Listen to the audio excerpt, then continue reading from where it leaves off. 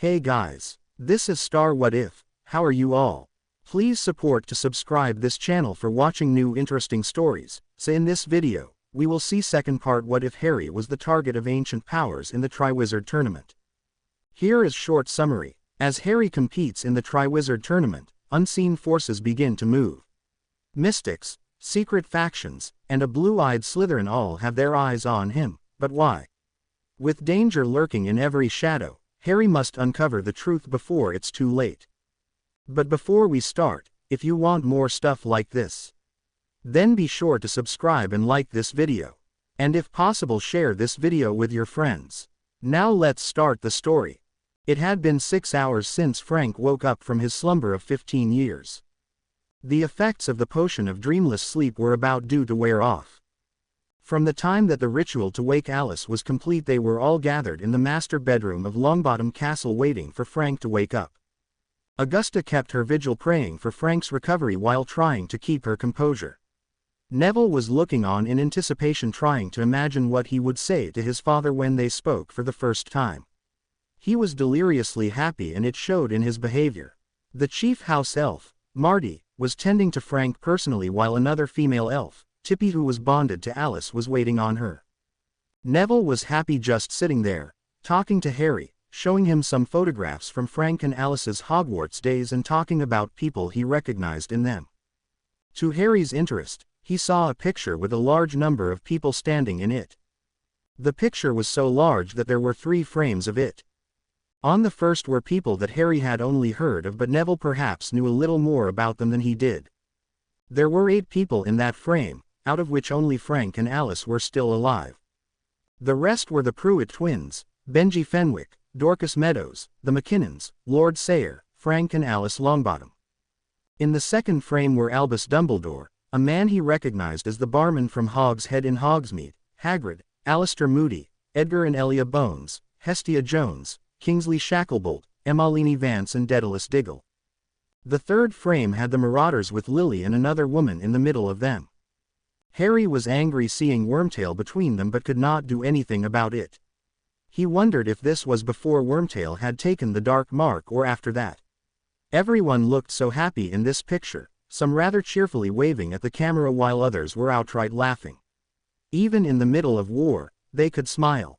He smiled at the thought of being surrounded by people like them who could smile in such grave times. Harry startled from his reverie when Neville snapped his fingers in front of his face. "Harry, are you still here?" Harry nodded. "Neville, when was this photo taken?" Neville smiled. "Gran once told me that they were all knights. I thought she was joking. When I asked again after a few years, she gave me the same answer, then went on to explain that they were part of Dumbledore's order which used to fight you-know-who and his followers. This photograph was taken sometime before we were born." Harry felt frustrated with Neville refusing to call Voldemort by his name but did not want to ruin his mood. So ignoring Neville's reluctance to use his name, he continued, "I have heard of this order. I asked Sirius and he told me of this once but very shortly. He said that most of them had died at the Death Eater's hands because they refused to bow down to them." "Yes, Harry, and it's happening all over again, only this time, we will be fighting, along with them," Neville said, looking determined, "and, when that time comes, I assure you that I will stand by you. You know what they say. Where a Potter goes, a Longbottom follows." "As a Longbottom should," said Frank hoarsely, and they turned to him delighted. Frank was very pale and looked like he was about to be sick, but was smiling at the pair of them anyway. His eyes were still closed. Slowly he opened his eyes and focused his gaze on Harry. "James," he whispered, "James, what are you doing here? I thought that you were dead." Harry shook his head lightly. "I am not James, Lord Longbottom. I am Harold." "Harry, James. I see you woke up just on time, Lord Longbottom," said Harsh, who had just entered the room. These fine people were getting anxious. He pointed to Neville. "This young man here, I believe he is yours, was rather very excited and as such his magic has been out of control. I swear your elves were hovering near him just to taste his power and to get drunk on it." Frank turned to Neville and could not say a word for a moment, but just took in the stranger who wore his wife's face. Then coming to the right conclusion croaked, "Neville, Sorry I have been away for so long." Neville had waited all of his life for this moment. Just to hear his father call him by his name could not control himself any longer. He rushed to his father and hugged him, making Frank wince a little, but Neville didn't care. He was trying to take in everything that he could. His heart was giddy with delight. He was with his father. "I believe, Mr. Longbottom, that I cautioned you against exciting your father," Harsh reminded Neville. "He is not going anywhere. You just need to contain your enthusiasm for a few days." "Mother, is that you?" said Frank, seeing Augusta standing at the doorway where she was crying softly, seeing her son smile at her. This was not a dream. Her years of waiting had borne fruit. Frank turned to Harsh. "You know I did not get your name when you were bringing me back. I distinctly remember asking who you are, but you evaded the question." "I have too many names and too many faces, Frankie," he said smiling, "but for this purpose, call me Harsh Vardana, just another healer." Healer Lin, who had been sitting quietly in the corner the whole time, snorted. "Another healer," he says. "At last count, 50 different healers have tried to cure you and Lady Longbottom, but none ever succeeded." "Where is Alice?" Frank asked, getting agitated. "Tell me she is safe." "Calm down, Frankie," Harsh said authoritatively. "Alice is fine. She will be waking up in a couple of hours." Frank's face lit up. "A couple hours, you say? I can wait that long. We will have a lot to catch up on." He turned to Harry. "So you are Harry Potter, James's little child." Oh, how proud we both were that we had children almost the same day. If you were a few hours earlier or Neville was a few hours later, you both would have been born the same day. I tried to ask your father to let me become your godfather, but Sirius got there first. Damn that mutt. Harry actually chuckled. To hear someone talk about his parents and their friends with so much affection interested him very much. He wanted to tell Frank about the war, about what had become of the Marauders, but he remembered Harsh's warning. Frank continued speaking. "You know, Harry, Remus wanted to be your godfather, but Sirius had baited him, saying that whenever he married and became a father, Remus would be the godfather, while poor Peter never said anything.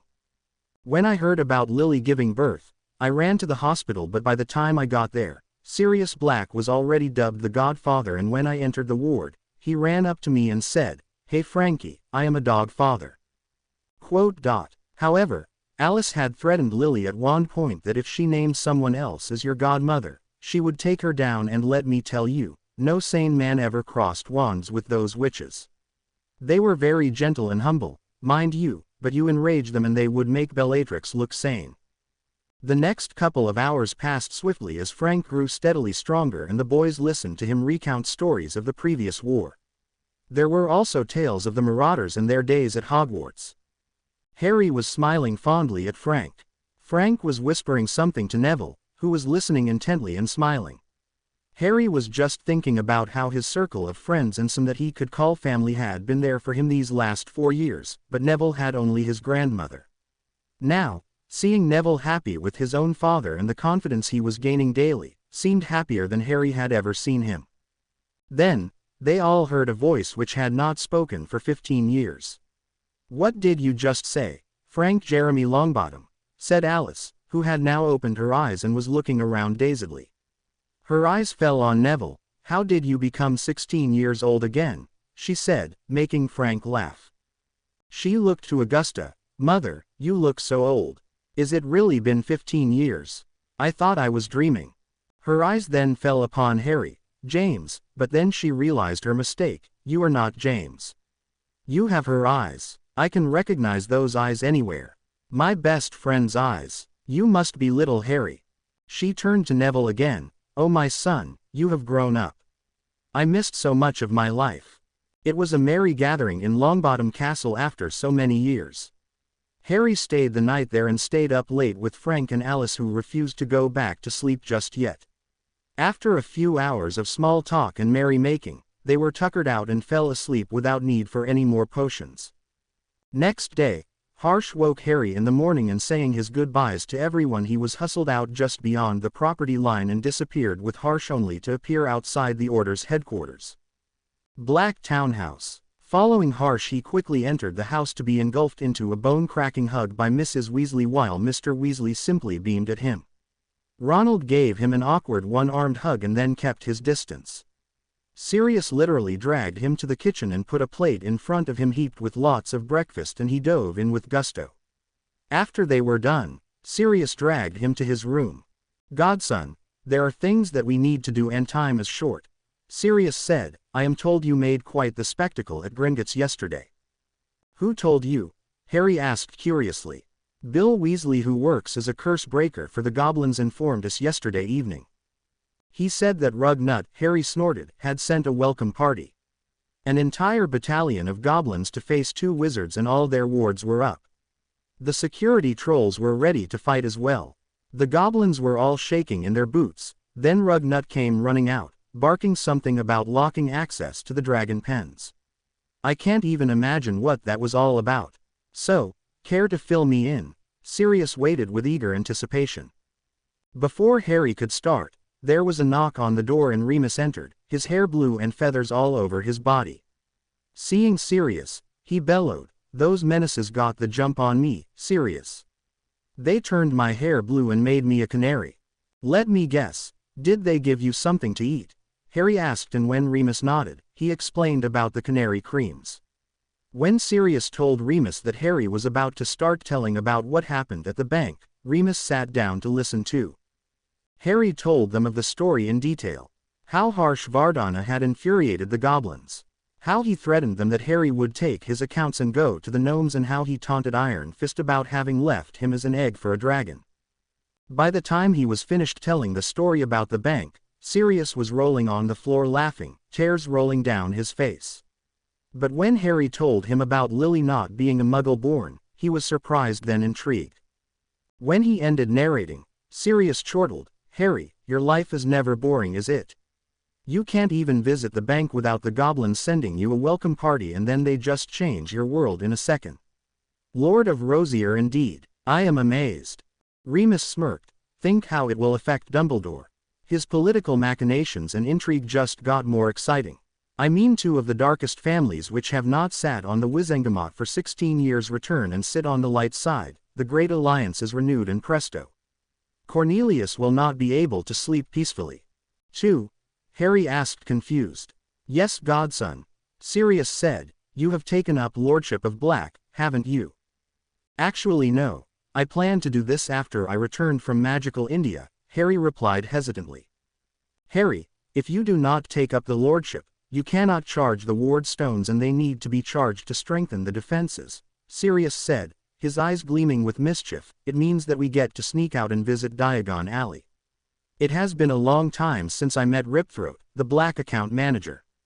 "Sirius, are you sure that would be wise?" asked Harry, fidgeting. He did not want Sirius to be caught. "Where is your sense of adventure, Prongslet?" Sirius asked him. "Where is the boy who used a time-turner to save me, chased away 100 Dementors?" Harry smiled sheepishly. "You make a good point, Padfoot. Let's go on this adventure." "Hang on," said Remus, raising his hands. "You just can't go off and leave me to fend for myself with those twins lurking about." Sirius grinned. "You were always the brains of the Marauders, Moony. You can handle a couple of kids." "How are we going out?" asked Harry. "The front door is being watched at all times." "Tell me, godson, have you ever ridden a hippogriff?" said Sirius, grinning at him, causing him to roll his eyes. Half an hour later, Harry Potter entered the garden in Grimmauld Place with Sirius Black, who was hiding under the invisibility cloak. When they reached Buckbeak, he bowed to him and Buckbeak returned the gesture. Sirius cast a disillusionment charm on the hippogriff, making him blend in with the surroundings, and set about putting tack on the beast. After a few moments, Buckbeak was in the skies, flying towards Diagon Alley. Gringotts, a young boy with golden hair, brown eyes, tall and well-muscled, entered the bank and going to the teller announced, "I need to see Griphook." The teller sneered at him. "Griphook is not an ordinary goblin, wizard. He cannot see everyone who comes through the door unless you are raven-haired and green-eyed." Sirius, who had been following him under the cloak, cast a wordless finite and his appearance changed at once. The goblin gulped at seeing him while he grinned. "How about now, teller goblin? Do you think he would see me now?" The teller ran to an inside office and after a few moments, returned with Griphook in tow. who was trying to suppress his laughter. As he reached Harry, he said, "Lord Potter, I must accept. If you keep on coming to the bank like this, there will never be a boring day in Gringotts. Yesterday, you stirred up the Goblin Special Corps and today you just showed up and changed appearance before him. I did not know that you enjoyed such antics. As it happens, Griphook, I am quite fond of them," said Harry and continued, "Today I have come to cause more waves. Talking of waves, Mr. Potter, the council has not yet calmed down from the waves you caused yesterday. If you can believe it, Iron Fist has been sitting in Lord Ragnarok's office, auditing all your accounts so that there is no discrepancy because he fears that you will move out if there is anything wrong. To add to the worry, the gnomes had come here to inquire after your financial status. I believe you would not know anything about them," said the goblin, frowning. "As much as I would like to discuss waves my godson caused, he has only a short time here and we have a lot to do," said Sirius's head materializing before them. Griphook looked startled. "If that is the case, follow me, Lord Potter. Lord Ragnarok has ordered that you are to be brought before him when you come next."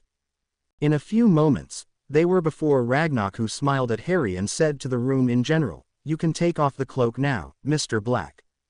Sirius materialized. "Pleasure to meet you again, Rugnut. Mr. Black, my name is Ragnarok and please remember it."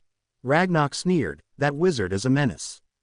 "You had called for me, Lord Ragnarok," said Harry. "My account manager said you wanted to see me instantly." "Lord Potter, yesterday the manager of Gnomes came into the bank asking us about your financial status and how much money you had. He further inquired how many days it would take to transfer your assets from goblins to gnomes if you choose to shift your banker. Iron Fist has asked me to do anything you want so long as you do not take your account away," said Ragnarok, looking beseechingly at him. "Now that you mentioned it, Rugnut, the Goblin Nation can do something for Harry Potter," said Sirius, his eyes full of mirth. "What would that be, Mr. Black?" sneered Ragnarok. "You see, Rugnut, the wizarding world is going to fight another war soon and we need the goblins on our side, covertly if not openly. Assure us that you will not shift with Voldemort and his merry band of fools, and Harry Potter will not take his account away," said Sirius gleefully. This was an opportunity which had presented itself to them. In the meeting of the Order conducted last evening, Dumbledore had been picking everyone's brain over ways in which they could make the goblins stay neutral, if not aligned to the light side. Who knew that this would be so easy? It made sense. Goblins are motivated by money and war. They could not fight wizards anymore. If they lost this much money in one go, it would have a huge impact on the bank and cause an economic upheaval that would turn the wizarding world against them. Agreeing to Sirius's demand was good business, plain and simple. "The Goblin Nation agrees to your proposition, Mr. Black," said Ragnarok. "Now what is the other business that we can help you with?" "The House of Black is ready for its new lord," said Sirius royally. "Harry Potter, who has been my heir since I became his godfather, is ready to become the Lord of Black." Griphook's eyes went wide for a brief moment. Harry Potter already controlled the fortunes of 4 ancient houses. Adding the Black holdings would mean that the boy wizard would control even more and Griphook would be his account manager. Perhaps, if he played his cards right, this would change his fortunes for the better. "Mr. Black, while Mr. Potter is your heir and in the first degree of heirs to ascend to the position of Lord Black, there are others whose claim is stronger. Draco Malfoy and Nymphadora Tonks, for instance, have stronger claims. My advice to you, since we have just aligned ourselves to your side, if you were to blood adopt Mr. Potter here, that would place him first in the line and he would ascend without any problem," said Ragnarok, winking at him. "Blood adopt? What does that mean?" asked Harry, confused. "Harry, blood adoption means that your blood and mine are mixed in the ritual bowl with a special potion which would then be partaken of by both of us. This will make you my son by magic and this would make it easy for you to ascend to the position, not to mention, I do not want Lucius to get his hands on the black wealth," said Sirius seriously. "No pun, but this is not an easy decision. You may think that being my son would change things, but it will not. You have always been the son of James and Lily and that is what you will remain. With this adoption, the only thing that will change is that you will add another name to your already hyphenated name, although I would like it if you would keep Black after Potter." Harry chuckled at his antics. Padfoot, I have no issue with being blood adopted by you, but it is just that it was rather sudden. I have not known my father and mother. All I remember about them are memories which I experience when a Dementor comes near me. If anyone has been a father to me, it's been you. The last year you did everything in your power to keep me safe. You were willing to risk everything for me. Ever since the third task, you have been around me and ensured that I remain safe. You were already a father to me, Sirius. I know Dad won't mind and Mother would glare at you but would agree, he said smiling. Sirius was somber for a minute thinking of all the harshness that the boy had faced and yet stood firm. He never imagined that he would have a son, not since Marlene died, but in that moment he realized that Harry was his son as much as he was James's. Lord Ragnarok, Harry addressed the goblin, if you would proceed with the ritual. Ragnarok produced the ritual bowl and asked them to pour some blood into it. Mixing their blood was quite anticlimactic. Harry had imagined sparks of fire and quite the spectacle. It remained inert as it was before mixing the blood. However, when Ragnarok poured a potion in the bowl and it started hissing and throwing sparks around, smoke rising from the concoction, taking the shape of a griffin and an adder who looked at each other, checking each other before melding into one then disappearing. Congratulations, Mr. Black, you are a father now, proclaimed Ragnarok, smiling while Sirius grinned sheepishly. Ragnarok barked an order at Griphook and he went out of the room. He returned a few minutes later followed by another goblin who was very old. Seeing Sirius he grinned ferally. I wondered why the bank was so black, today. I heard you became a father, Sirius. A gloomy day for Wizarding World, I am sure. Ripthroat, you stinky old goblin, ripped any throats recently? Sirius asked the goblin, who guffawed. Sirius continued, now move your old backside or my son will make sure that we get a new manager for our family before the day is out. Ripthroat passed a ring to him which was a goblin silver band with an obsidian stone atop it having an adder on its face. As Harry donned the ring, the power almost overwhelmed him making him pass out. It was such a force that he could not breathe for a few seconds, but, after those seconds, his blood was singing to this magic and it felt as natural in his veins as Potter or Peverell family magic. Half an hour later, Harry was in Griphook's office and they were discussing investments. Mr. Potter, your family has investments in a lot of businesses. Some of them are doing very well while others, not so well. I believe that with a little cash and a change of management, they could earn you a good profit. Lastly, there are businesses which cannot be redeemed and it would be prudent to pull out of them before their losses become more substantial, finished Griphook. He passed Harry a piece of parchment. This is a summary statement of businesses which are doing well. Silver Arrow Broom Company, now Firebolt, 45%. Quality Quidditch Supplies, 10%. Zonko's Joke Shop, 30%. Scrivenshafts, 25%. Herbs and Weeds Apothecary, 20%. Elop's Owl Emporium, 5%. The Daily Prophet, 20%. Madame Malkin's, 5%. I own shares of the Daily Prophet, asked Harry, bewildered. I own that piece of trash and it has been besmirching my name. No, Prongslet, you do not own the paper but only a portion of it. The Ministry owns 45% of the voting shares in the paper, Sirius replied, grinning at Harry. Not quite so, Mr. Black. The Ministry does not own the Prophet anymore. About 8 years ago, it sold the controlling interests of the paper when it was in the middle of an economic crisis and sensing an opportunity. My predecessor, Bluntax, the former Potter House manager, bought 10% of those 45% shares, thus bringing the tally to 30% for House of Potter. It is just that after yesterday's fiasco, we realized that Lord Potter may not be inclined to have controlling interests for Daily Prophet, so we did not tell him about it. If he wishes, we will furnish him with money worth those shares or he can keep those shares, said Griphook, knowing full well that the young Potter would keep the shares. I will keep those shares, Griphook, said Harry, and I want you to see about obtaining more. I want controlling interest in that paper if it is possible.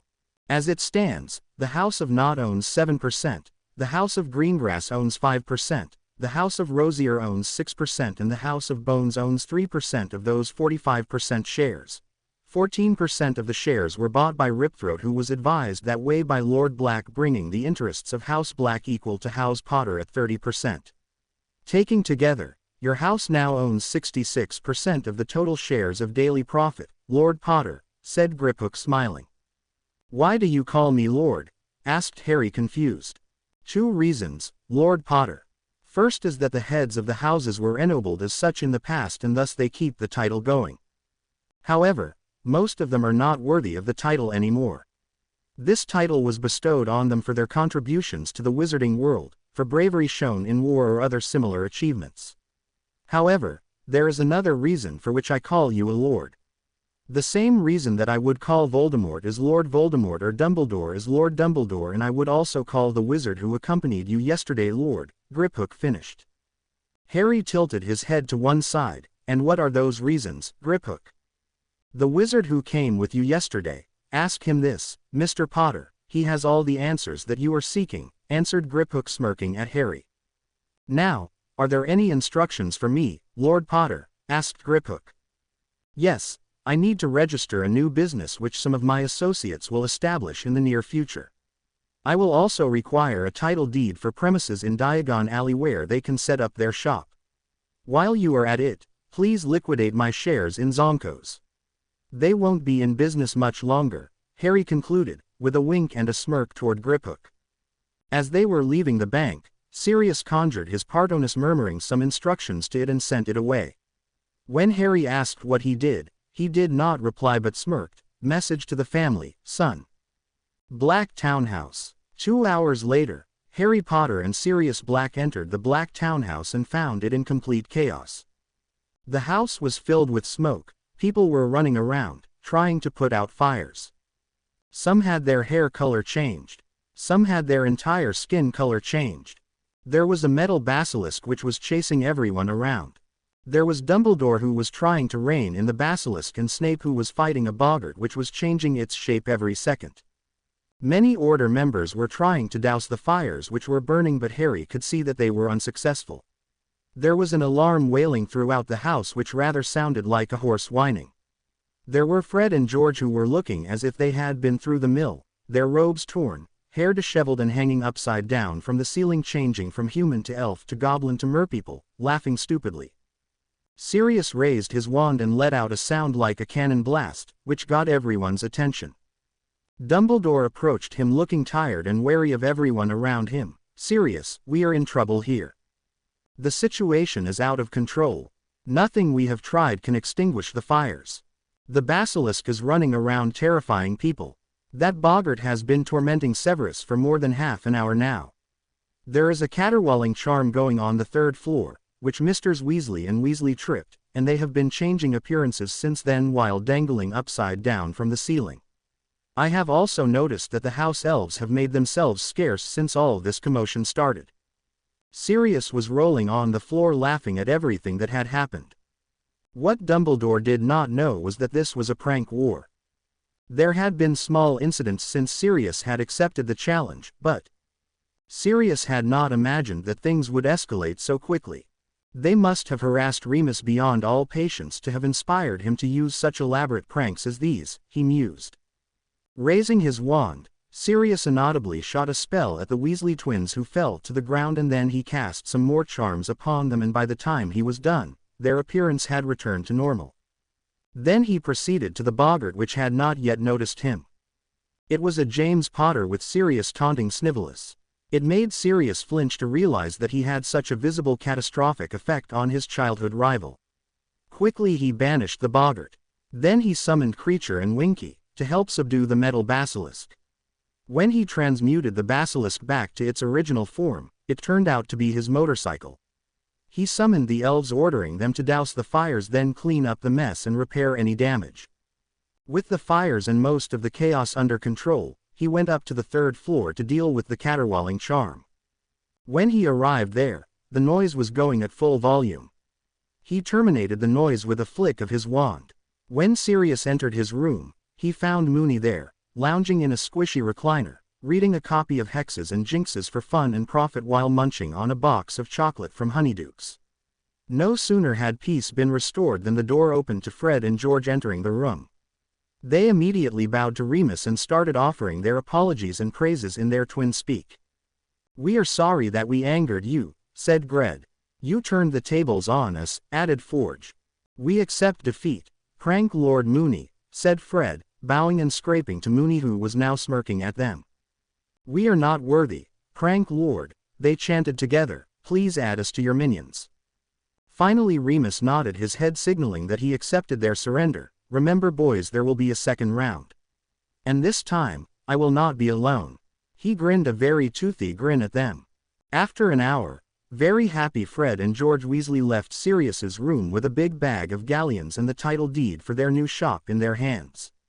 They had happily signed the forms which Harry had brought, making him partner with 30% shares in the business, with the stipulations that he would bring in the cash when necessary and any ideas that he may have. When Sirius asked Mooney about the prank war, he told them that the twins had fed him a chocolate laced with draught of rage, getting Dobby to deliver it. When Mooney went into rage, Dobby, burdened with guilt, brought him an antidote which was fed to him once the elves subdued him. After that, with the help of the elves, he transmuted the motorcycle into the basilisk and powered it enough to go around on its own. He also set a trap on the twins' room which simultaneously set off the caterwauling charm, Levicorpus Jinx, and a random transmutation to switch them between humanoid forms and change their hair color. With the trigger in the doorway and a 3-foot radius to the effect, it hit both of them. Dobby brought a boggart from somewhere and set it loose upon Snape when he came with Dumbledore to control the situation. The fires were the work of the elves. It was a specialty of theirs.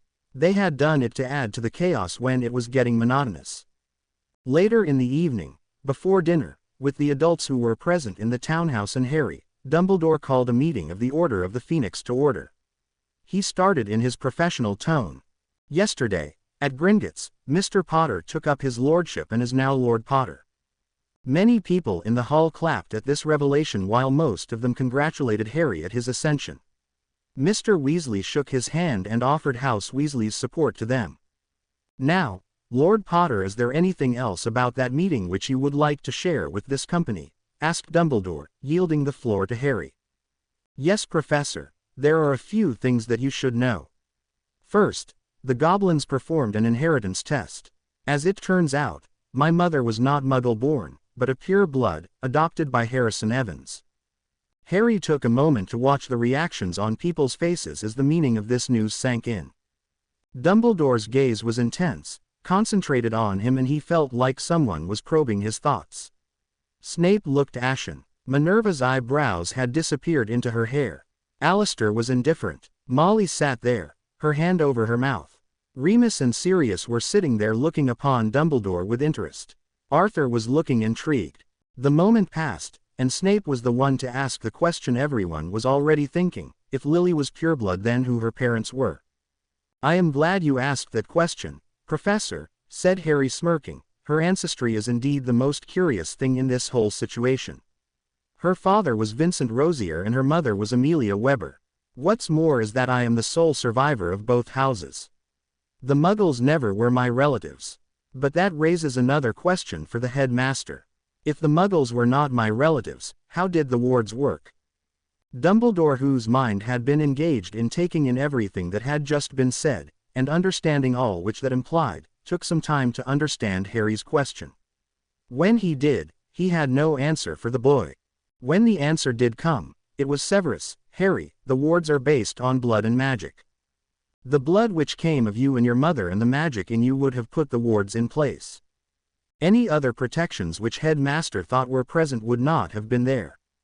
It would seem that the only thing really protecting you was the protection your mother put in place at the cost of her own life. You have to remember that we did not even visit you once in a decade, so we did not know anything for certain. When the headmaster visited your home at the end of your 4th year a couple of days ago, those protections, if there were any, were already gone. We believe they had disappeared sometime before you started 3rd year. Harry understood what Severus was saying and it made sense to him. He wanted to rage at the headmaster but chose not to.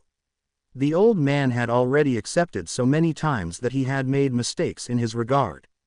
Sirius stood up, proudly puffed out his chest, and announced, I am proud to inform you all that Harry Potter is the new Lord of the House of Black and my adopted son by magic. Several of the people clapped their hands while a couple of them stood and congratulated Sirius on becoming a father, which Sirius accepted jovially. As if on cue, the kitchen door opened and Tonks entered, followed by a man and woman. Almost everyone in the room stiffened at the sight of the woman, who was tall, olive-skinned, with brown eyes that resembled Sirius's, and she regarded the room imperiously until her gaze fell on Harry. Sirius stood up laughing and hugged the woman, who returned the hug with equal joy before coming to and curtsying before Harry. "My lord, I have come to seek reinstatement in my house." Harry was befuddled at her display. He had no idea about who this woman was, what her request meant, or what he should do about it. Sirius moved to his side to advise him. "My lord, this is my cousin, Andromeda Tonks née Black. This is her husband Theodore, Ted, Tonks. And this is their daughter Nymphadora Tonks." Tonks glared at him and he stuck his tongue out at her, showing his maturity. He turned to Harry again. Andromeda was disowned from the family by her mother for refusing to marry Thaddeus Knott and running off to marry a Muggle-born. For doing this, she was deprived of her dowry and inheritance. She has come to petition her new lord for reinstatement into her family. Harry, who was puzzled till now, felt like someone was whispering words into his ear. Signaling the Tonks family to bow, he turned to Andromeda. "Do you, Andromeda Cassiopeia, daughter of House Black, accept your admittance back into the House of Black?" She raised her head. "I do." He asked further, "Do you vow to defend your house and its secrets with equal zeal and fervor as is expected of a member of the family?" She firmly repeated, "I do." "Then I, Harold James, Lord of House Black, welcome you back into the House of Black as a daughter of the house. You will be given your inheritance and the customary dowry. The family will take care of you as one of its own, expecting you to do the same when the occasion arises." "So I have said, so mote it be," he proclaimed, and a golden light engulfed him and Andromeda and disappeared into their bodies. The same process was repeated with Ted and Nymphadora, and after they were welcomed into the family, Harry instructed Sirius to send a missive to Ripthroat asking him to pay the customary dowry of Andromeda into her account. Sometime later, after everyone had a feast courtesy of the elves, Dumbledore resumed, "So, what is the next course of action, Lord Potter?" Harry turned to the headmaster, who looked like he had aged a decade in the last few minutes, perhaps still guilt-laden about the fact that he had left Harry with the Muggles who were not his relatives, but Harry could not hold the old wizard liable for it. "I found out that through my families, I own around 66% of the Daily Prophet," he announced to the room, making all conversation go silent. "Imagine being slandered by your own newspaper." Everyone was looking at him, trying not to laugh while Harry pulled a pouty face. Only Ron looked a little jealous, but soon that look was changed to one of thoughtfulness. "My boy, if you own the Daily Prophet, maybe it's time we brought them into line," said Dumbledore. "This means that we can use our influence to persuade them to publish truthful stories, stop with the smear campaign against our ranks, and stop suppressing the stories that really matter." "How do we achieve it, Headmaster?" asked Harry, interested. It was Ted who answered, "My lord, I was the solicitor of your parents, and if you would like to retain my services, then I will send a message to them on your behalf with a goblin statement that the House of Potter owns 66% shares of the Daily Prophet, and they shall cease and desist. Knowing that you own their lives, they would not dare to print any lies about you. We can also ask them to print only those stories for which credibility can be confirmed by a memory or some written evidence." Harry grinned ferally at this, making people shudder, while Sirius and Remus smirked inwardly, knowing that the newest marauder was out for blood. The night finally ended with Harry Potter charging the ward stones, which were located in the cellar beneath the Lord's study, with his blood magic. Dumbledore cast a Fidelius charm and gave the secret to the members of the Order present in the house at that moment. Port of London. Next evening, Harry Potter was standing in the Port of London in a distant corner which was protected from other eyes. This was in a large part of the port which was only frequented by large cargo vessels. When he raised the query with Albus, he was told that this part of the port was used by wizards when their magical ships docked in Britain. He had left Grimmauld Place in the afternoon with a guard made up of Order members. There was Nymphadora Tonks, who had said her goodbye before changing her appearance and going ahead to scout for them. The rest were Alistair Moody, who seemed to be in charge of the operation, Sturgis Podmore, Remus Lupin, Amelia Bones, Hestia Jones, Emmeline Vance, Albus Dumbledore, Minerva McGonagall, and Arthur Weasley. Harry noticed that they were all dressed in Muggle clothing.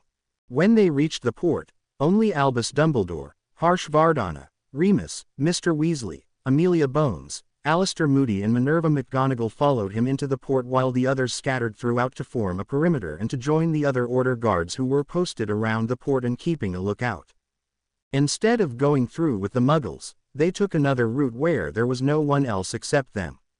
After being cleared through the security, they were joined by some other men Harry did not know, but judging by their alert expressions and their eyes taking in everything, he supposed that they were guards, perhaps the same ones who had escorted Harsh and Harry when they visited Street Mungos.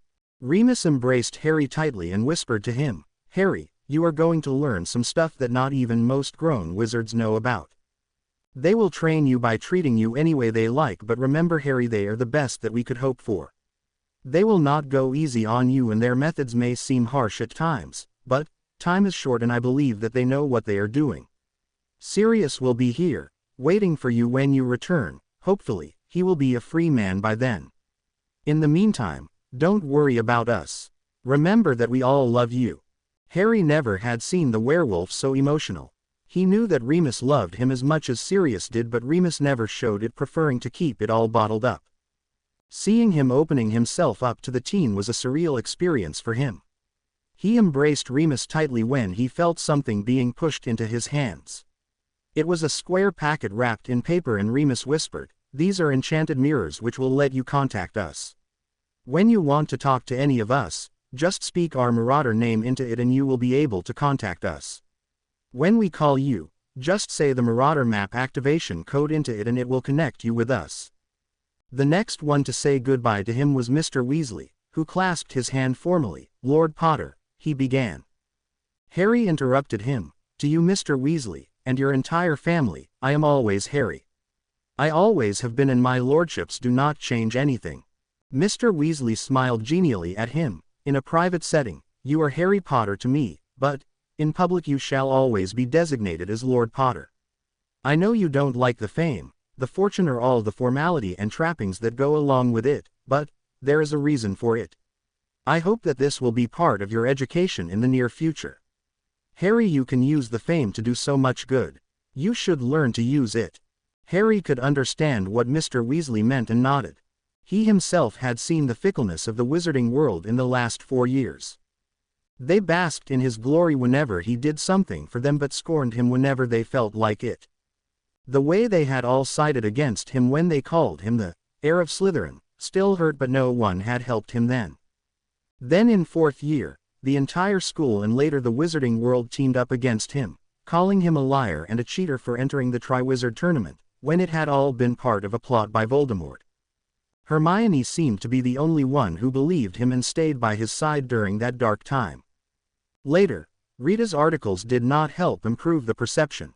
The only thing that the wizarding world respected was power and fame. It was power that made them all fear Voldemort even when he was considered dead, and it was the power of money that Lucius Malfoy and other Death Eaters had used to worm their way out, claiming Imperius Curse defense. He resolved in that moment to use his power to achieve his means. Mr. Weasley started saying again, "So, Lord Potter, I wanted to say that the Weasleys stand behind you firmly. You have been one of our own since the day my sons rescued you from Privet Drive. I never knew your parents personally, being senior to them at school, but I knew of their bravery and courage and I admired them for their heroics. I know that Ron is not your best friend at the moment, but I hope things will get better between you two. He caused some troubles unknowingly, but his heart has always been in the right place. I trust you will give him another chance with time." Harry nodded. Ron had been cold to him since he had woken up, but that could have been due to the guilt that Harry knew he was feeling. Ron had a real problem with jealousy, but that should never overcome his affection for his friends. Harry hoped that Ron would get over his guilt soon and things could be better between them. In the meanwhile, Harry was content to give him time to deal with his issues. Professor McGonagall stepped up to him next. "Mr. Potter. Harry, I know I have not been very helpful to you in all these years at Hogwarts, and there is no excuse that I can make up for my failures. Your father was my godson and I failed to care for his son. I should have checked on you during all those years. I am sorry for my failures. Harry smiled at her and said, Professor, while there were moments that you did not help us, you have done for me what a parent would do, right from buying my first broom to caring for me. You were one of my favorite people. Minerva hesitantly smiled at him and hurriedly moved away lest her tears were seen by the teen she had come to love as one of her own. Since the time Harry Potter came back to Hogwarts, she had been laden with guilt about not doing anything about his living arrangements. She was heartbroken when Harry Potter had reached the hospital wing unconscious and dying at the end of first year. Then the next year he had to face a basilisk and she was still not able to help him in any way. Then in his third year, he had to stay at the castle because of those wretched Dementors and then had to face a mass murderer. She did not know then that Sirius was innocent. She could not even think about the fiasco that was fourth year and all the mistakes that she had made. Even after all this, he had stood tall and was forgiving of her. Alistair Moody hobbled up to him and growled, Constant vigilance, Potter. Harsh is a tough man, but he will teach you things that none of us can. Train hard and remember, Potter, do not hesitate to learn anything. When you come back, I expect you to be able to duel me. Amelia embraced him lightly and smiled at him. Harry, I know everyone has told you to train hard, but I expect you to remember that there is life beyond training for war and there are people who need you to stay human as much as they need you to become the warrior you need to be. Remember, after you come back, you have to come and stay at Bones Manor for a week or so. Susie insisted on coming to see you off, but she had other business to attend to. However, she asked me to tell you that if you renege on your promise, she will curse you so badly that no one will be able to sort you out. Harry cringed at the tone of the message but smiled at Amelia. Please tell her that I will visit as soon as I am back in Britain, no matter how long it may be. Dumbledore came to him next. Harry, I need you to take the training seriously, as everyone said. Mr. Harsh Vardana is very powerful and he can help you learn things that I cannot even dream of. With all that out of the way, my boy, please remember that you have a life to live and you are not just a weapon to kill. You will make your choices which will not leave you alone for the rest of your life. For good or bad, these choices will stay with you, bringing you fame or infamy. Our choices are what define us in the world, Harry. Tom made his choices and they led him down the path of destruction, and your choices have made people love you. Harry smiled at the old wizard. I will never let my choices be the wrong ones, headmaster. Dumbledore smiled at him, eyes twinkling madly. I know, my boy. You are a better wizard than many who have had to face problems like you. You embrace love, kindness and empathy for others while others would have taken the path of cruelty and destruction. Thank you for understanding an old man and his limited choices, Harry. I thought that you were going to hex me yesterday after you told us about your family lineage. Harry just shrugged at this, not having any experience at dealing with emotions in such conditions. Now, young Harry, Sirius has told me to inform you that he will be most disappointed if you fail to learn some pranks, since you are part owner of a future pranking business, said Dumbledore, smiling at him. Harry winced just thinking about asking Harsh to teach him pranks. The mystic seemed to have quite a vicious sense of humor. After Harry had said his goodbyes to everyone who was present, Harsh approached him. Mr. Potter, are you ready? Harry nodded and hefted his trunk, which he had bought from Diagon Alley yesterday while he was out with Sirius. Sirius had withdrawn some money through Ripfang and insisted on spoiling Harry with buying him stuff that he should have had for years. After looking at it from every angle, Harry had given up trying to understand Sirius's antics. So they left Gringotts and went to Madame Malkin's, where Sirius stayed under the invisibility cloak, and Harry had just sort of ordered something of everything and was assaulted with shears, pins, needles, robes, measuring tapes and an elf who insisted on measuring his foot to choose some dragon hide boots for him. While the clothing was being finished, he and Sirius visited one of the trunk shops where they brought a 4-compartment trunk for him, built with feather-light charms and emblazoned with the crest of Potter, leaving other houses off for the moment, knowing that the news would have gone out about his being lord of other houses. The same crest was on the clothes he had ordered. Then they visited Flourish and Blots, where they brought a trunk full of books which were stowed in the trunk with the clothes and which Dobby had offered to arrange in the compartments when they returned to the townhouse of Black. They rode the hippogriff back into the garden of the house before walking in the pandemonium that was reigning throughout the house. Harry nodded to Harsh that he was ready. Are we going to sail in a ship? Mr. Potter, India is very far away and it will take us a good 7 days if we go cruising the Muggle way. I said that I would surprise you. We will go flying.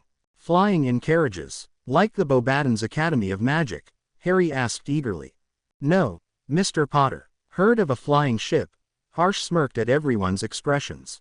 Remus was looking at him curiously. Amelia was looking surprised. Dumbledore is his usual cheery self with his eyes twinkling. Mr. Weasley looked like a boy who was just given a wonderful gift for his birthday. Minerva looked stoic as ever but her eyes were full of delight while Alistair was looking around suspiciously and Harry Potter was standing there with his mouth hanging open. Suddenly, a ship's horn was heard and a ship appeared in the harbor as if it just materialized out of thin air. The ship was modest by appearance except that it had a figurehead of a fish which none could recognize, and as the gangplank landed with a thud, several men debarked and lined along either side of the gangplank, wands facing outwards. These men were dressed in Indian garb with war armor over their upper bodies and dragon boots. One of the men relieved Harry of his luggage, banishing it towards the ship.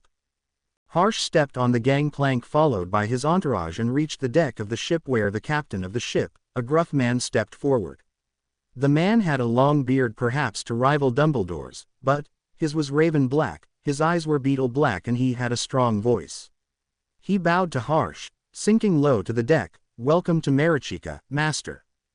Marichika? Asked Dumbledore curiously. Do you mean the ship that I have heard so much about? The same ship which was in port when the Vikings invaded Avalon. The same ship which had docked in the port during the Second Goblin Rebellion. The same ship rumored to appear at those ports where there is war and strife going on or about to happen. The same ship which has always docked at a country where they were having problems with a Dark Lord. The same ship which is thought to sail around the world evading all forms of intelligence. By the time Dumbledore had done asking his questions, his eyes were twinkling like two miniature suns and others were just looking amused at Dumbledore. Albus, my boy, chided Harsh, your enthusiasm is contagious, but, yes, this is the same ship.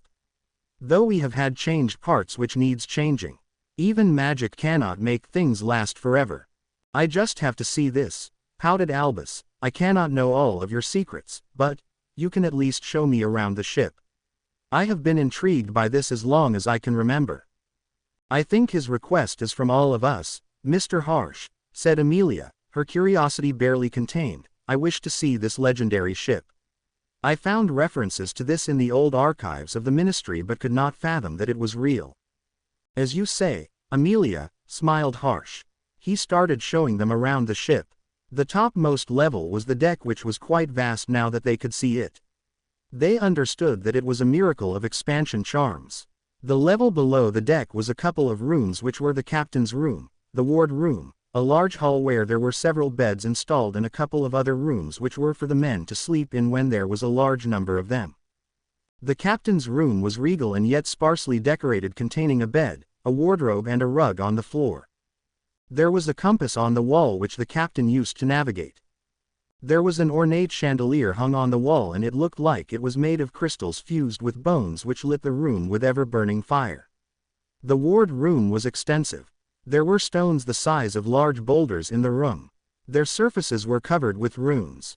Harry was now lamenting the fact that he had not taken ancient runes as one of his electives. These ward stones were more than twice the size of the ward stones at the Black Townhouse and were buzzing with energy. Then there was a large hall where there was a large table set up which was obviously the mess hall of the ship adjacent to the sleeping hall.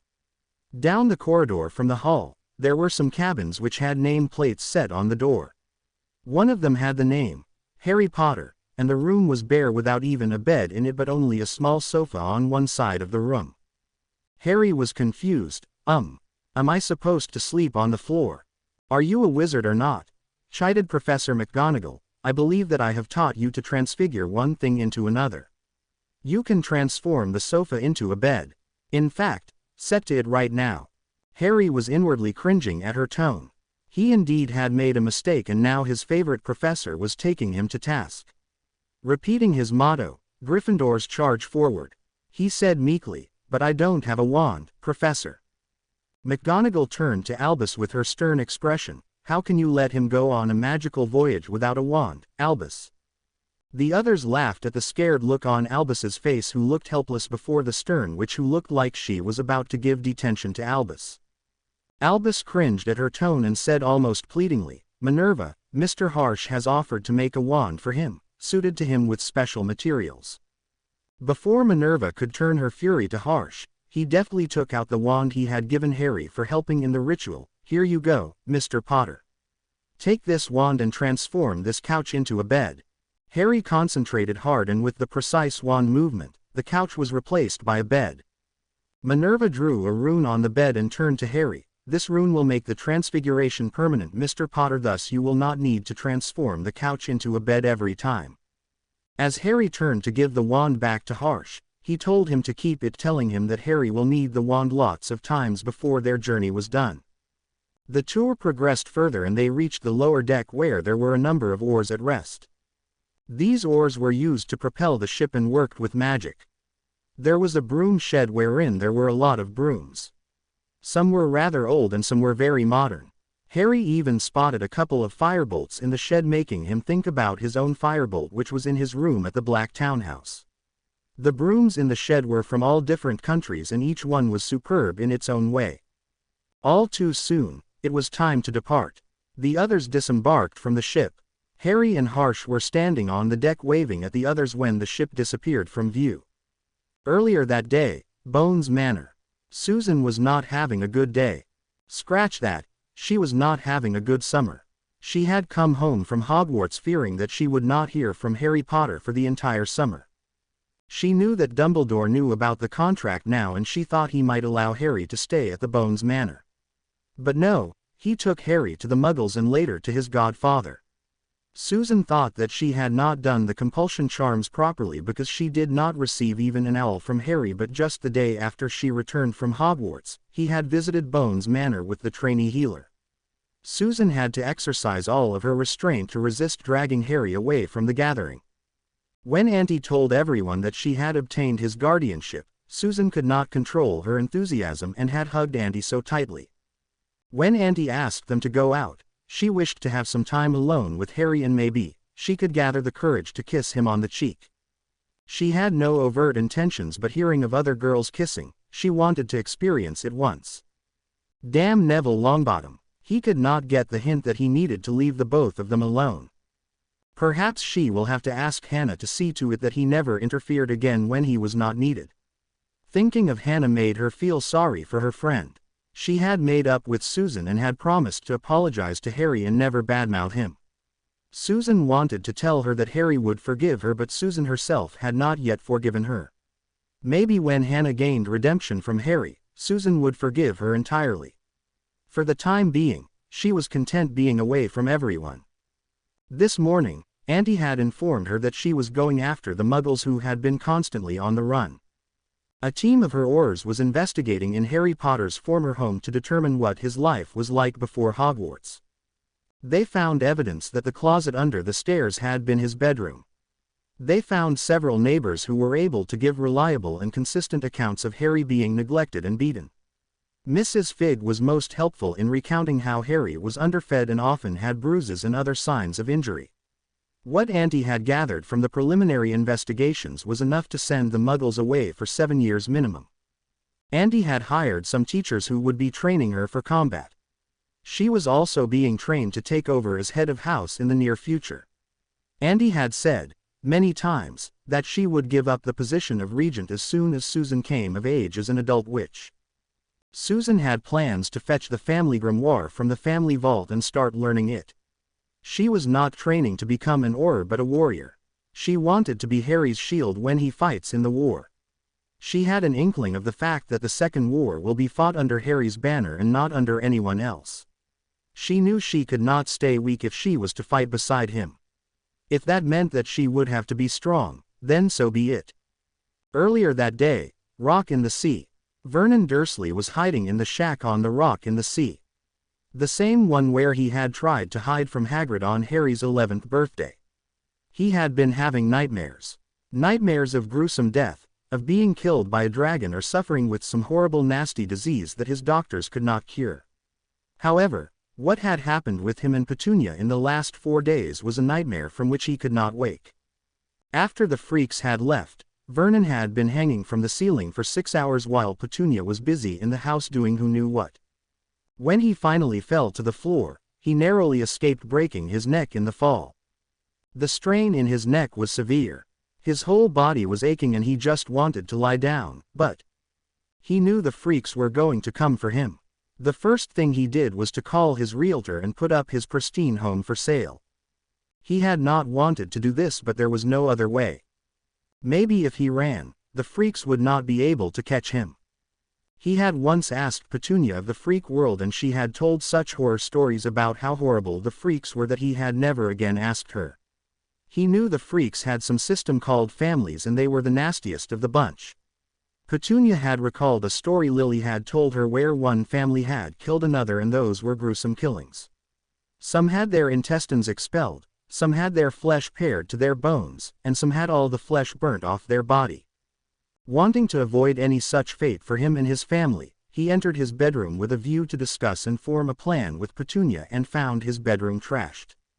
The books from the shelf were thrown around the house, the mattresses torn and their clothes from the wardrobes were strewn around the house.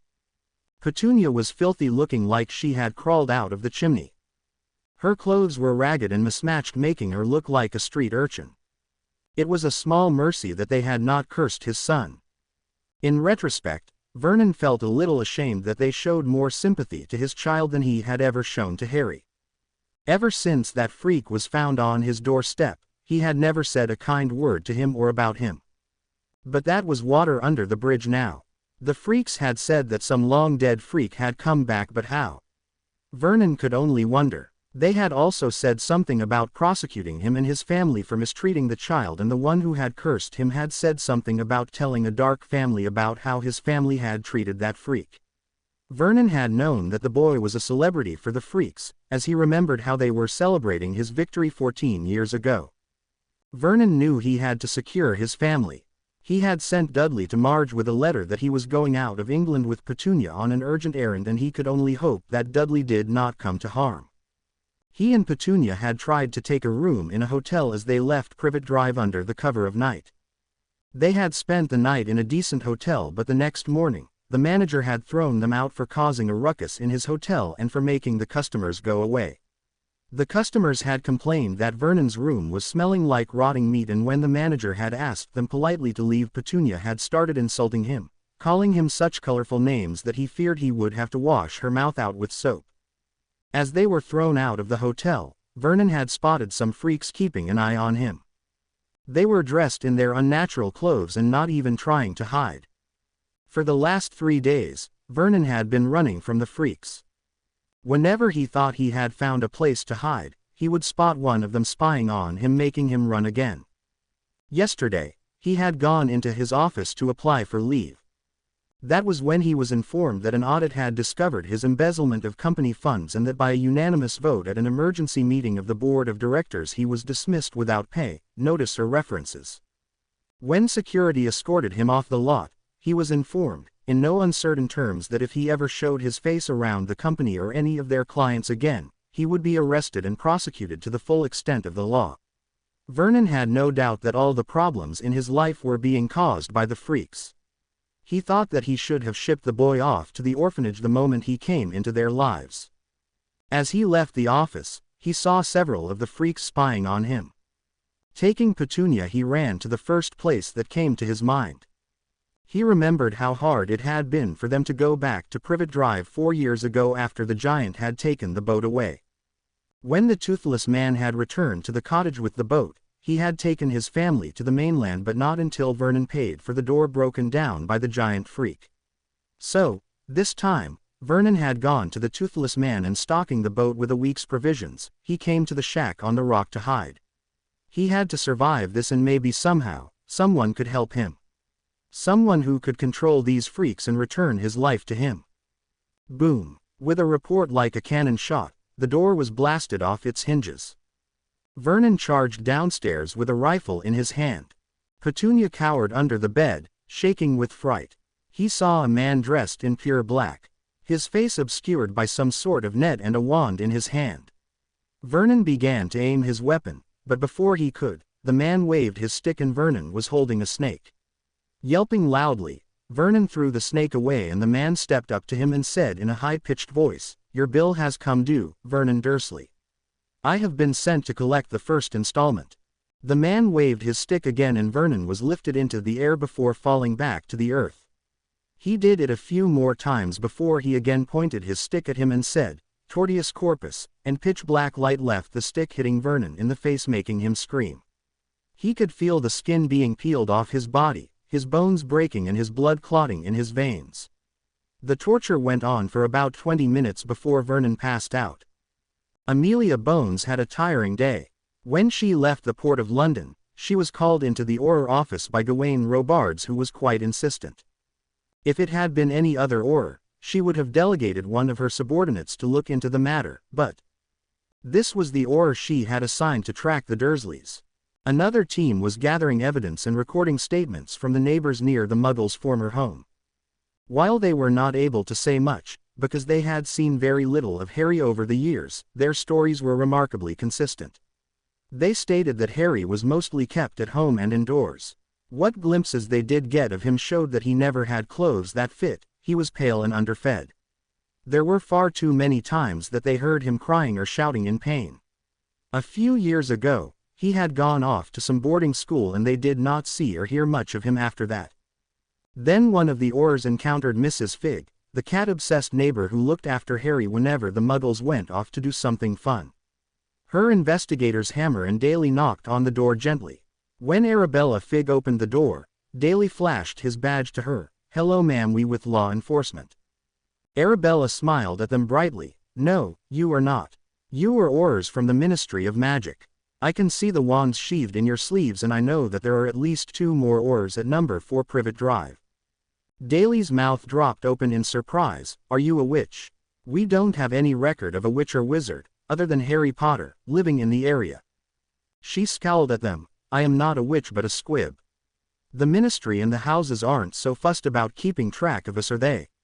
I mean, once they discover that we are not blessed with the abundant gifts of Mother Magic, they send us off to live as Muggles and take no more trouble about us.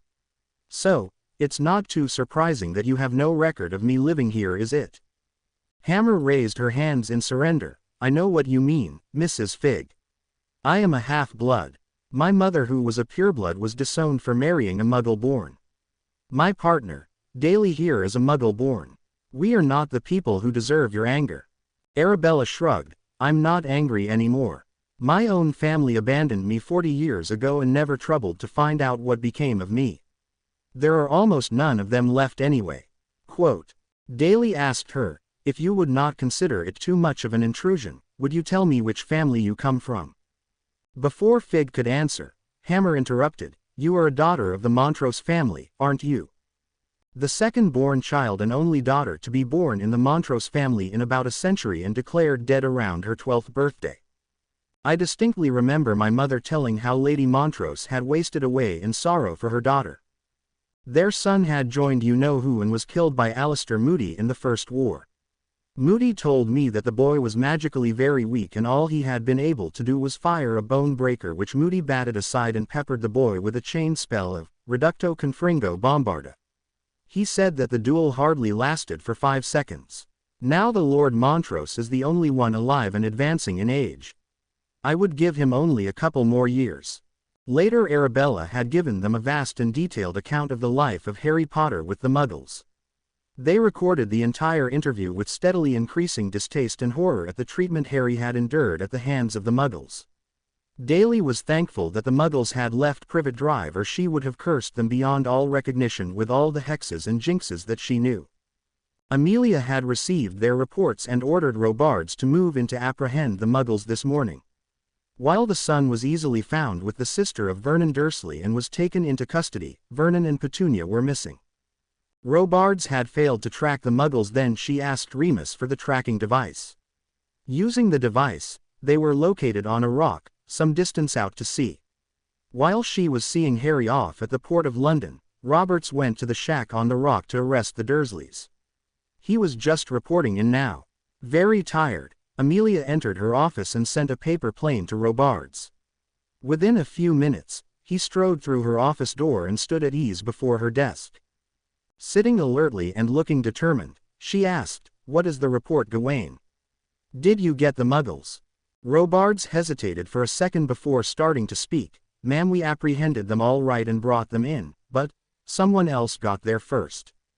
"What do you mean?" she asked, annoyed. "I have had a tiring day, Robards, and I am not in a mood for riddles. Ma'am, when we entered the cottage, we found Vernon Dursley slumped on the floor of the cottage, whimpering and babbling in pain, saying that his body was burning, his bones were broken and his blood was clotted. A few diagnostic spells revealed that there was not much physically wrong with him, but he was suffering the after effects of a series of rather nasty dark spells. Whatever they were, he believed that he had suffered all the torture he described and was still feeling the effects. He did have a few broken bones and his ribs were badly bruised, but that was all. We took him to St. Mungo's, where he is under observation now. We found Petunia in a worse state than him. She looked like someone had viciously broken her bones, and we discovered liberal use of some mind-altering spells. She was taken to St. Mungo's, where the healers said that the torturer knew what he was doing because the amount of pain he inflicted on her was enough to keep her in bed for a month or so, but will not kill her or permanently incapacitate her. There was a letter recovered from her person which said that she was being paid her comeuppance for her actions towards Harry Potter and that he will return for her again when she is cured." Amelia shuddered, picturing what had been done to the Dursleys. She was sure this was not the work of Death Eaters. They would have killed them outright. This was someone who wanted vengeance against the Dursleys for what they had done to Harry Potter. Maybe someone from the Order, but she could not say who. Maybe Albus can find out later. She was not sure what she would do under the same circumstances. She decided that she was not going to try too hard to find out who had done this. She instructed Gawain to take care of that part of the investigation and to keep the Muggles under guard until they were well enough to be tried for child abuse. She had just returned to her manor, when Susan, very excited, came barreling up to her and embraced her tightly. Smiling, Amelia ruffled her hair. "Calm down, Susie. What are you excited about? Did the thoughts of a messy raven-haired, green-eyed Gryffindor excite you that much?" Susan blushed and squeaked, "Auntie." After some time, Susan asked her, "Is he gone, Auntie?" She smiled at Susan sadly. "Yes, Susie. He has gone to learn magics we do not have access to. It is his destiny. But don't be sad. I have it firmly etched into his mind that the moment he returns, he has to visit you or face the consequences." Susan, who was still blushing, scowled at her. "Auntie, I did not ask you to threaten my betrothed. You should not have given fright to the poor guy. If you threaten him like this, he might be scared of you." Amelia laughed at her. "He is Harry Potter, Susie. He does not fear anyone. It will do him some good to know that there is a witch who can intimidate him." Seeing no response but a pink blush on her cheeks, Amelia continued, "Susie, we all will be fighting a war soon, and I know how bloody wars can get, but remember that is no excuse to stop living. There is no guarantee that we all will escape the war unscathed. People will die and we will not be able to do anything about it. We both know that Harry Potter will lead us in the war, but you will need to stand with him, holding him and supporting him." Susan nodded her head. "I know, Auntie." Amelia whipped out her wand and shot a stinging hex at her. "However, that will not stop me from hexing you at every available moment if you forget to live your life. The war will not last forever, and I would be angry if you forgot to live." Susan nodded and then said, "So where did Harry go, Auntie? You never told me." "Susan, this is being kept a secret for the time being. The man that he went with is virtually unknown to anyone. The only one who perhaps knows him is Albus Dumbledore. However, I am not even sure if Albus knows him," Amelia said, frustrated. "The only thing that I know is that he belongs to some sort of order and comes from India. The Indians have a very rich heritage of magic, and they do not have the same restrictions over magic like we do. They use magic without inhibitions of light or dark. Whatever they teach Harry Potter will definitely not be stunning spells or bone-breaker curses. He will be learning magic which can kill hundreds in one go. Magic that we have forgotten or we are not able to perform anymore. Today I saw one of their accomplishments, a ship. A ship? How can a ship be so special, Auntie? Asked Susan skeptically. The ship named Marichika is special. I have found references to that ship in old secret archives of the ministry, and those records go back to the times when House of Longbottom was not even established.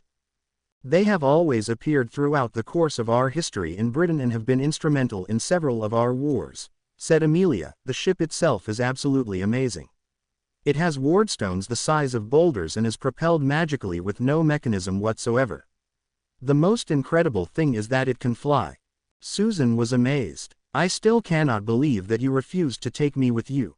She pouted. I would have liked to see the ship. Amelia smiled at her. Would you have been looking at the ship, or a certain raven-haired wizard that you fancy? Auntie, she squeaked in protest, but did not say anything, knowing that anything she said would not make any difference. Now Susie, you are to start your training soon, said Amelia. Are you ready for the trainers? Who will be the trainers? She asked, interested. This is an idea which has been bouncing around since the third task. You see, I do not often agree with the headmaster, but he proposed that people close to Harry Potter need to be ready. She explained. He has a knack for attracting trouble like honey attracts flies, and he thought that it would be wiser if we trained the younger children to hold their own. Nothing fancy, mind you, but enough to get them through any tight spots they might find themselves in. To that end, Susie, I have fetched the family grimoire for you, and you will start learning what you can from it. I will make time for you to oversee your training when I am able. Needless to say, this part of your training must remain secret. Susan nodded. Who will I be training with, and who will be our teacher? Professors McGonagall, Phileas Flitwick and Remus Lupin have agreed to train you all, she said, and Alistair Moody has assured me that he will make sure that you all are in top form by the time you are done with training. Who are the others and where will we train? Asked Susan curiously. The Weasley children, you, Neville Longbottom and Hermione Granger, have been proposed initially, but with time, they may bring others into the fold. The training will take place 4 hours a day and thrice a week. The training place is kept under the Fidelius charm, and Dumbledore is the secret keeper, she said. The training will commence the day after tomorrow and will continue for 4 weeks. In that time, you will learn how to apply what you have been learning these last 4 years in combat. After all, you can't expect that knowing how to turn a match into a needle will help you much in a fight. Susan nodded, knowing that this was going to be an opportunity for her to know others who were a part of Harry's life and will be a part of her life when they eventually married. Mistress Susie. Her attention was taken by her elf Tweaky. This being in your trunk. The buggy is restless. Buggy. Susan tried to think what the elf was talking about until she saw the jar that Hermione had given her. There was a bug in the jar. Oh, she is not a bug, Tweaky. Taking the jar from the elf, she pompously presented the jar to Amelia. Auntie, allow me to present you my new pet, Rita Skeeter. Amelia, who was drinking a butter beer, choked on it. Rita Skeeter. Susie, your sense of humor is simply awful. Susan grinned maniacally at her. Auntie, this bug is an unregistered animagus. A nefarious witch who goes by the name of Rita Skeeter. Amelia almost snatched the jar from her. Casting a stunning spell, she opened the jar and forced the beetle into her original form. Seeing the infamous witch stunned in her manner, she smirked maliciously. This was a perfect opportunity for her to exact vengeance for the many things that she had done to all of them. How did you capture her, Susie? Asked Amelia, curiously. Susie related in detail how Hermione Granger had figured out what was going on and had captured her on the windowsill of the hospital wing when Harry was brought there after the third task. Susan knew that Rita will not be having a good time in Azkaban, where she will be staying for a minimum sentence of 12 years, the official punishment for being an unregistered animagus. Add the punishment for leaking secret information she had accessed through the years by using her illegal form. Amelia could not see Skeeter getting out anytime soon.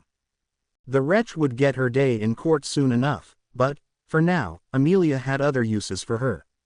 Calling her elf, she ordered Skeeter to be imprisoned in one of the dungeons which had anti-animagus, anti-apparition and anti-portkey wards. Black Townhouse. Molly Weasley was worried. The war had not even started and everyone was gearing up for it. If she had her way, she would have kept the children away from the war. It was not their duty to fight the war, but as Dumbledore pointed out, Harry Potter was the linchpin to this war. Everybody would either ally themselves against Harry Potter or they will fight under his banner. When Dumbledore had proposed training for the children and included her children into it, she had put her foot down and sternly refused. While she was not Hermione's mother, she felt that she could speak for her, knowing what was best for her, but then Dumbledore pulled out a letter which gave her parents permission for her participation in the training program. In fact, Hermione Granger had quit her vacations for this and was arriving this evening to Grimmauld Place. The twins had fought against her decision and nothing she said had convinced them. Arthur had not helped matters either by saying that they were of age and free to make their choices. Nobody understood that she was worried for their innocence. War took people's innocence away. Last evening, Harry Potter had left for goodness knows where. Till recently she had thought that he would always listen to her, but he had outright refused her every time she tried to dissuade him. He had gently but firmly told her he loved her like he would love his favorite aunt, but she was not his mother. She remembered when he had recounted his experience of limbo while he was in the hospital wing. He had told everyone what his family had advised him to do. At last, she was left with only Ronald and Ginevra, whom she could stop from joining the training, but Arthur had pointed out to her that they were not going to make killers of them but only teach them to defend themselves. As they had no decent teachers in their years of education other than Remus, it was only right that they learn at least some of the basic things like stunning, shielding, etc. Molly herself had attended dueling classes during her time at Hogwarts and knew a fair bit about it, but those classes had been abolished after the dueling instructor had turned out to be a Death Eater, and there had not been any decent teachers for Dada for years. It was a miracle that the students managed to get their owls and newts. She still remembered Percy telling her and Arthur how grateful he was that Remus was teaching at Hogwarts in his newt's year and he was the reason that he got an E in his Dada newt. The argument that the training was only for self-defense and this would help them in their studies had convinced her to agree reluctantly. Sirius Black was feeling morose since Harry Potter left for India, but he felt some comfort knowing that his godson will come back armed with knowledge to defeat that monster. This was important for them to start preparing for the war which was almost at the door. The spies of the Order had not found anything substantial, but they were keeping vigil over everything that was happening in the magical world.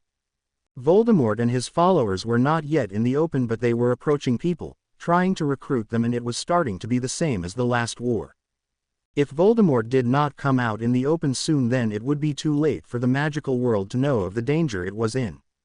It was a great blessing that they had Amelia Bones on their side in the war and she was preparing the Aurors.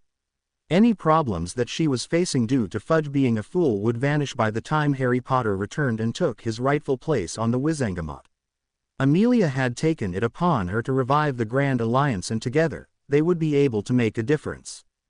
Harry Potter had left last evening, and since then Sirius had been staying in his room, partly out of the longing and pain he felt for his son and partly because the Weasley miscreants had taken it upon themselves to make him the victim of their next prank. Molly Weasley had taken them to task for causing so much trouble, but they were undeterred. So far, they did not target Remus, thinking that Sirius was an easy target. What they had failed to take into account was that Sirius was always the one who executed the pranks with James during their time at Hogwarts. Till the time Harry returned, Sirius could enjoy pranking the hell out of everyone. He had a reputation to live up to. For the time being, his recuperation had been going very well. His health had been reaching its former state, but his skills were rusty. It had been years since he had fought a proper duel. To be at the side of his godson, he would need to be at the peak of his health and skills. While he had heard about the training program, he had not given it much thought considering it was for children, but on introspection, he thought that he could do with some training to help him to get into shape before anything else. So, he had hounded Dumbledore and pestered McGonagall until they caved in and allowed him to be a part of the training. He knew that he would not need to train with them all the time, but since he owned the training facility, he decided to do something he had never thought he would. Sneaking to Diagon Alley, he had went to his family vault and brought the family grimoire. While the family magic did not accept him as Lord of Black, he had no problem using it. He had decided that when others were not using the training facility, he would learn his family magic, and to that end, he had asked Winky to be ready whenever he needed her to take him there. Moony had agreed that he would help bring him to the top of his form. He also proposed to make Nymphadora a part of the family training, but Sirius was a little reluctant, knowing that she was firmly entrenched in light and would not use black family magic unless situations were pretty dire. Also, he would have to ask Andromeda if she agreed with the proposition. Knowing Andromeda, she would protest the decision with all fervor, so he decided to tackle that issue when the Lord of Black returns. He had wanted to go and escort Harry to the port of London, but Dumbledore had cautioned against it, and therefore, when Moony had returned, he immediately had hounded him to describe everything.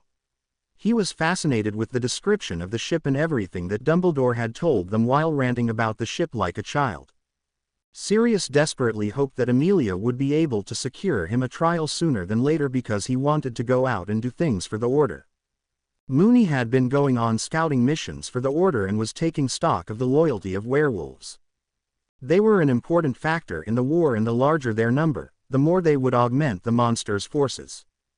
Not all of them infected with lycanthropy were evil, but the way wizarding societies scorned them and the way they were ostracized by the Ministry with the draconian laws did not give them any options really.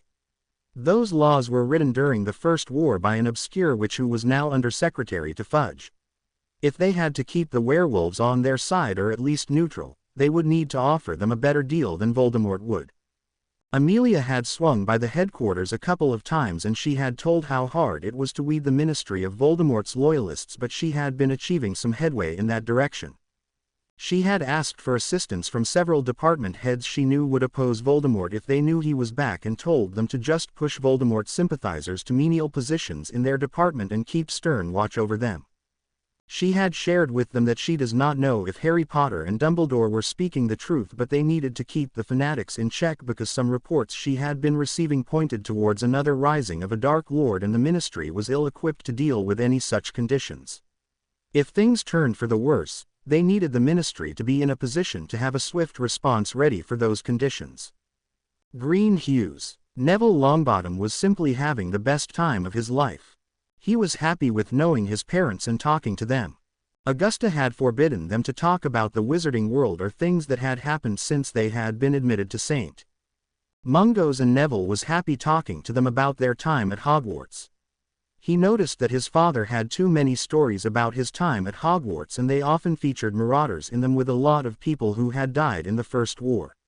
Frank would often get quiet while he was speaking and look in the distance, perhaps thinking of all the time that had gone by and all the people that he had lost. The day after he woke up from his long slumber, he asked for his wand. Neville was surprised that he wanted to hold a wand and feel its warmth and comfort.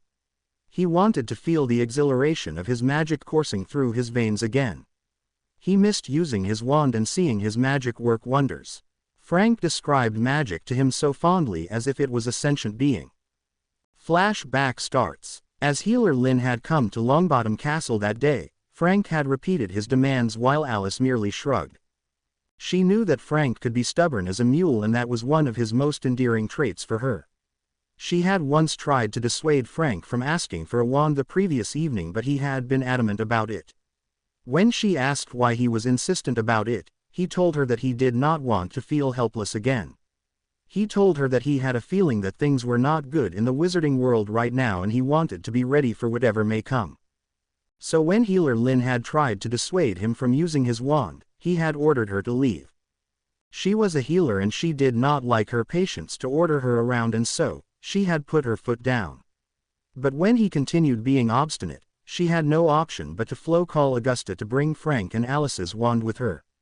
While Neville and Augusta flowed to Longbottom Castle, Healer Lynn had transfigured two squishy and comfortable chairs in the master bedroom where they were sitting, looking every bit the lord and lady that they were. Neville had his father's wand held across the palms of both hands, and he adopted the old way and presented it to Frank on one knee with his palms extended in front of him. "Your wand, my lord." Frank scowled at him. "Neville, you are my son. I will not have you prostrating yourself in front of me." Neville simply smiled at his father. "I will remember that, father. Now, here is your wand, polished and shining, as you prefer it. Gran mentioned that you never could tolerate a speck of dirt on your wand." It is a pity that I failed to take care of it as you do." "Take care of it as I do?" asked Frank. "Were you using my wand?" "How can you use my wand?" It was Augusta who answered. "It was my fault, son. When Neville got his Hogwarts letter, I gave him your wand. I had no hope that you would ever be cured, so I thought maybe he could connect with you through using your wand. I did not realize my folly till recently, and it was thought that he was an inept wizard. It was only at the end of Neville's 4th year that Mr. Harshvardhana pointed out to Neville that he was not weak, but he was using a wand which had not chosen him. He also gifted a family wand to your son, though I do not recall any such wand missing from the family lore." Frank wanted to rage at his mother, but her tear-streaked face and the guilt in her voice convinced him that there was nothing worse that he could do, not that he had the heart to do anything as such. Alice, in an attempt to dispel the frostiness of the situation, said to Neville with amusement in her voice, "What became of my wand, son? Did you not want to feel connected to me? I am sure it would have suited you well enough." Augusta turned to her with sorrow in her voice. "Your wand did not survive that ordeal, Alice. When we reached Green Hues, you and Frank were on the verge of insanity. The Aurors were there subduing the Death Eaters, and Bellatrix was cackling like a mad woman, holding up the snapped pieces of your wand. Alice was sad hearing the news of her wand being destroyed, but there was nothing she could do about it. I guess I will have to buy a new one from Ollivander's. Is he still around?"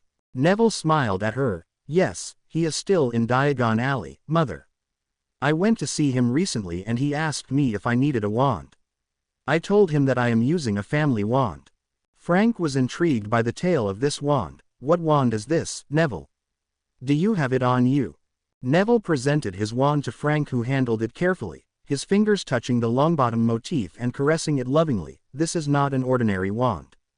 This almost seems like a mythical wand. Did he tell you whom this wand belonged to or anything about the wood and the core?"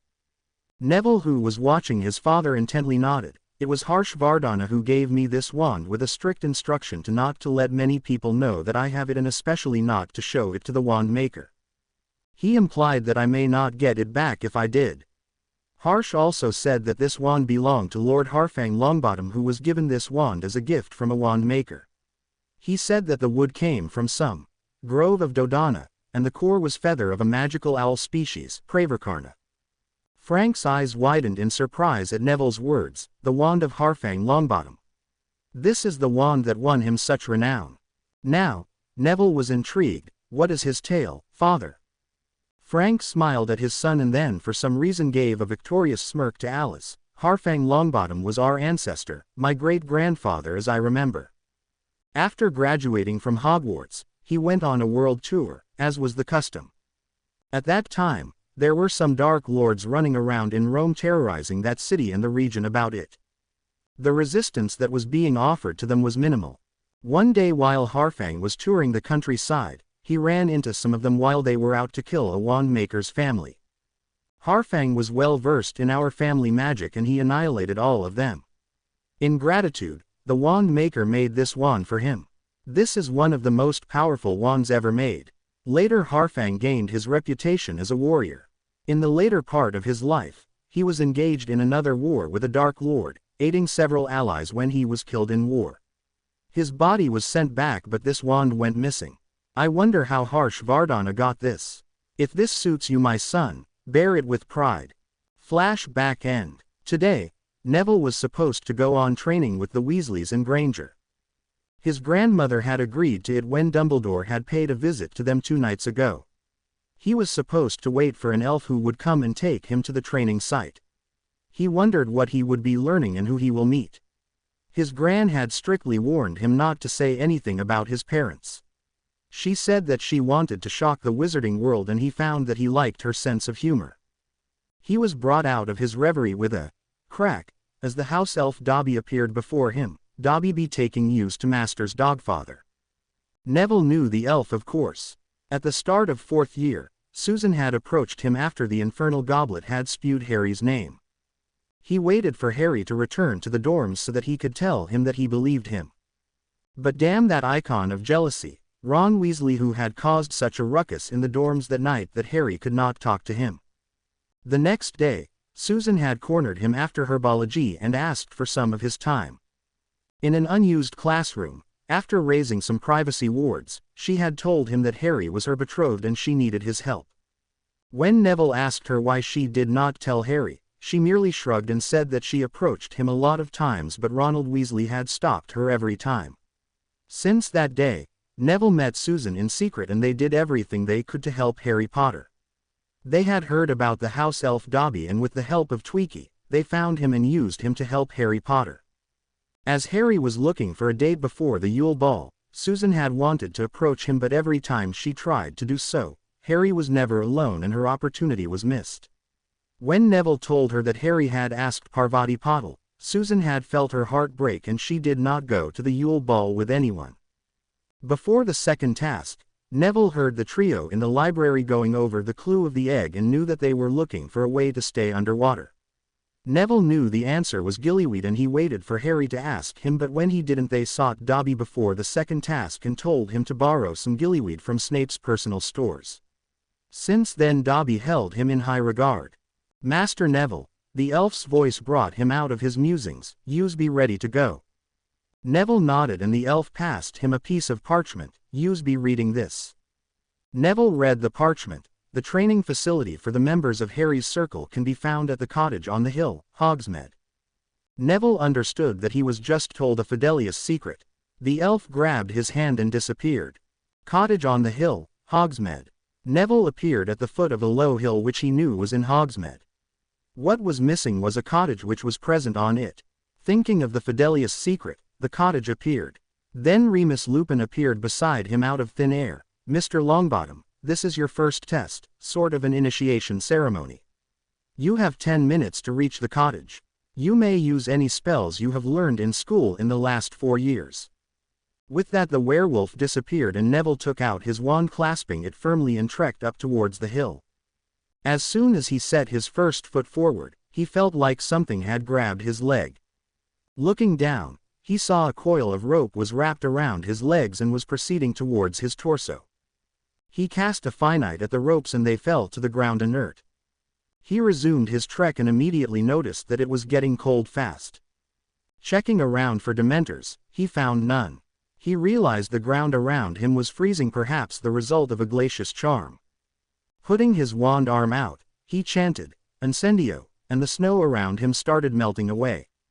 Knowing that he would not make any headway if he continued to tackle little obstacles like this, he started running uphill.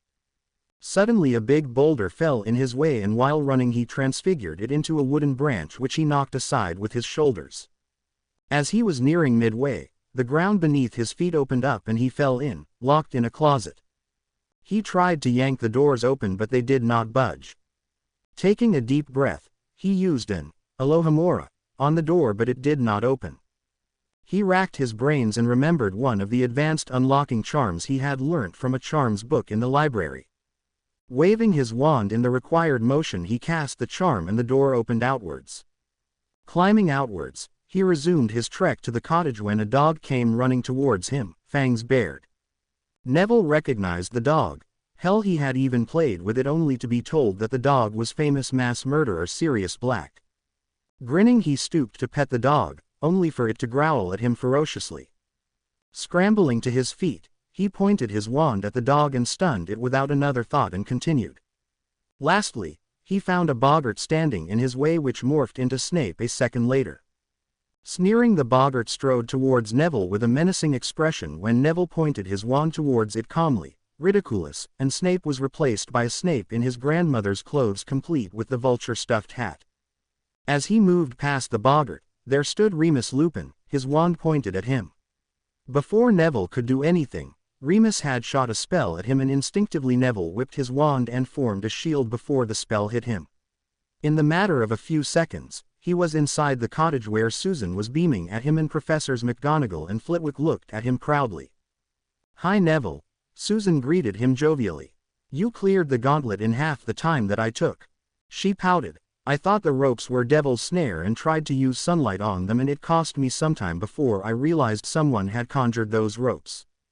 Then I was assaulted with glacius and I set about using Incendio Maxima to melt all the snow not realizing that it was being replenished.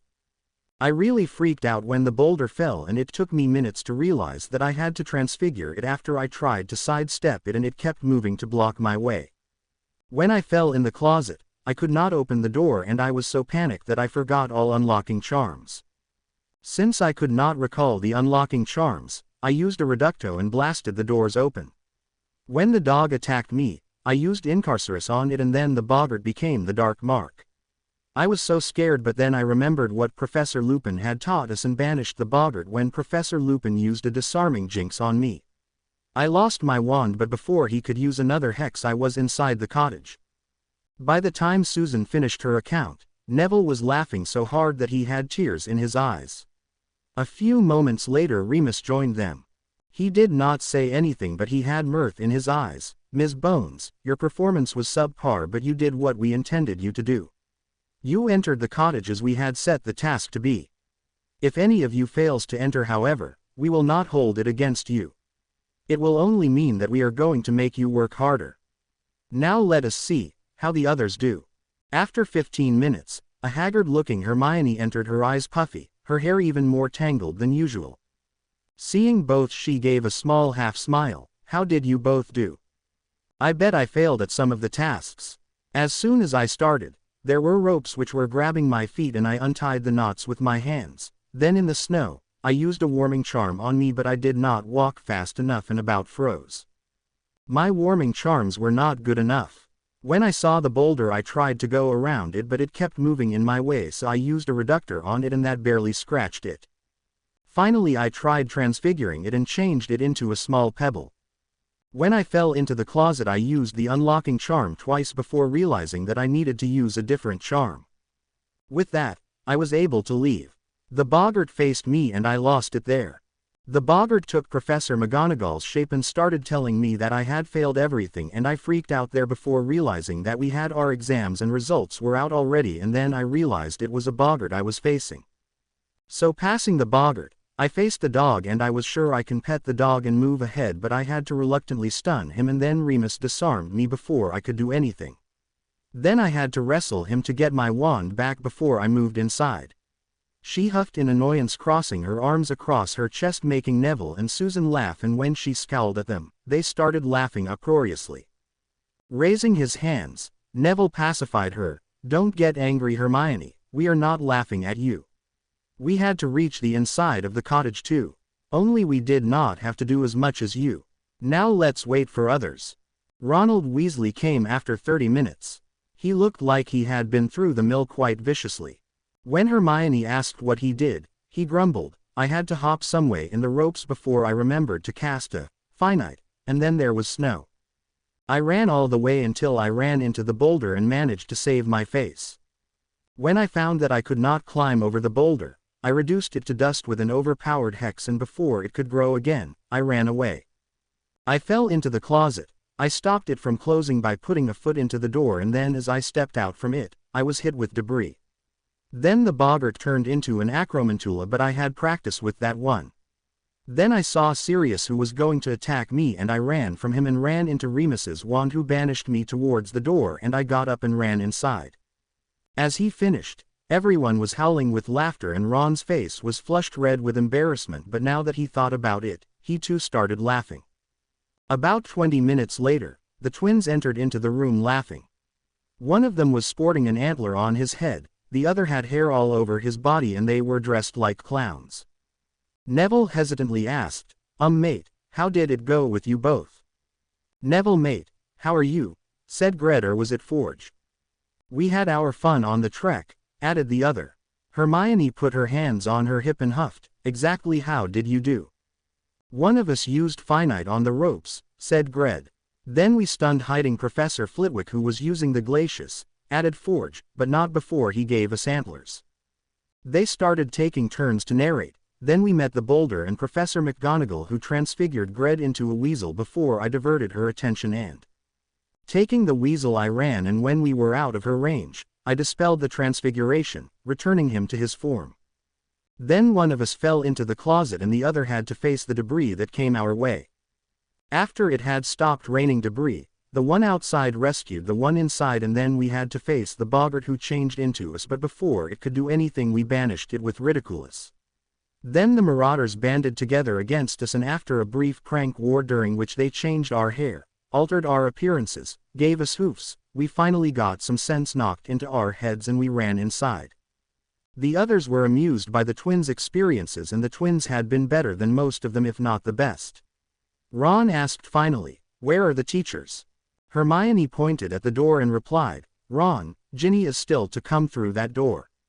They waited for about 40 minutes, but there was no sign of Ginny yet. Then they heard spell fire being exchanged outside the cottage. As they rushed outside, they saw Ginny furiously firing hexes at the marauders. However, most of her hexes were being parried by them, while the rest were being deflected. Sirius laughed at her and angered her even more. After 5 minutes, Remus finally had enough, and as Ginny was turned to Sirius, he stunned her quickly and bound her with an Incarcerous hex. After 10 minutes, they were sitting at a table with McGonagall sitting at the head. She scrutinized each of them critically before beginning. This initiation was done to assess your quick thinking, your capabilities, your ability to perceive, and your reaction to any event which you may face. Ms. Bones did not recognize the rope immediately and mistook it for Devil's Snare, and then wasted time in melting the snow, and then forgot the unlocking charms which we knew she had studied. However, she escaped from the closet with a reducto which would not be prudent in conditions where stealth is required. She faltered on her boggart, but then she bound the dog with the Incarcerous hex, which was effective, but stunning it would have been faster. Finally, when she was disarmed, she ran inside, leaving her weapon in the hands of the enemy. She made it inside, but she failed at many points. She glared intensely at Susan before turning to Neville. "Mr. Longbottom, you were the most impressive of this lot. You used finite on the ropes as soon as they appeared, and then you made the same mistake of using incendio against the snow without trying to find the source from which it was happening. Then you faced the boulder and you transfigured it into a stick while running, and when you fell into the closet, you opened it with one of the charms that we thought you would use. When you faced your boggart, you made short work of it as you have been taught. When the dog tried to attack you, you stunned it and produced a shield against Remus almost as a reflex. Then you crossed the boundary without any trouble whatsoever. You made one mistake, but you were the one most prepared to encounter anything and to back up if you had arrived here on a distress call." Then she turned to Hermione. "You disappointed me with mistakes on your part. You forgot for a moment that you were a witch and not a muggle. You untied the rope by hand when you had a wand with you. Then you showed some good thinking by applying a warming charm, but you did not pick up your pace, rather you continued walking casually. When you reached the boulder, you wasted time trying to get around it before you realized that you had to transfigure it. In the same way you wasted time in the closet thinking of appropriate spells. If you had been captured, you would have been stunned in the time you wasted coming up with the right spell. Then you faced the boggart, which made you break down into tears before you realized what it was. Then you wanted to pet the dog, not even thinking that it may be an enemy ruse to draw your attention. When you faced Remus, you did not even attempt to use any hex or curse on him. However, when he disarmed you, you wrestled your wand out of his grasp, and that is commendable." She turned to Ron with her mouth the thinnest of thin lines. "Mr. Weasley, I am disappointed in you. It would appear that you have forgotten everything that you have been taught in school. You could not remember a simple, finite, but you tried to get away by hopping. Then you showed some brain activity when, unlike others, you did not try to best the snow but ran when your legs were free. You reduced the boulder to rubble with a massive reducto. While this did reduce the boulder to tiny fragments, effectively removing the obstacle from your path, it used an excessive amount of magical energy, producing a large cloud of debris and a lot of noise. Not a good idea if you are attempting to arrive fresh and unnoticed. Out of the entire group, you were the only one who showed the presence of mind to put your foot in the door and prevent the closet from locking when you fell into it. But you failed to check for hazards when you exited the closet and were hit by falling debris. You handled the boggart easily, so full marks there. When it came to the dog, you just ran from it, forgetting that the same dog had mutilated you once. You did not even see Remus, who used a banishing charm on you. By luck you landed near the door and hobbled inside.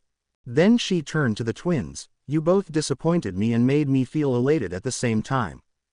You were both legally adults and you did not even check to see if you could apparate inside directly. Then you both showed us the advantage of numbers when one of you finited the ropes, and then you decided to find the source of Glacius and stunned Professor Flitwick, who was confident that none of you would see him and got antlers in return. Flitwick chuckled, and then you both saw the boulder and went after me when I transfigured one of you into a weasel. The twins guffawed and the other took the weasel and ran. When you were out of range, you transfigured him back, and when one of you fell in the closet, the other did not try to save himself from the debris. When you faced the boggart, it probably did not know that it was facing laughter embodied. The others were trying to suppress their laughter. Then you found the two adults and you engaged in a prank battle with them rather than escaping. In a real fight, it would have been fatal. Professor Flitwick, who had been quiet so far, turned to Ginny. You proved to be the most unaccomplished of the lot, Ms. Weasley. You easily escaped from the ropes, a promising start. You slipped on the snow. Then you started levitating the boulder, but then you just stood there. You fell into the closet and kept pounding the doors with your fist, forgetting that you could use an unlocking charm. When you finally came to your senses, you used an unlocking charm.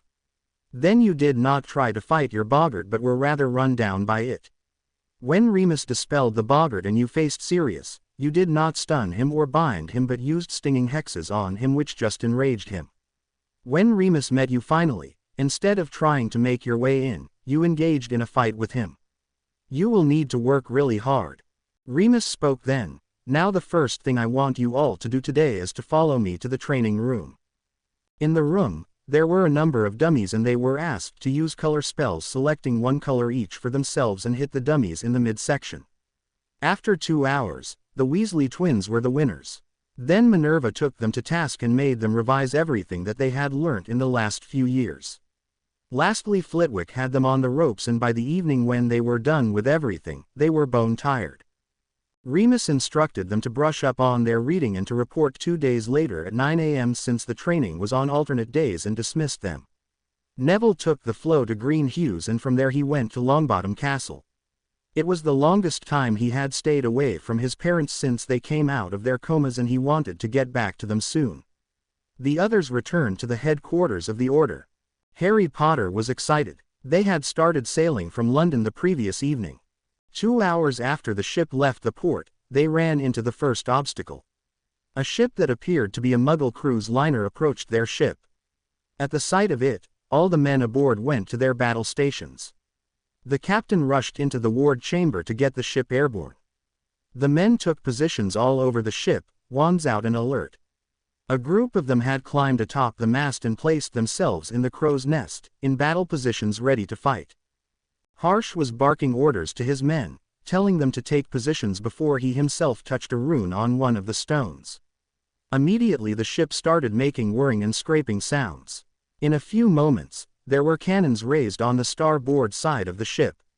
Harsh ordered the captain to steer the ship to port so that the starboard side was facing the approaching cruise ship. Harry was perplexed with all these preparations. He hesitatingly asked Harsh, "Mr. Harsh, why are we readying for battle?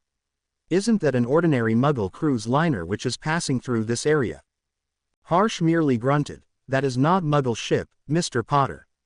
They are pirates and they have magic to assist them." Harry asked again, "But it looks like any other Muggle cruiser. Are you sure they are pirates? Did they not go extinct like years ago as we charted all the waters?" Harsh looked at him with incredulity and asked him, "Mr. Potter, this ship is enchanted to stay off the radar and there are no means by which a Muggle can see this ship, much less approach it. Besides, we had sunk that ship 5 years ago in another naval battle with these pirates, Mr. Potter. Charting waters do not work for them who have the talent to go around unobserved." "Who are these pirates?" asked Harry, intrigued. "I would have thought that nothing can escape the mystics." Harsh smiled warily. "Remind me of this question later, Mr. Potter. For your curiosity, these pirates are scum of the sea who were blessed with the generous gifts of Mother Magic, and they chose to use those gifts for their nefarious purposes." Suddenly, the captain walked up to him. "Master, we are ready to be airborne. In 5 minutes, we can escape this menace by being airborne." "No, Deshant, we are not escaping just like that. Let's give them a taste of our wrath. They have been punished so many times and they keep coming for more." Sinking that wretched vessel does no good, but for the fun of it, let's send it to the bottom of the sea again, he said, winking at Harry, who wanted to laugh at his humor but could not bring himself to do so, in this setting. In the last hour that he had been aboard the ship, he had seen such a level of reverence for the man from his subordinates that he had understood that the mystic was not an ordinary man. It was this observation which made him decide to tread cautiously around the older man, lest he offend him. As the cruise ship came into range, the first volley of spells left the Marichica and several of the pirates went down. The next second, the cannons began their thunder as they came to bear. Although there was a terrific noise and flash as each cannon fired, there was no smoke. They were firing spells, the likes of which Harry had never seen before. With unerring accuracy, each spell hit the pirate ship, alternating between the water line and the gun deck, tearing huge holes in the hull. The final shot of the volley blew the rudder off. With the pirate ship unable to navigate and already showing a visible list to its starboard, it seemed that the battle was already over. As Harry searched the water, he saw that there were pirates in small boats, which he could have sworn were not there a second ago. One of the men threw a grappling hook and hooked it on the rail of the ship. As soon as the hook took hold, the men began scrambling up the rope. Harsh was barking out orders and the crew made haste to obey him. He turned to Harry. "Mr. Potter, make sure that not a single man can climb those ropes and on the deck. Kill them if you have to." Harry rushed to the point where the first rope was. He cast a diffindo at the ropes, but they did not budge. He racked his brains for any other spells that he could remember. He remembered a spell which he had heard some 7th years mention that was used to loose the hold on an object, but he could not remember the wand movements. He leveled his wand at the ropes and cast Relatio firmly, but nothing happened. Then a hand grasped the rail, followed by the torso of the man, which galvanized Harry into action. Harry stunned the man, who fell back into the water, knocking the man behind him off the rope as well. The two of them made one splash as they fell into the sea. Desperate, he thrust the wand forward and put his will into the spell and cast Relatio. Again, to his joy, the rope untied itself from the ship and fell into the water. Relieved, he turned to the deck and found that 2 men had boarded the ship and were advancing on him. He immediately fired a reductor hex at the first man, followed by a disarming hex at the second man, who had just climbed the rails. The first man easily sidestepped the reductor, but he did not see a pink spell approaching which nicked his wand hand. In pain, the man fell on the deck and one of the mystics banished him back into the sea. The second man had lost his wand to the disarming hex and was in the process of pulling another wand from inside his robes when Harry petrified him, but did not have the heart to banish him. Rather, he turned to the other ropes and started dislodging them. A few who had just climbed engaged him in a duel, and for 5 minutes Harry cast as many spells as he could, disarming one, stunning another, petrifying the next, banishing another, to the mystics who were standing on the side with their wands out and looking at him with a scrutinizing gaze. He shielded when he could, dodged when he could not, and avoided being hit for about 5 minutes when a bone breaker grazed him in the ribs, making him wince. However, he did not sustain any injury. Soon there were no more ropes, and all that he had jeweled were subdued by the other mystics. A few of the pirates who had climbed already and did not engage Harry Potter were converging on the deck and readying themselves to attack in formation, when it happened. The sky thundered for a moment, and the final flash of lightning revealed a single man who was facing the pirates on board the ship. The man was dressed in the usual mystic garb, but in place of his orbs, Harry thought he could see fire in those eyes. The man's face was obscured by a leather mask which was terrible to look upon. It was hard to describe for Harry, but he was in awe. The man's magical aura was pitch black and shrouded around him like a cloak, obscuring his features from everything. His body was glowing like he was on fire, and his hair was falling in front of his face. He had his wand in his right hand, which he moved like a baton, and the next few seconds were a blur. As the intruders started to attack, the man rushed into them, using his wand as an extension of his arm. His motions were fluid and quick. In those moments, Harry could see pink, red, blue, orange and many-colored spells, and when he was done, none of the foes were standing, and most of them were not moving either. Some had their intestines hanging out of their stomach, while some looked like they had been burnt. A few were bent at such crude angles that Harry did not have to guess that they had broken bones. The figure turned to Harry and he shivered. However, the figure did not approach him but rather waved a hand in front of his face. With the mask gone, Harry could see the face of Harshvardhana but without the usual jovial expression. Harry had trouble connecting this ruthless man with the cheerful and helpful trainee healer who had helped him so much in the last few days. They seemed to be so different, like opposite sides of a coin. One was kind, jovial and friendly like the favorite uncle, while the other was a ruthless, merciless killer. One spoke of life and things which intrigued him like war, family, glory, while the other had just shown him the ugly side of war. This scary side was what Harry had imagined but wished never to meet, and yet here it was. This explained why the mystics revered the man. Harsh was extremely powerful and capable with a wand. This was a person that even Voldemort would not engage. After all, he had never sought to engage Dumbledore in a direct confrontation in the First War. Harsh turned to the captain. Deshant, gather a few of our men and transfigure these pirates into fish and leave them in the sea. Their worthless lives will be useful to feed the hungry animals, at least. Harry was shocked. But you cannot do this. You cannot transfigure them into fish and leave them to die. That is not right. He turned to Harry. Mr. Potter, I thought I had told you that basically we are assassins. We kill those who offend Mother Magic or whose atrocities are so much out of hand that there is no other way than to kill them. These men before you have been declared dead for years now, and no magical government even knows if they are alive.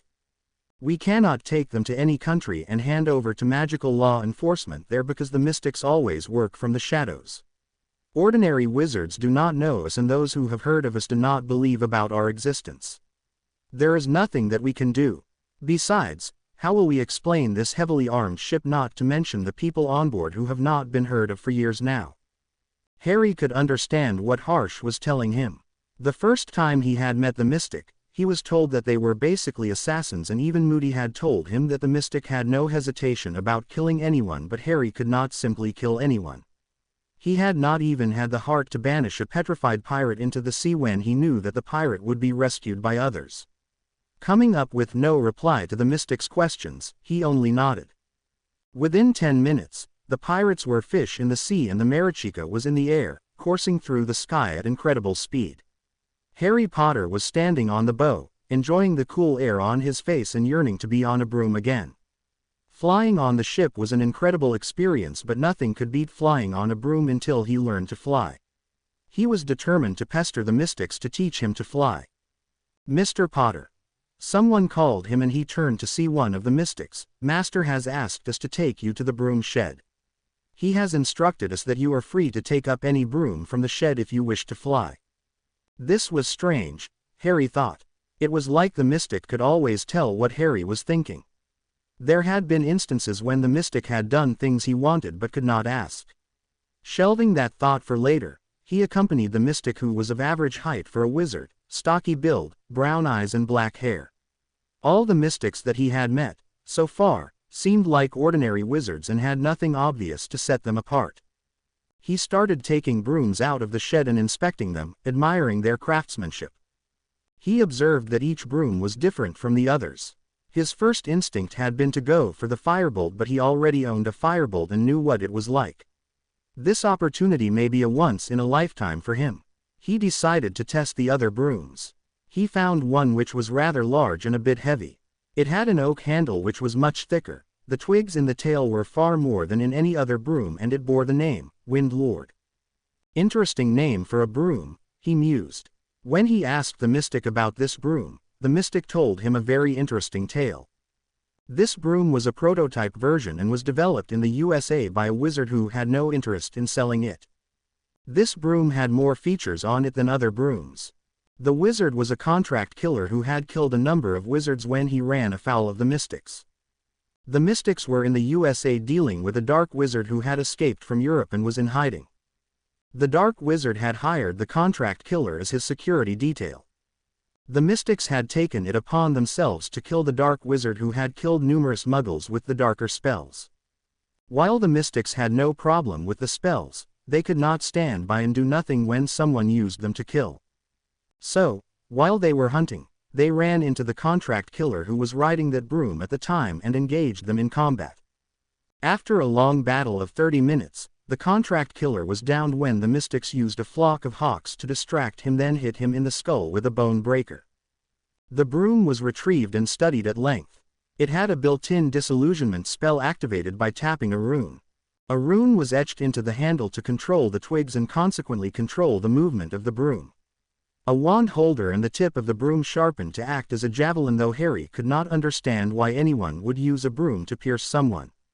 It was also apparently enchanted to fly as you wished, and the charms were done so that the rider could not fall off the broom in any case. Hearing about the qualities of the broom, some of which did not impress him much, he decided to test it. As soon as they reached the deck, he mounted the broom and kicked into the air. Within seconds he was airborne, and looking down he realized that he was flying at a height he had never flown before. This was exhilarating. Looking back, he found that the mystic was tailing him on a firebolt. Deciding to test the speed, he willed it to go faster to its maximum speed. Soon the broom was whistling through the air at such a speed that he found it hard to breathe with the wind in his face. He slowed down and found that he had left the ship far behind, but the mystic joined him again after a few moments.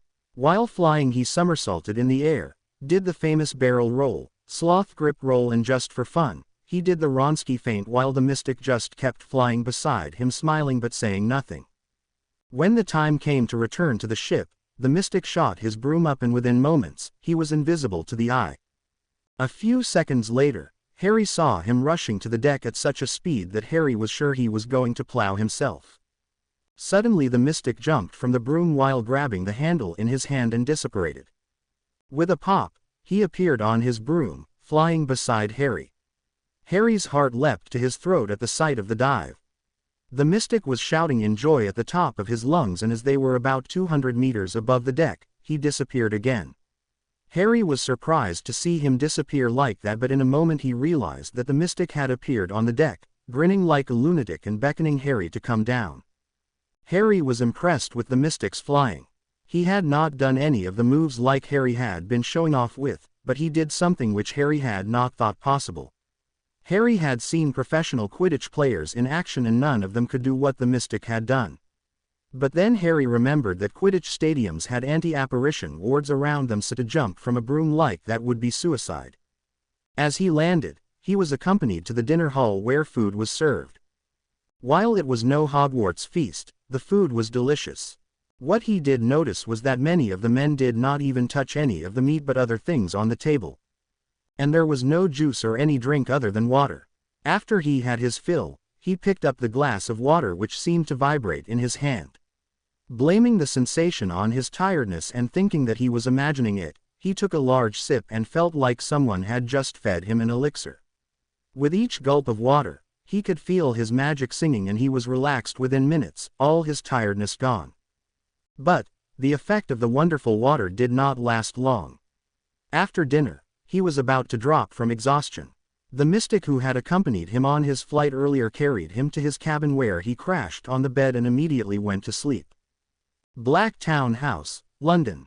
The children who had been to training returned in the evening looking a little worse for wear. They were tired and fell asleep as soon as they reached their rooms except Hermione Granger. She had sought the Marauders out and asked them for books that they may have for her to study. She had cut her holidays short when Fawkes found her in her hotel room in Italy. She had been reading a book in her room which she had picked up from a store in the magical section of the city. While Hermione had gone there with her family to visit and enjoy her vacation, she had met a man at the airport who was dressed like a wizard does when he goes out in the Muggle world. She asked him where the magical part of the city was and, after letting her parents know, took a magical taxi there. The bookstore there was huge and the number of books had her salivating. She bought a few books which she found interesting and had returned to her room when Fawkes appeared in a flash of flame, a letter in his talons. Opening the letter, she was surprised by the invitation that Dumbledore had sent to her. She immediately replied in a lengthy letter that she was ready to end her vacation and come back to train. The next day, she received a portkey which brought her to the headmaster's office at Hogwarts. She was baffled at this. No one could appear in Hogwarts by a portkey or apparate in the grounds. When she raised her question to the headmaster, he merely chuckled and told her it was part of headmaster privileges. While she wanted to know more, she could not exactly goad the headmaster into telling her. As she sat in the headmaster's office, she could not contain her query. Finally she asked the headmaster, "Professor, what is this training program? Who else is going to participate? Where will we train? How can we use magic during summer?"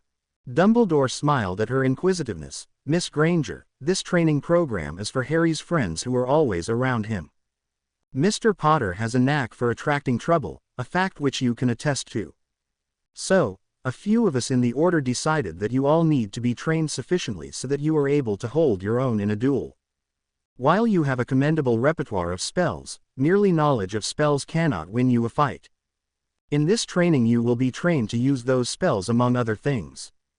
This training is being imparted so that young Harry does not have to worry about the safety of his comrades if he finds himself in a sticky situation. You, the Weasley children, Miss Bones and Mr. Longbottom have been scheduled to take part in this training. You will all be training in a location which is situated in a magical settlement, so you will not have to worry about being reprimanded for underage magic. The Ministry will not be able to track any magic you do while in training."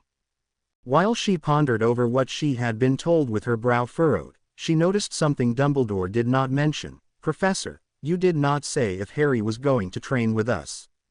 Dumbledore smiled at her. "Mr. Potter has made other arrangements for training. He has agreed to take training under some very accomplished masters who will be teaching him things which are not available to ordinary wizards." "But that is bias. Why is he being trained under different teachers than us? He does not even have the best grades," she protested. "I think this is discrimination." "Is it because he is the boy who lived?" Dumbledore frowned at her. He knew that Miss Granger was a very competitive individual, but he had not thought that she would complain about something which she did not understand. It looked like she had the perception that everyone should have the same access to everything. A rather mundane Muggle concept, but it did not apply to magicals. He decided to curb her competitiveness a little before it got worse. "Miss Granger, the things that Harry will be learning are rather arcane arts which cannot be performed by everyone. While you have the best grades courtesy of your eidetic memory, you simply are not as powerful as him. The Wizard Power Index, which gauges a wizard or witch's power, has gauged you at 50, which means you will be around 85 by the time your magical core is fully mature. While Harry Potter stood at 110 before the third task, and as of now, he is pegged at 200, and by the time his core has completed its growth, he will easily clear 380, which is more than mere Voldemort. The arcane arts he will be learning cannot be performed by any wizard or witch below 100 points. The only one in your class who is nearly as powerful as him is Neville Longbottom, who will be around 250 by the time his core fully matures." Hermione was astounded. She knew about the index, but she had not known her power levels. Wizarding Britain was averaging around 75 for the last few generations, and while 85 sounded pretty respectable, it looked like a trifle when compared to 380. And to think that Neville was that powerful was simply mind-boggling. He had never shown any such power in the last 4 years. Maybe there was something that she had missed. She was miffed that she could not access the arts that Harry was being taught, but she still had the gift of knowledge, and Harry Potter depended on her to find a solution when there was a problem. Dumbledore gave her the Fidelius secret and had sent her to her home via the Phoenix Express. After packing her trunk, she was whisked away to the headquarters of the Order, where she was bunked with Ginny. Ginny was still feeling disenchanted with everything and was keeping herself to herself, so she wasn't much of a roommate. This morning Hermione Granger had realized how much she relied on Harry Potter in situations such as these where she required him to act. He was quick with a wand and swift in immediate responses. As of now, she was sitting in front of Sirius Black and Remus Lupin. "Sirius, do you have any books in this place?" Sirius smirked mischievously. "The House of Black has quite an extensive library, Hermione. At last count, there were some 1,000 or more books in there." Hermione immediately went into her customary rapid fire. "Where is it? Can I see it? What kinds of books are in there?" Remus kindly said to her, The library is situated on the second floor, but no one here save for Sirius, Tonks or her mother can enter. She frowned. Why can't anyone enter the library? Sirius offhandedly said, because the entrance is warded by blood wards and only those possessing the blood of the House of Black may enter. She immediately started ranting, but blood magic is illegal. No one can use blood wards. And why is it that only members of the House of Black can enter the library? Now Sirius gave her his full attention. Hermione, you are very bright and you learn things quickly, but there is still so much of the wizarding world that you do not yet understand. Some wizarding families are very old. We have our own magic and many other special achievements which are considered our proprietary magic.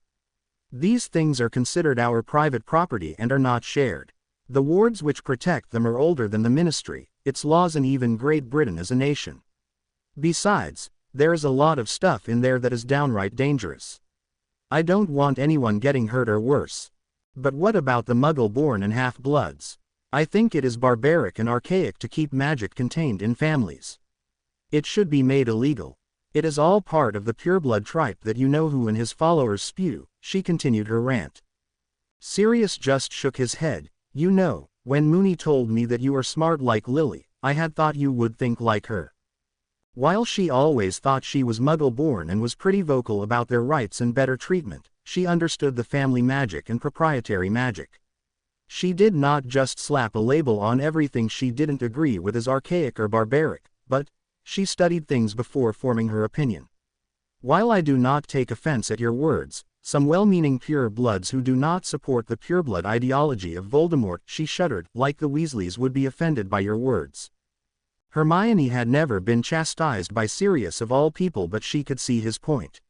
She had been spouting her opinion without even listening to other people. She never even thought that there might be another facet to something that she did not know about. In the last few weeks, twice she had been humbled, and perhaps it was time to stand back and do some introspection. I can remove the blood wards. Sirius's voice cut in on her thoughts, but the library is full of books on dark magic and magic that has not been seen for ages. There are books on the Black family magic which cannot be read by anyone other than a Black, and if anyone else even touched them, they would be cursed horribly. For your own safety, I must insist that you are supervised at all times while you are in that library, and in fact you are not allowed in the inner parts where the most dangerous books are.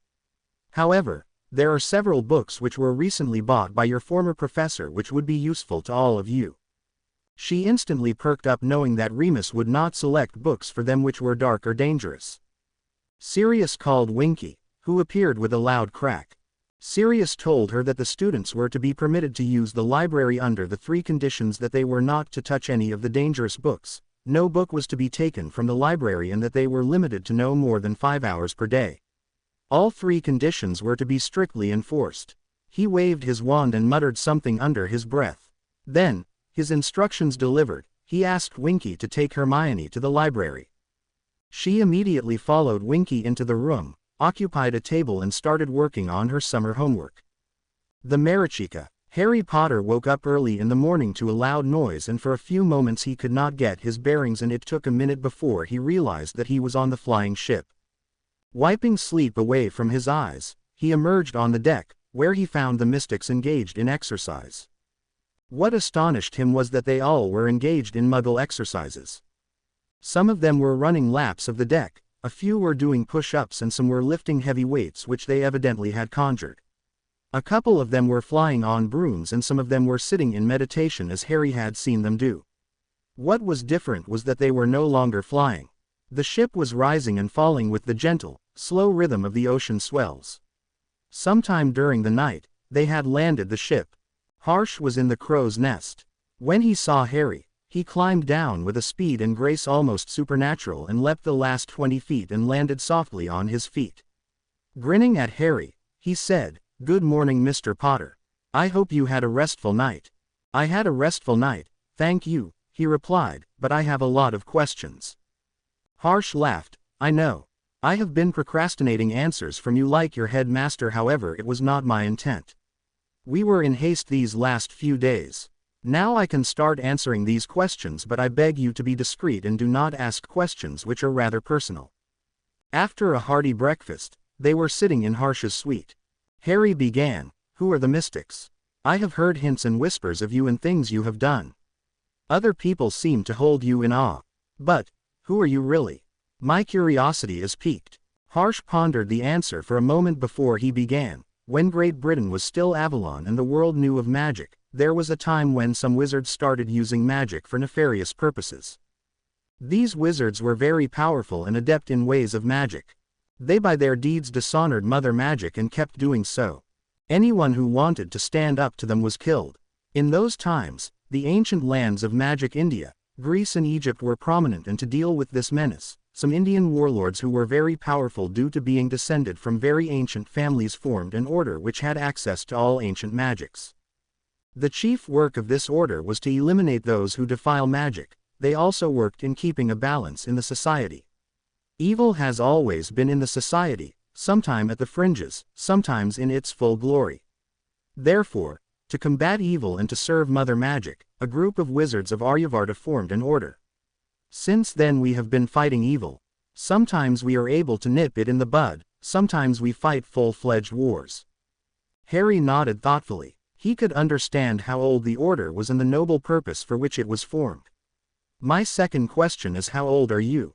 That is, if it is not too personal a question," he asked the mystic. Harsh was silent for a few moments before he replied, "It has been so long that I answered this question that I cannot even remember. However, I was old when your house was formed. Avalon was populated by wizards and powerful families which precede all the houses. There were 3 houses which are considered reverent houses, meaning any descendant of those houses is more important than others and they get 5 votes on the Wizengamot instead of the traditional 2. Those were the House of Pendragon, from which came King Arthur sometime later, the House of Lefay which produced the nefarious witch Morgana, and the House of Peverell which produced the 3 brothers Cadmus, Antioch and Ignotus. The House of Pendragon went extinct some generations before Arthur was born. It was due to his ancestry that the wizarding world bowed to him as its king. The House of Lefay was broken in 3 houses, of which only House Greengrass remains." "The 3 brothers?" Harry asked. "Which 3 brothers? I have not heard about them." Harsh smiled at him. 3 brothers in the story written by Beetle the Bard.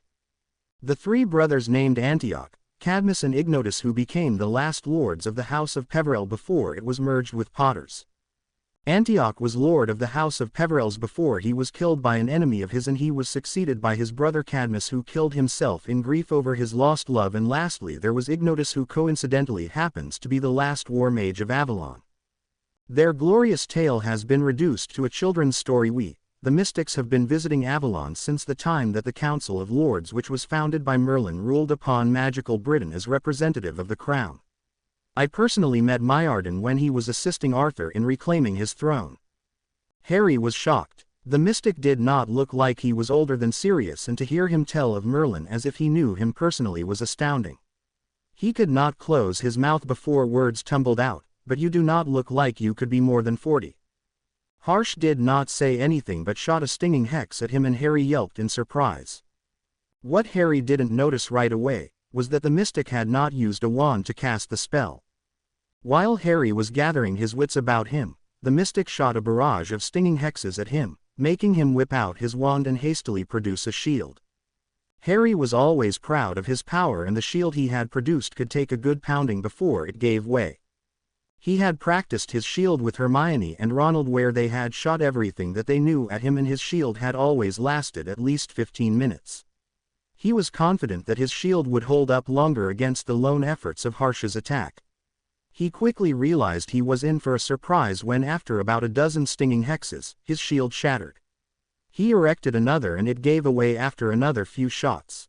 A good half an hour and around 60 welts later, Harry Potter was tired from all the magic he had spent erecting shields when he finally gave up and slumped down on the deck panting. Harsh immediately levitated him upside down and barked, "Constant vigilance, Mr. Potter. I cannot believe that you can give up defending yourself so easily. Has the recent events did not teach you yet to remain alert to your surroundings? You thought I was playing with you. This was your first lesson, Mr. Potter.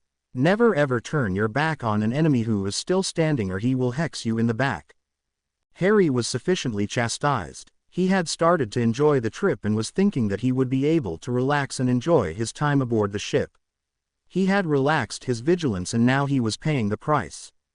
Harsh released the levicorpus and Harry crumpled to the deck.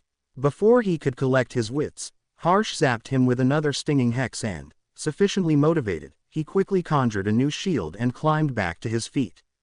Harry's reserves were gone and he felt his strength waning, but he was going to pass out cold before he let Harsh zap him again. Now that Harsh could see that Harry was taking this seriously and knowing that Harry was on the point of exhaustion, he lowered his wand and gently told him, "At ease, Mr. Potter. This lesson is over." Harry lowered his wand, wavering where he stood as he relaxed and looking down, he murmured, "I am sorry Mr. Harshvardhana. I will try to keep sharp from now on." Harsh looked into his eyes and Harry shivered. Harsh's black eyes were intense and there was a strange kind of power in them. Harry had looked at Voldemort eye to eye and he had never felt that kind of power, but this was different. He sensed that those eyes were looking into his soul. "Mr. Potter," Harsh was saying, "I have known you for a month now and yet we are the stage of using this prefix of Mr. for each other. For the summer, I am going to be your teacher and in India, we have different culture than England. While I have no aversion to any place or culture, for me and my mystics, teacher is on a pedestal higher than God. We address our teachers as Guru, meaning teacher. However, if you do not like, you can call me sir and likewise I will call you Harry." Harry thought it over for a moment. Until he learned of his heritage, he had been Harry to others and likewise he called them by name. As for his teachers, they had more of a professional relationship with the students and what Harsh was explaining felt like a familial bond to him. An apprentice, if you will. He had been noting that the purebloods, even the light ones like Longbottoms and Weasleys, practiced certain manners which he once would have called snobbish, but perhaps there was some reason behind these customs and manners. He knew that while not everything was good, there were some things which needed to be kept. In his quest to defeat Voldemort, he would have to ensure that the wizarding world did not change its identity altogether. While some practices decidedly could not be retained, some were worth saving. As to Harsh's offer, he had made up his mind already. He turned to Harsh. "I would be honored to address you as Guru. I would like to learn your ways and customs and add them to my own. I recall having read recently that in the older days, newly graduated wizards used to go touring the world so that they could experience the customs and ways of other people firsthand as well as learn other magic. I have the opportunity to visit your land, one which has an ancient and rich history, culture and magic. I would like to make the very best of it." Harsh smiled at him, producing an enchanted piece of string. "Harry, whenever we take a new student, we tie this thread to their wrists.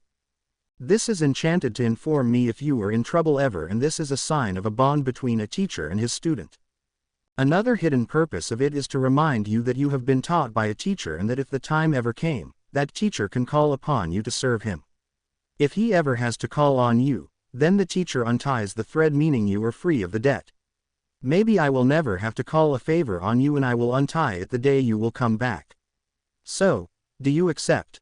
Harry readily accepted and Harsh tied the red and yellow thread on his wrist, chanting something. As he finished tying the thread glowed golden before it returned to its original color. Harry was looking at it in surprise while Harsh was looking curiously at him. This happens when Mother Magic approves of something that is done. If she had not wished so, the golden glow would never have come. Now this thread cannot be untied by me before I make you ready for the task that is your stepping stone to a greater destiny." Harry nodded his head and wondered at how every single one of his steps had a deeper meaning. He had never stopped to consider the consequences of his actions before, but now that he did, he was beginning to realize that his every action and choice had consequences. Harry turned to Harsh. "Guru, what?" Harsh cut in quickly. "Guruji, Harry. That is the correct title. I would not insist upon it, but others may think little of you or may think that you are a little boy trying to show off." Harry nodded. Guruji, what is the story of the men who met us when we went to St. Mungo's?" he asked the mystic. Harsh smiled. "I was wondering when you were going to ask me about that. The men who met me are parts of the Chaya, Shadow, whose work is to carry out covert tasks. They are kind of our intelligence gathering units who work in shadows to gather intelligence or information. From the time you left Hogwarts at the end of summer holidays, we have had a shadow present around you all the time. He has been present there in your room at the Black Townhouse where he popped at time to keep vigil over you. When we had to visit Street Mungo's, he was present in your kitchen, and after listening to Dumbledore, he silently left and went to scout around Street Mungo's and found 2 of the Death Eaters lurking in corners, avoiding eyes of ordinary wizards when our shadows cornered them and took them captive. Since then they have been in care of the shadows. He clapped his hands, and the men Harry had met the other day appeared before them. Bowing low, he bent, touching Harsh's feet. Guruji, you called. Harsh asked him, Nayak Himvat, have our guests told you anything of consequence? Himvat grinned maliciously. At first they were reluctant and even had the guts to threaten us with the name of that abomination on Mother Magic. But when Merudand used them as whetstones for sharpening knives, they sung like the coil in the morning. Harsh smirked at his Nayak's expression. I trust you have not killed them, because I was looking forward to have some enlightening conversation with them. Himvat grinned. They have been free boarders of the prison since the last few days, and their trash talk has been grating on my poor ears. The sooner you have enlightenment from them, sooner my ears will relax. Harsh stood. Very well. Tell Sumerdwaj to get the ship airborne. I will have my enlightenment, and then we will have to pace up our journey. I do want to go all the way like a Muggle cruise. I wish to see the Indian coastline by morning tomorrow. Harry accompanied Harsh to the lowest deck where there had been nothing but empty space. Tugging at a spot in the air, he grasped it and whispered something, and a door appeared, followed by a prison. There were 2 men in the room hanging upside down in chains. Harry thought that they could have apparated, but soon realized that perhaps the chain was enchanted to prevent apparition. Harsh lowered the 2 men to the ground. Hello, my esteemed guests. I am very sorry that I could not already come and welcome you to our ship, but I had been busy. We will remedy the situation now. So, why don't we take off your masks before we talk? He winked at Harry. That will make our conversation easier, since I would be able to understand you better. One of the Death Eaters snarled. You cannot take it off, fool. This is a gift of our great master, and only he or I can take it off. Harsh had not lost his calm demeanor and spoke in his jovial tone. Then either your master is too vain, or you are a fool to think he is infallible. Harsh gestured, and immediately their masks started to smoke. Harsh lowered his tone and menaced at the prisoners. The abomination you call master thinks that he is the most powerful wizard. The men were pulling at their masks, trying to get them away from their faces as the masks smoked more and began to burn. Harsh continued, but he is a great fool. I can easily remove those masks, and your faces with them if I so choose. Now the Death Eaters were howling in pain as their masks burst into flame. They became frantic as they tried to get the flaming things off their faces. With another gesture from Harsh, the masks vanished with the flames, revealing the 2 faces. Harry recognized them immediately. They were Crabbe Sr. and John Caldwell, 2 of the Death Eaters who were present in the graveyard the night when Voldemort returned. Harsh smiled at the men. Now that I have seen your charming faces, maybe you should start talking about what that abomination that you call master is doing. And remember, gentlemen, you lie for once and I will make you regret it forever. Crabbe Sr., who apparently was a larger and smarter version of his son, started to speak. The Dark Lord is recruiting more people to his cause. We were sent to scout the hospital and discover any weaknesses in its defenses. Last time, he was not able to take Street Mungo's, which had become a sanctuary for the injured. He wanted us to study the wards and find out how much time it would take to break them if the need arose. We were also told to make note of the prominent healers who could be abducted and used for his bidding. We had just started that day and were caught. Harsh nodded at his words and, tilting his head to the side, turned to Caldwell. What he has been doing and how many have pledged their loyalty to him yet? Caldwell refused to open his mouth. Harsh simply fast drew his wand and shot a bone breaker at the man's chest. It struck him with such a force that Harry could hear his bones breaking, and the man cried out loud. Seeing his friend in such a desperate position, Crabbe immediately started again. The Dark Lord has been busy recruiting. He is also trying to pick up a glass orb in the Department of Mysteries. Something is in there and will give him an edge in the upcoming war, but we have been unable to pick it up yet. One of his followers, Marcus Flint tried to pick up that orb from the shelf and since then has been in St. Mungo's. Last I heard, he had appointed some of his inner circle men to pick up the said object without any harm coming to us. He has also sent envoys to the giants to bring them in on our side. Harry shuddered thinking of giants coming in to aid Voldemort. He had known 2 half-giants in his life and had seen the amount of ridicule that they had to face for their heritage. He could not even think of what would happen if there were some giants in the war.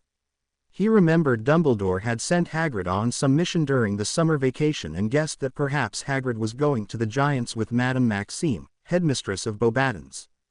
Harsh, who had been silent all this while, turned to the Death Eaters. You gentlemen have told me all you know and it is time that you leave our ship. I detest freeloaders. He clapped his hands again and 2 mystics appeared. Yes, master. He turned to the mystics. We are flying through the zone where there is abundance of predator birds. Last I remember they were fond of partridges. These 2 fine gentlemen here have offered to feed those birds. Take them to the bow. The guards hauled the Death Eaters out of the cell and took them to the bow with Harry and Harsh following closely. As they reached the bow, Harsh drew his wand and with a quick gesture, the 2 Death Eaters were replaced by partridges. Mr. Potter, would you like to do the honor of feeding the predators? Harry could not bring himself to do it. It was true that the 2 Death Eaters had killed many people, but Harry was not a killer. He had caused the death of Quirrell, but that was a life and death struggle, with a walking corpse possessed by Voldemort, and it was more like an exorcism than a killing. There was the shade of Tom Riddle in the Chamber of Secrets. In that case, he had not attacked the human-looking thing directly, but destroyed the diary with the very same basilisk fang which had pierced his own arm. This was different. This was an execution, cold, calculated and deliberate. Even though his parents and grandparents had done their best to convince him of the need to kill, he still could not bring himself to do it, not this way.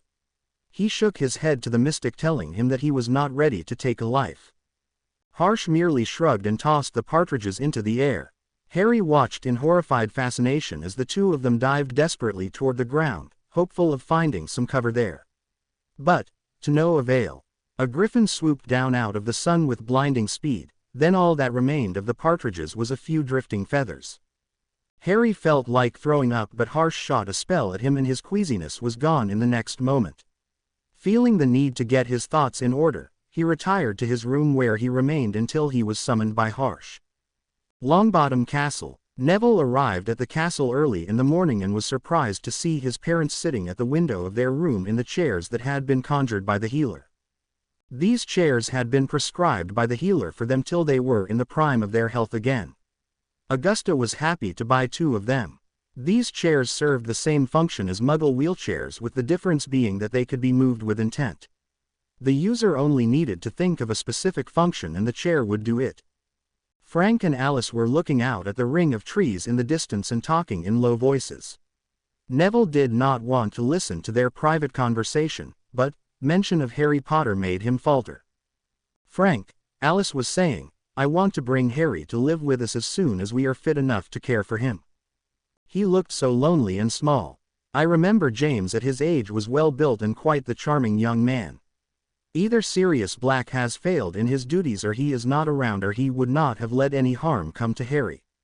In any case, when we get shot off that bothersome healer, I am going to discover the truth, and if I find that the mutt is still around and failed in his duties, then I swear by Merlin that I will neuter that mutt. Neville snorted hearing his mother cussing and they turned to him.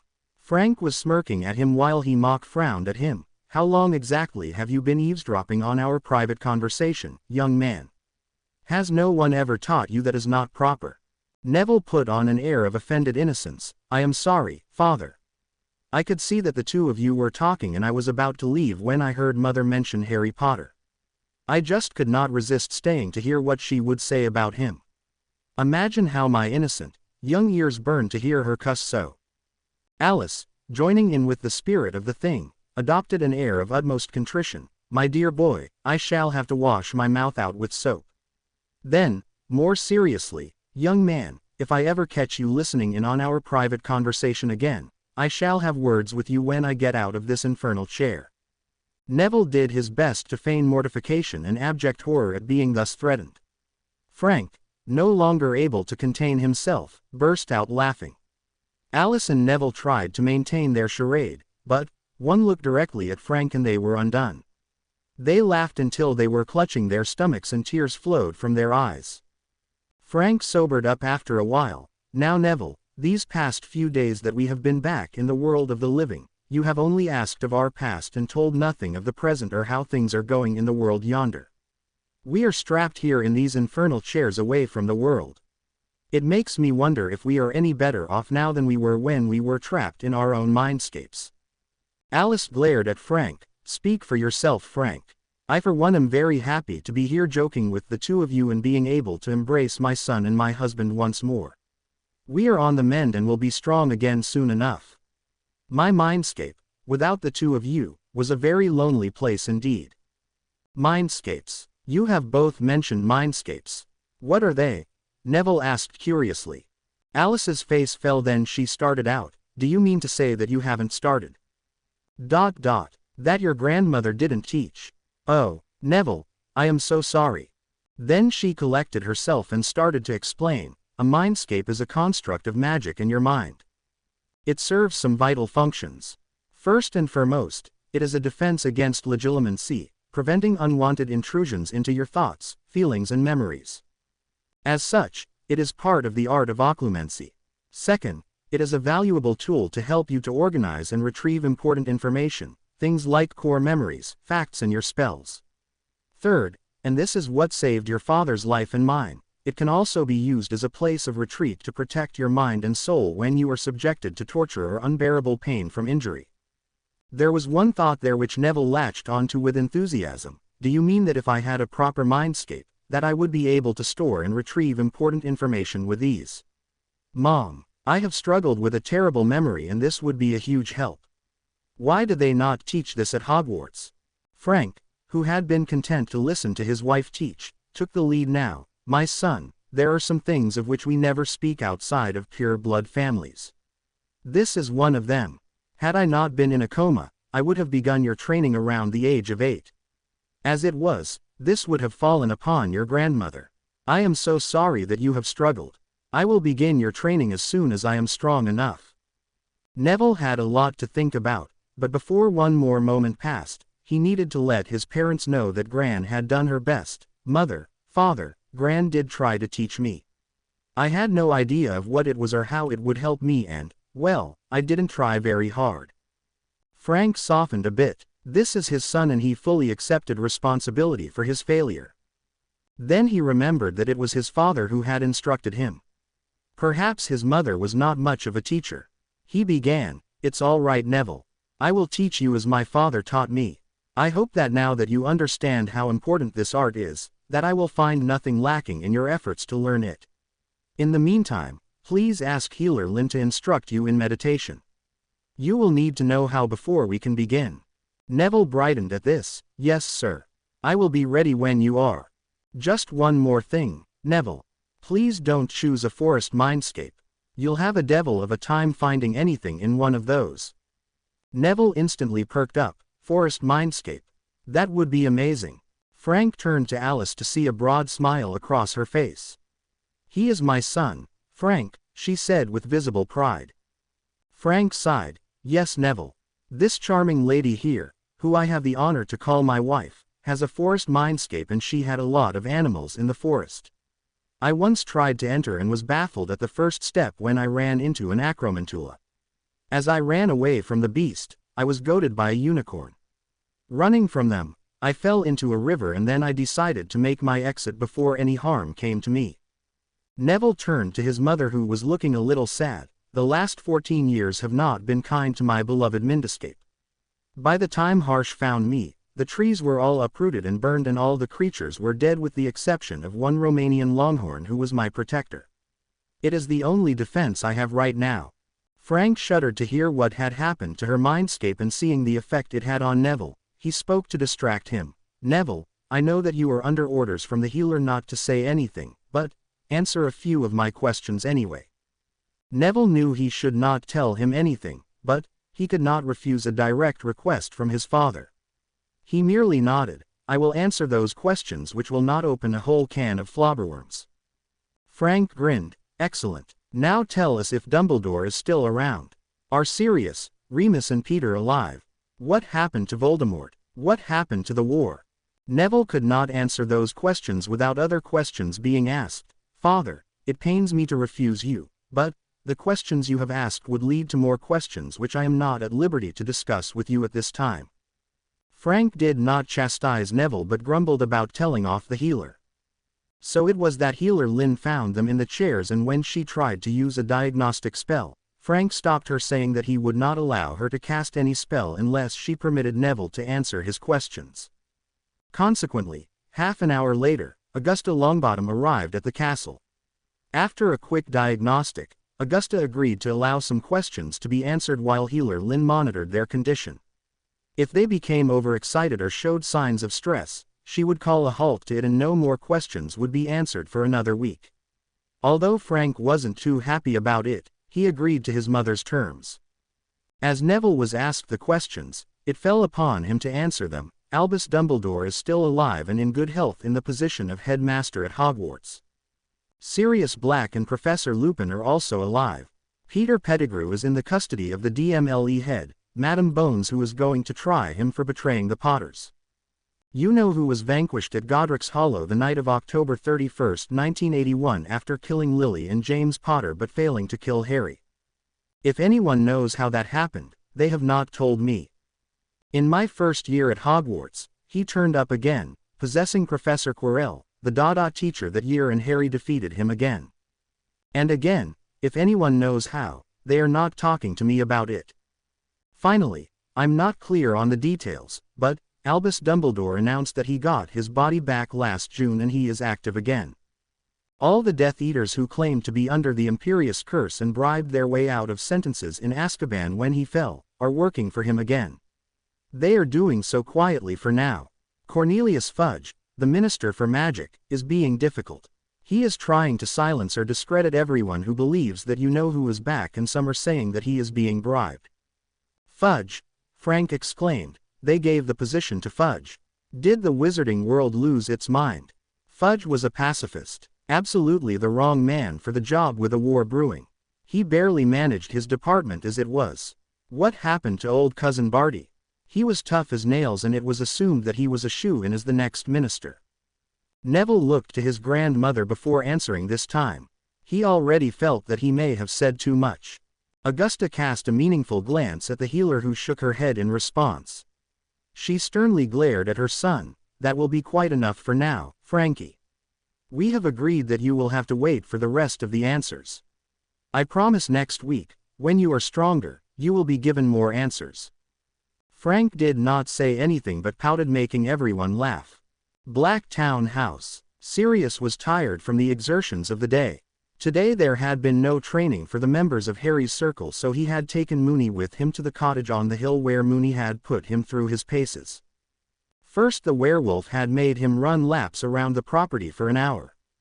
Then they dueled, keeping it to nothing stronger than stinging hexes. Sirius started off by dodging when he could and shielding when he had to, but he was rusty and some of them got through.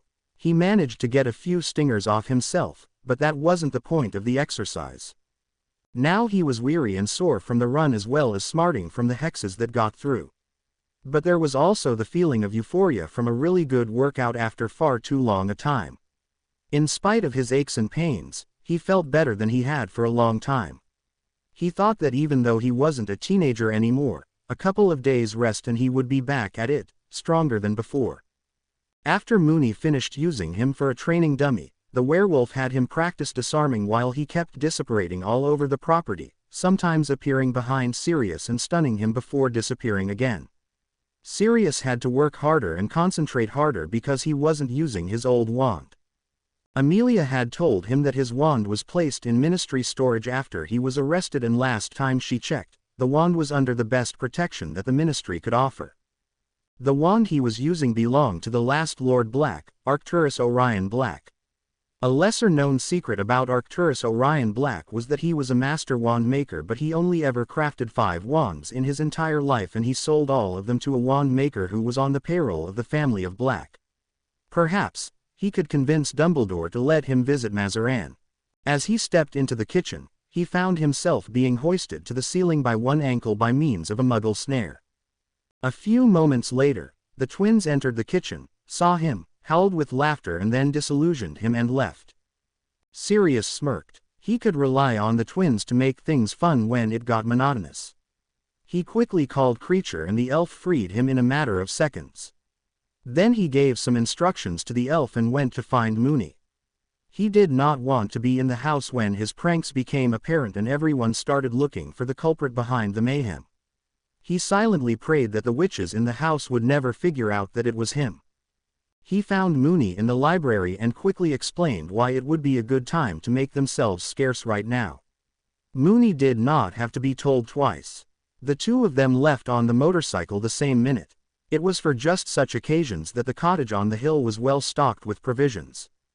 He thought that while he was hiding from the rest of the order, he could send a letter to the wand maker and arrange a meeting. To do so would require some pretty creative planning. Good thing that he had brought the brains of the marauders with him. When evening came and Harsh realized that Harry was not coming out of his cabin, Harsh summoned him. Harsh gestured for Harry to join him at the table where Harsh was reading a book. Harry looked at the book as he took his seat and noticed that the book was in a language he had not seen before. It made him wonder where the book was from and what it was about. Harsh looked in Harry's eyes and asked him, "Harry, why do you think you cannot kill anyone? Or do you think that killing someone will make you evil? I know that you have not killed anyone ever, but look upon everything that has happened to Wizarding Britain in the last war and tell me if things would not have been better if the Defenders of Light had used lethal spells and killed Death Eaters when Tom Marvolo Riddle had raised his poisonous hood. If the Aurors had killed some of that Death Eater scum, perhaps others would not have joined him and things may have been very different. Can you imagine how many families were destroyed in the war? So many children were orphaned, so many houses wiped out of existence, and so many had to live in such deplorable conditions devoid of love or compassion from anyone. This all could have been avoided if one person had stepped up and did what should have been done anyhow. We were watching but we could not act, because we have never fought open wars, but when it all did not cease even for 10 years, we decided that we would raise our army and kill the scum who defiled Mother Magic. However, before we could take any action, you had vanquished him." Harry thought over the mystic's words and at some level, he knew the words made sense. If the Aurors had been given authority to use lethal force early on in the war, things might have been quite different for him and many of his classmates for that matter. Maybe many of the people in the photo that Neville had shown him would still be alive. Who could say how many others may have been saved? Some of the deaths were unnecessary and cruel. So many talented people had to die to keep the society from falling apart, and they all had died to ensure the safety of their loved ones. So many children were orphaned. He, Susan, Faye Dunbar, they all had lost their parents or at least one of them to the war. Neville had spent his childhood devoid of parental love in the shadow of the fame of his father and the stern upbringing of Dowager Lady Longbottom. He remembered that his parents had told him that he would need to kill to keep himself safe, but he just could not bring himself to use any of the unforgivable curses. He turned to Harsh. "Guruji, I understand what you are saying. I even agree with you. Having to defend myself or someone else for that matter, in a life and death struggle is one thing. I feel that I could accept the responsibility for the death of another living human being, or intelligent magical creature for that matter, at my hands under such circumstances. However, I do not believe that I could ever be an executioner. I will not kill a person who is completely at my mercy." Harsh sighed. "Harry, you know, when I killed for the first time, I could not get over my guilt for 3 days. My guru then taught me a lesson. War is not about those who are gone, but it is about those who are left." Harsh said gravely to him, "We often do not kill for ourselves but to keep others safe. When the time comes, you have to decide." "But I can't even use the unforgivable curses," Harry said. "I mean, I tried to use one on Wormtail in the graveyard and I just could not." Harsh smiled at him brightly. "That is indeed very good. It means that your heart is not full of hate but love. You know of the Patronus, Harry. You know what fuels it." Harry thought for a moment before he started saying, "Remus told me that our emotions fuel it. I use my happiest feelings for a Patronus." Harsh smiled and said to him, "Remus was right, but it's mostly over love for others that fuels it. Love is a feeling which is so strong that it can make us do impossible things. It was love for you that made Lily Potter use such ancient magic which is basically non-existent in Wizarding Britain. Harry looked at him sharply. What do you mean? Harsh said to him. Tell me, Harry, what do you hear when you go near a Dementor?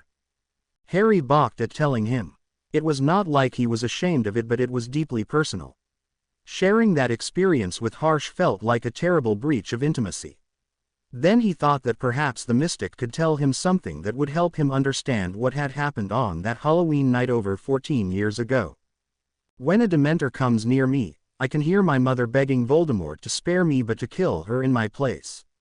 He tried to get her to stand aside and spare her life. He said that she did need to die. However, when she did not relent, then he killed her. There was that green flash that seemed to fill the world, the rushing sound as she screamed and she fell. With her out of the way, he cast the killing curse at me. There was the green flash again and then nothing, he finished in a flat tone. Harsh could see that Harry was struggling for self-control. He gave Harry a minute before telling Harry what he thought it all meant. Harsh said thoughtfully, "It is as I had thought. She did find the ancient blood sacrifice ritual." Harry curiously asked him, "Blood sacrifice ritual? Is that what it sounds like?" Harsh straightened in his chair. "You see, Mr. Potter, after you vanquished Voldemort and Albus Dumbledore took you out of the place, I led a team of mystics to find what had happened in the cottage. What Tom Marvolo Riddle had not found was that there were runes on a wardstone in your room and the stone was seeped with blood and magic, and as soon as we found the stone we whisked it because we knew your ministry could not find anything out of it. We ran some tests on the stone and we found that it had traces of an arcane blood magic ritual which has not been seen in the wizarding world for centuries. Your mother performed a ritual in which she offered her life to Mother Magic as sacrifice for your protection. This ritual requires the caster to step in front of death meant for another to sacrifice their life. As the sacrifice happens, the person sought to be protected gets a protection which cannot be penetrated by anyone. Think about it, Harry. You are not the first person whose mother stepped in front of death of their child but it did not protect them. Your mother's love fueled her resolve to give up her life to save yours. It was love that drove James Potter to stand wandless against Voldemort and give time to Lily to perform the ritual which saved your life. Your parents gave their lives to save you, and if you stick to your righteousness and die, their sacrifice will be in vain and the people you care about will die anyway." Harry was feeling a myriad of emotions: surprise, elation, sorrow and intrigue. Nobody had ever told him about this. The most that he had known ironically was from Voldemort, who told his followers that it was an ancient magic which he had underestimated, while Dumbledore had told him in his first year that Lily had used her love for him to give him some protection. Voldemort perhaps knew of the ritual but did not elaborate because he did not want to appear weak. Perhaps Dumbledore did not tell him because he valued his secrets, and the boy who lived was one of the greatest mysteries of our time. He had always felt that it was his parents who gave everything to keep him safe, while the world credited him for doing something miraculous when he was only 15 months old and could not even hold a wand. His parents had died to keep him alive, and he wanted to honor their sacrifice by staying alive. If it came down to kill or be killed, Harry would do what he had to. Unfortunately, that meant that he would have to kill Voldemort. Thanks to that wretched prophecy, Tom Riddle was convinced that he had to kill Harry to live, and Harry was not going to let that happen. "Harry," Harsh's voice called Harry back from his musings, "even if now you are not in favor of killing anyone, perhaps I can tell you a story which will sway your thoughts." Harry nodded, eager to listen to any story which the mystic had to tell. Harsh closed his eyes, his forehead wrinkled as if in thought. In the ancient times, there was a time when evil was running rampant and there were many kings who were monsters in humans' body. There was a kingdom in Aryavarta known as Hastinapur where King Pandu ruled. Due to some reason he had to abdicate the throne and he went to live in forests where he sired 5 sons who were said to be divine born. In his stead, his blind brother Dhritarashtra was made king and he sired 100 sons. King Pandu died in the forests and the children came back to the royal palace with their mother Kunti. They were looked after and loved by Bhisma, elder brother of their grandfather. Needless to say that the sons of Dhritarashtra clashed constantly with sons of Pandu and did not let go a moment to torment the sons of Pandu, and at one time tried to kill one of the Pandu sons, but he was saved. They all took weapon training from Dronacharya, who regarded one of sons of Pandu as his favorite student. The sons of Pandu had a cousin, Krishna, who was a god. After a lot of suffering and betrayals that the sons of Pandu faced at the hands of sons of Dhritarashtra, they still avoided any war between themselves. Years later, after a lot of hardships which they faced, in which they were embarrassed, insulted and whatnot, and Krishna convinced them that war was inevitable for peace. So, the stage for war was set and both sides started amassing their army. The sons of Dhritarashtra had larger army and many venerable warriors among them. However, the favorite student of Dronacharya, Arjun, was vaunted as the greatest warrior, and the god himself was driving his chariot in the war. On the day the war was to start, Arjuna asked him to take the chariot between both the armies so he could see his foes. Needless to say, Arjuna found himself unable to kill anyone because most of them were his family, friends or teachers. The god, Krishna, delivered a sermon to him that the Mughals call Bhagavad Gita, and we refer to it as Song of the Lord. In it, he told Arjun that death is just another stop before the soul is reborn and nothing ever happens without his will, so, any death that happens at the hands of a warrior lies on him. Since everything came from him and goes back to him, we are blameless. Hari was fascinated by the tale, but it did not change how he felt about killing. He would not kill unless he absolutely had to. Harsh saw the resolve in his eyes and sighed. He had done what he could, and now it was upon the team to take the moral and embrace it. If he did not bring his mind around the fact that killing was necessary, then perhaps he will be jolted when someone close to him lost their life. Now Hari, I have been told that you are good at defense. Harsh grinned at him mischievously. We should start your training with the basics. They proceeded to the deck where Harsh called 4 of his mystics. Hari, they will test your basics. We need to see where you stand before we proceed with a plan for you. Suddenly Harsh vanished and the 4 whipped their wands out, shooting hexes at him. Hari immediately dived to the ground to save himself. In the next moment, he was up with his wand in hand. He barely had time to cast a stunner before they flanked him and were shooting at him from all directions.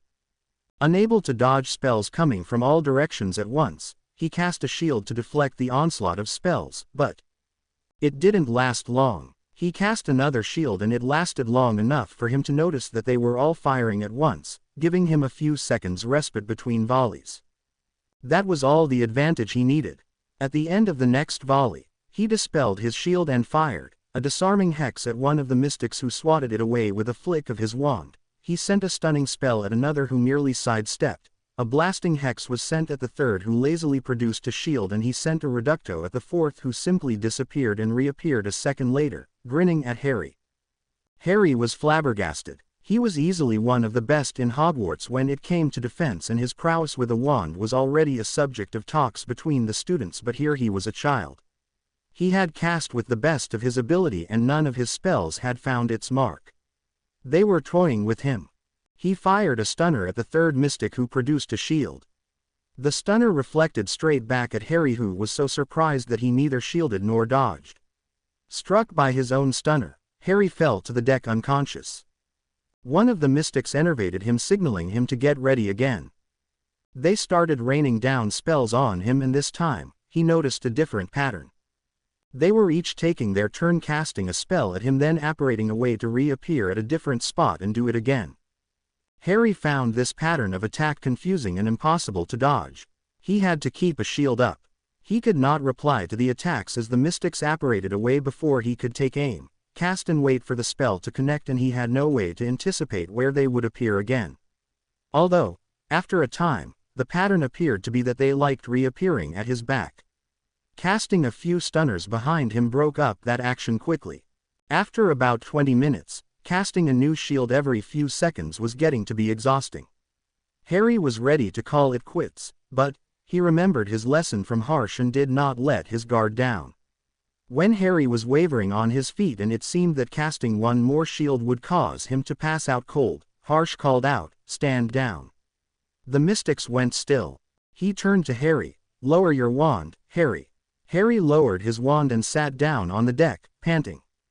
While the mystics had played with them, he understood what they were teaching him. As he fought with them, he realized where Moody had learnt the mantra of constant vigilance. If people attacked him like this, he would be paranoid of everyone like the old Master Or. Harsh was scrutinizing him closely. He knew what the teen was thinking and smirked inwardly. The young Potter did not know what was in the future for him. By the time Harry Potter is done with his training, he will either revere the mystics or hate them. "Are you tired, Harry?" he asked. Harry nodded his head. "I thought I had more stamina than this. I have never tired this quickly before." Harsh smirked. "And how do you know that, Harry?" "I have trained for the last year with Ron and Hermione. I learned a lot of spells with them and I used to practice with them. They even used some powerful spells against me while I defended, and my shield used to last longer. Here I have to raise a new shield after every 10 to 15 stinging hexes. Not to mention that their attacks are so random that I cannot guess where the next attack will come from," said Harry, exasperated. Harsh chortled. Harry, have you not studied magical theory in detail?" Harry looked down, his face red with embarrassment. No, he thought, that was Hermione's thing. He had never bothered. Harsh laughed. "Your reaction told me what I wanted to know. It will not change anything, but only you will have to work even more hard now. You will need to study about it in detail later, but for now it will suffice you to know that it does not depend on the nature of the hex but the power behind it. Your friends Ron and Hermione though are powerful more than average wizards their age, but they are not powerful as a mystic. They also do not know to put all their power in a spell as my mystics do. If it was any ordinary wizard in your place, their one hex would have shattered your shield, but even your basic shields are powerful than others." Harry was listening with rapt attention. Nobody had ever explained things to him this way. He again regretted not having read enough, and he wondered if Hermione knew about it or not. Whether she did or not, Hermione was not here and he would have to study it for himself. Harsh raised his hand and a few seconds later, Harry's trunk came flying through the air to them. Harsh tapped the trunk and it opened. He calmly opened the library portion and picking up a quill he wrote something on the sorting parchment which was kept at the start of the shelves, and a book glowed on one of the shelves. He picked up the book and handed it to Harry, whose mouth was opened in surprise. "I want you to study this book, Harry. Before we land at India tomorrow, I want you to finish this book or you will face my displeasure." Harry found his voice by now. "How did you open my trunk? I thought that it can be opened only after giving a passcode." Harsh grinned at him. "I solemnly swear that I am up to no good." Harry blanched. "How did you know my passcode?" he asked, flabbergasted. "Let's just say that until you can make your mind safe, there is nothing safe," Harsh said cryptically. Harry remembered something Dumbledore had said. Professor Dumbledore also said something like ensuring that my mind is my own, but he did not explain. He pouted at Harsh. Laughing at Harry's antics, Harsh replied, "That is for later, Harry. For now, you need to brush up on your magical theory, because without knowing this, there are things you cannot fathom to understand." Headmaster's office, Hogwarts. Dumbledore was sitting in his office with Minerva. The topic of concern was the law that the Wizengamot had just passed this morning.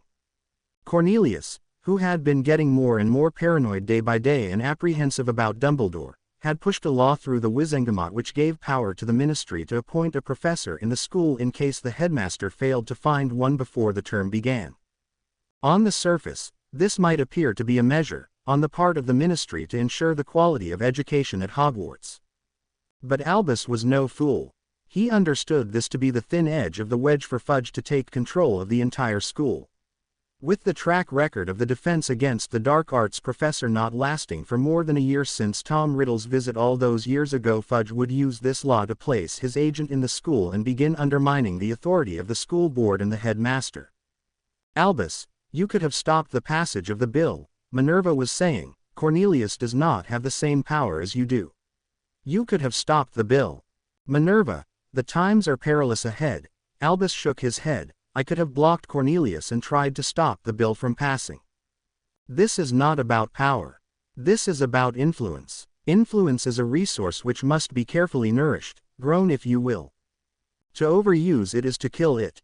If I had used my influence to block such a seemingly banal law, contrary to the expressed will of our minister, it would have given them all the leverage they needed to undermine or even destroy my credibility. No, this was the bait and I am not walking into their trap. I need the ancient houses to support me, especially during these times. This could have turned some of them against me. We will have to wait and see how things will unfold. Perhaps when the Great Alliance once again sits on the Wizengamot, we can try to pull the rug from beneath Fudge's feet. Minerva did not answer but pursed her lips in disappointment. She understood that times were not as such where they could risk turning houses against them. It was just that her faith in Dumbledore's reputation was so much that she believed that he could have anything he wished for. As she talked, she realized that in the past few weeks, the world had changed and it all revolved around her great godson, Harry Potter. She would love to see how things unfolded when Harry Potter returned to the castle. He definitely would not be the meek, docile boy he had been the last 4 years. If he was half his father and godfather, then anyone the ministry sent in would have the time of their life. Minerva, if we do not find a teacher for defense against the dark arts this year, you know Cornelius will saddle us with a worthless teacher who will teach nothing to students but act as a spy and spread the ministry's propaganda. We will need to be prepared, Albus said. I have heard that he will try to push for ousting me from the position of chief warlock before the next academic year starts. If that happens, we will need to be careful in the castle and make sure that the ministry cannot find anything which would lead to incriminate us. Minerva did not say anything but nodded in response. Perhaps it is time that I made some changes to Hogwarts, he mused. Maybe I can convince Binns to retire and advertise for the post of history professor. That will be a day when the students of Hogwarts will thank you with all their hearts, Minerva said with mirth-filled eyes. There is another thing, Minerva. I have observed and you would agree with me that since the First War, the quality of students has been deteriorating. The owls and newts have been evidence of the falling standards. With the war at the door, we need to teach our students to use what they are taught for self-defense, he said gravely. With the times that are approaching us, we will need to teach them things which they can use to defend themselves and others, if the need arises. So it begins. She thought, knowing that she would be meeting the teachers to convey what she was being asked of her. The comment of falling standards had hit too close to home. The students were not as good as they used to be. She will have to remedy that. Bones Manor, the dungeon. Rita Skeeter was having the worst time of her life. She had been bested by a mudblood who had trapped her like a common bug and then handed her to Susan Bones. Now she was in the custody of Amelia Bones, a woman who had too much hatred against Rita in her heart. While climbing to her fame, she had destroyed the reputations of many formidable witches and wizards. She even had the audacity to go after Albus Dumbledore, but she had not been able to destroy his reputation. Now she was here in a dungeon where she had no way to escape. She had tried to apparate, but that was not possible. She had tried to change to her animagus form and that didn't work either. She was entirely at the mercy of Amelia Bones, who could kill her and no one would know of it. She knew of some of the darker aspects of the old families when in the ancient times, they used to silence their enemies in such a covert manner that no one ever knew anything about it. Even the Council of Lords never interfered in such feuds, and those old rules had been retained when the Wizengamot was formed, which meant that Amelia Bones could kill her and dump her body in some lake or among some beasts who would devour her body. She could do even worse, like handing her over to some dark family who was out for her blood, or she could send her to Azkaban without a trial. Her musings were interrupted when her cell door swung open on its well-oiled hinges. In stepped her jailer, Amelia, accompanied by a man whose face was covered with a mask. All she could see of his face were brown eyes. Amelia stepped up to her and, getting right in her face, smirked evilly. "Hello, Rita. I believe that our conversation is well overdue. There will be no quick quotes quill this time. You have ruined a lot of lives. You know secrets about almost everyone in the wizarding world, and we could do with some of those secrets." She pointed to the man. "This is Mr. Aparichet, who has kindly agreed to help extract some of those secrets from your mind. You see, being an officer of the law, I cannot perform the Imperious Curse or use any other coercive methods, but Mr. Aparichet has no such inhibitions." The man stepped forward and looked into her eyes. Rita tried to look away, then the man petrified her. She could feel him probing her mind and she raised her defenses. The intruder knocked softly on her shields for some time, then retreated. Rita was cautious and did not lower her shields. The man's eyes brightened for a bit and Rita felt like someone had set her mind on fire. Suddenly there was a firestorm raging through her mind and within seconds her mind shields were burnt to cinders. Rita was left helpless to stop the man from reading her thoughts. It did not take long for him to find where she kept her secret information, such as who were her sources in the ministry, whom she was blackmailing, where she kept her physical files and what measures would be required to access them. Best of all, myriad details about Fudge and his corrupt dealings. The man retreated from her mind completely and then nodded to Amelia, and together they left the room. "What did you find out, Mr. Aparichet?" Amelia asked. "Madam Bones," he said in a deep voice, "she knows awful lot of information. She has a cellar in her home where she keeps the secrets she comes across. A number of your head of departments in the ministry are sources for information, and she has a big fat dossier on the corruption of Cornelius Fudge, and he pays her a big bag of galleons every month just to keep the secrets buried. If those secrets were to see the light of the day, Cornelius Fudge will not have enough space to run." Amelia's whole face broke out in a great big grin. "Mr. Aparichet, it looks like my birthday has come early this year. Mr. Fudge's days in office are numbered." Finally she had something with which she could pay back Fudge for all his idiocy. But she would need to deal with Fudge's minions before she took out the minister himself. There was an immediate use for this dossier though. She could prepare a welcome home gift for Harry Potter. "Mr. Aparichet, if you are willing, I could use your assistance to secure certain valuable materials from a certain reporter's home," she asked the mystic in a formal manner. With a courtly bow, he answered, "Madam Bones, I would be honored," and taking her by the hand, they disapparated together. Cottage on the hill. The members of Harry's circle were being trounced. Early this morning they had arrived through the flow, and as each of them passed through the visitors' room to the hall, they were, in turn, each stunned and bound. After Neville came through the door and was stunned, they all were enervated by Sirius, who was smirking at them. The reason for his smirk immediately became clear when someone familiar growled, "Constant vigilance. Is it so hard to maintain?" The teens were freed from their bonds and facing an irate-looking Moody with his wand trained on them. "Pathetic. If you were in the Auror Corps and I was your trainer, I would have fired the lot of you for the pathetic show that you just gave me. Has no one learned a lesson from this year? Granger," he growled, "what did you all do wrong?" Hermione, who was rattled like the others, took a moment composing herself. "Please, Professor Moody. I can't speak for everyone here.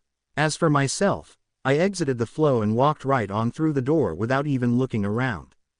There was a general nodding of heads and murmur of agreement from the rest of the teens. "Weasley," he said, "Ronald Weasley, not you two. What should anyone do in conditions like these?" Ron was not much on academics but was a good strategist, said, "Traveling by flow is disorienting. I always need a moment to get myself together after I land. The very least I could do during that time is have a good look around to make sure everything is where it is supposed to be. If one can do it, casting a hominum revelio would be a good precaution even if the visual check shows that nothing is out of order. Then, if there is someone waiting in ambush, I would already have my wand out to deal with them." After a brief lesson, the general theme of which was constant vigilance, Moody had them running laps around the perimeter of the property for 15 minutes. By the time they were done, they were panting and crashed on the ground. Moody, however, was relentless and immediately started shooting stinging hexes at them to make them move. Today's war game was teachers versus students. The teachers were only allowed to use disarming hexes on the students. The students' task was to subdue the teachers. It sounded simple, but the reality of it was quite different. The professors kept apparating all over the property, and sometimes they would duel with one of them. Within 5 minutes of starting the duel, they had disarmed Ginny and Ron. Hermione was the next to go when she was caught between Remus and Sirius, who both shot the disarming hex at her at the same time from 2 opposite directions. Susan and Neville banded together to avoid losing, but they were outnumbered when Sirius and Remus caught up with them. They were successfully defending themselves for some time before Flitwick appeared out of nowhere and disarmed Neville while Susan was taken out by the marauders. The twins were proving elusive with apparating all over the property till they apparated inside the hall of the cottage and suddenly felt a trap go off. They tried to apparate out of it but could not. Sirius came in the room, saw them trapped, guffawed at them telling it was revenge for the rope and then painted them Gryffindor gold and crimson before walking away. Then Moody put them in pairs and ordered them to practice disarming on their partners. While they were good, there was room for improvement. The teachers went around making tiny corrections and telling them to resume. In the evening they were dismissed with instructions to read what they had been taught in the previous years. Greengrass Manor. The blonde Slytherin was in a bad mood. When she came home after the 4th year, her father told her that the Lord Malfoy was pressuring him to arrange a betrothal and even threatened them with the Dark Lord. She of course knew that the Dark Lord was back, but her father was leader of the neutrals and they would never align themselves with the Dark faction. Besides, the Greengrass family was old and influential and had considerable power. Her father had resisted Lucius Malfoy's overtures for now, but they needed to do something to keep the family safe. She had an idea which would help her family get through the war alive, but it would mean giving up their neutrality for the Light. Right now, the Light faction was powerful because they had Dumbledore on their side, and if Daphne believed her mother's information, Harry Potter was going to turn the Wizengamot upside down soon. Her mother worked in the family records department at the ministry and she had brought some astounding news to them. Flashback starts. Roxanne Greengrass had returned home after a tiring day. Ordinarily she had boring days since not many people had business in her department. It was a position which was relatively quiet even during the previous wars, except for the fact that they had to keep constant records of families which were wiped out of existence or inheritances going to new individuals. As she arrived at the office today, she got a visit from the head of the DMLE, Amelia Bones. For some reason she was interested in the records of the ancient and noble house of Gaunt, which was the last descendant of Slytherin. After a thorough inspection of the records, all she had got was that the last descendant of the House of Gaunt was born of the union of a squib daughter and a muggle in Little Hangleton, and that the son had attended Hogwarts in the 50s. As Amelia Bones left, she received a rather large stack of parchment which came from the goblins. When she inquired, the goblin liaison officer, Dirk Cresswell, merely shrugged, telling her that it was secret. Of course, Roxanne knew what confidential meant in her department. It meant that no one except her could see the documents, and not even Cornelius Fudge could ask her to bring the documents to him. It was made so by the Council of Lords so that the ministry could not interfere in House's business. As Dirk left, she opened the stack of parchments and it was the biggest shock of her life. Recently, Harry Potter had ascended to his lordship, not that Roxanne was surprised. She knew that he was the last Potter, so he would be Lord Potter, but the stack contained other houses also. Houses that Roxanne did not know he was an heir to. She was astounded to find that he was Lord Black. She knew that the last Lord Black was Arcturus Orion Black and he had died 6 years ago. The next Lord Black would have been Sirius, but he could not ascend to his lordship while he was serving a sentence in Azkaban or a fugitive. In the absence of any direct descendants of Sirius, the next heir would have been Draco Malfoy through his mother's line, as all other possible heirs were either dead or disowned, but to see him being ousted by Harry Potter was something nobody could have foreseen. When she looked into the older records, suddenly the canute dropped when she found that Harry was godson of Sirius Black. Did that mean that Sirius Black was innocent? The magics behind the oath of Godfather were severe, and even trying to think of breaking those oaths could kill someone. This cast a shadow of doubt on her mind regarding his guilt. Another parchment that she found in that stack was of a blood adoption of Harry Potter by Sirius Black, which told a different story altogether. If Harry Potter was his blood adopted son, that meant Harry Potter was in constant contact with the Azkaban escapee. Something to ponder and use for the safety of her family. The next piece of parchment was more surprising. This piece of parchment turned a lot of her perceptions upside down. Lily Evans, one of her best friends, was a pureblood. Lily always maintained that she was a Muggleborn, yet she had an unwavering fascination with the wizarding world's traditions and customs, which was surprising. She was surprised when Lily agreed to a marriage contract with James Potter as per the old customs, but perhaps that was because, as per old customs, she as a Muggleborn did not bring any family magic to the marriage, while James's family was ancient and one of the pillars of the wizarding world. To learn that she was not a Muggle-born but daughter of one of the old families which was entrenched in the dark as much as the Rosier family was, it certainly boggled her mind. Harry Potter, by reason of being last scion of House Rosier, was the Lord of Rosier now. He was also the lord of an old house of Germany which was insanely rich. This lordship would not give him any more seats on the Wizengamot, but it likely made him the wealthiest wizard in Europe. He held lordships of 4 houses, and that gave him 11 votes, seeing he was lord of the ancient and reverent house of Peveril, which gave him 5 votes and 2 votes each for his other houses. There was an off chance that he could claim the vassal houses and their votes in the Wizengamot. In other words, the politics were about to get interesting. If she could have, right there and then, she would have sent a missive to her family's friends and allies and banded them together with House Potter, but her position and her oath as the head of department did not permit her to do so. She could talk to her husband though. Flashback ends. Her mother had returned home an hour ago and had told her that she had something important to discuss with her and her father. House secret. If she would. House secrets referred to secrets which could not be disclosed to anyone who was not family, not for any reason. Good evening, Daphne, Cyrus's voice cut in on her thoughts. The frown on your face tells me that you are lost in thought.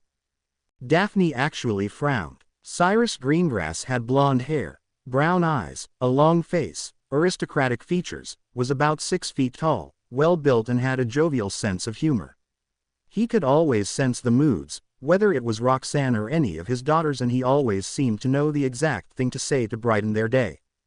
Evening, father, she replied. I was thinking about Malfoy's threat of consequences. With that monster being back, things will indeed turn bad for us and the other neutrals. The light side is woefully unprepared. We would not interfere in their petty conflicts, but their self-styled Dark Lord has shown, over and over again, that he does not care who dies, so long as it serves his purposes. Most of the deaths of his own minions were his own doing, but they are either so terrified by him or so stupidly loyal that they do not desert him. No, instead they came running back to him the moment it looks like he may have any real power again. It is unbelievable. To keep our family safe, we will need some powerful houses on our side. With all the devastation from the last war, there are only a few of those houses left. Then you will both be happy to know that there is someone who can help us to remain safe in the war, cut in Roxanne's voice, who had just entered the room, and thus, we come to the house secret that I called you together to discuss. This should help us to sort out our priorities. What secret are you talking about, dear? Asked Cyrus, pecking his wife on the cheek as she sat beside him on the sofa. This morning I received a fat stack of parchments from Gringotts, about Harry Potter, she replied. Ah, yes, young Mr. Potter. I would assume that since he is the last of House Potter that he has ascended to his lordship. Young, but he has proven himself capable. That's 2 more votes for the side of light. Cyrus wrinkled his brow in puzzlement. How does that help us? My dear husband, you are both intelligent and impatient, she said, smiling at him. You are right, as far as what you know and have guessed, but there is more. At this point, Roxanne had their full attention. As you have correctly guessed, young Lord Harold James Potter is Lord Potter. She paused for dramatic effect, and Lord Webber, and Lord Rosier, and Lord Black, but most significantly he is also Lord Peveril. A minute passed in silence as Cyrus and Daphne processed what this meant. Daphne was the first to break the silence. Webber. What is House Webber? I've never heard of them. Then before Roxanne could answer, Cyrus cut in, Peveril. But how? There hasn't been a Lord Peveril for centuries. And 5 houses. How is that even possible? Roxanne turned to Daphne first, with a glint of conspiracy in her eye. Daphne, House Webber is an ancient German family, thought to be extinct, which may explain why you haven't heard of them. They have no seats on the Wizengamot, but quite a considerable fortune. And that, my lovely daughter, quite likely makes him the wealthiest wizard in Europe.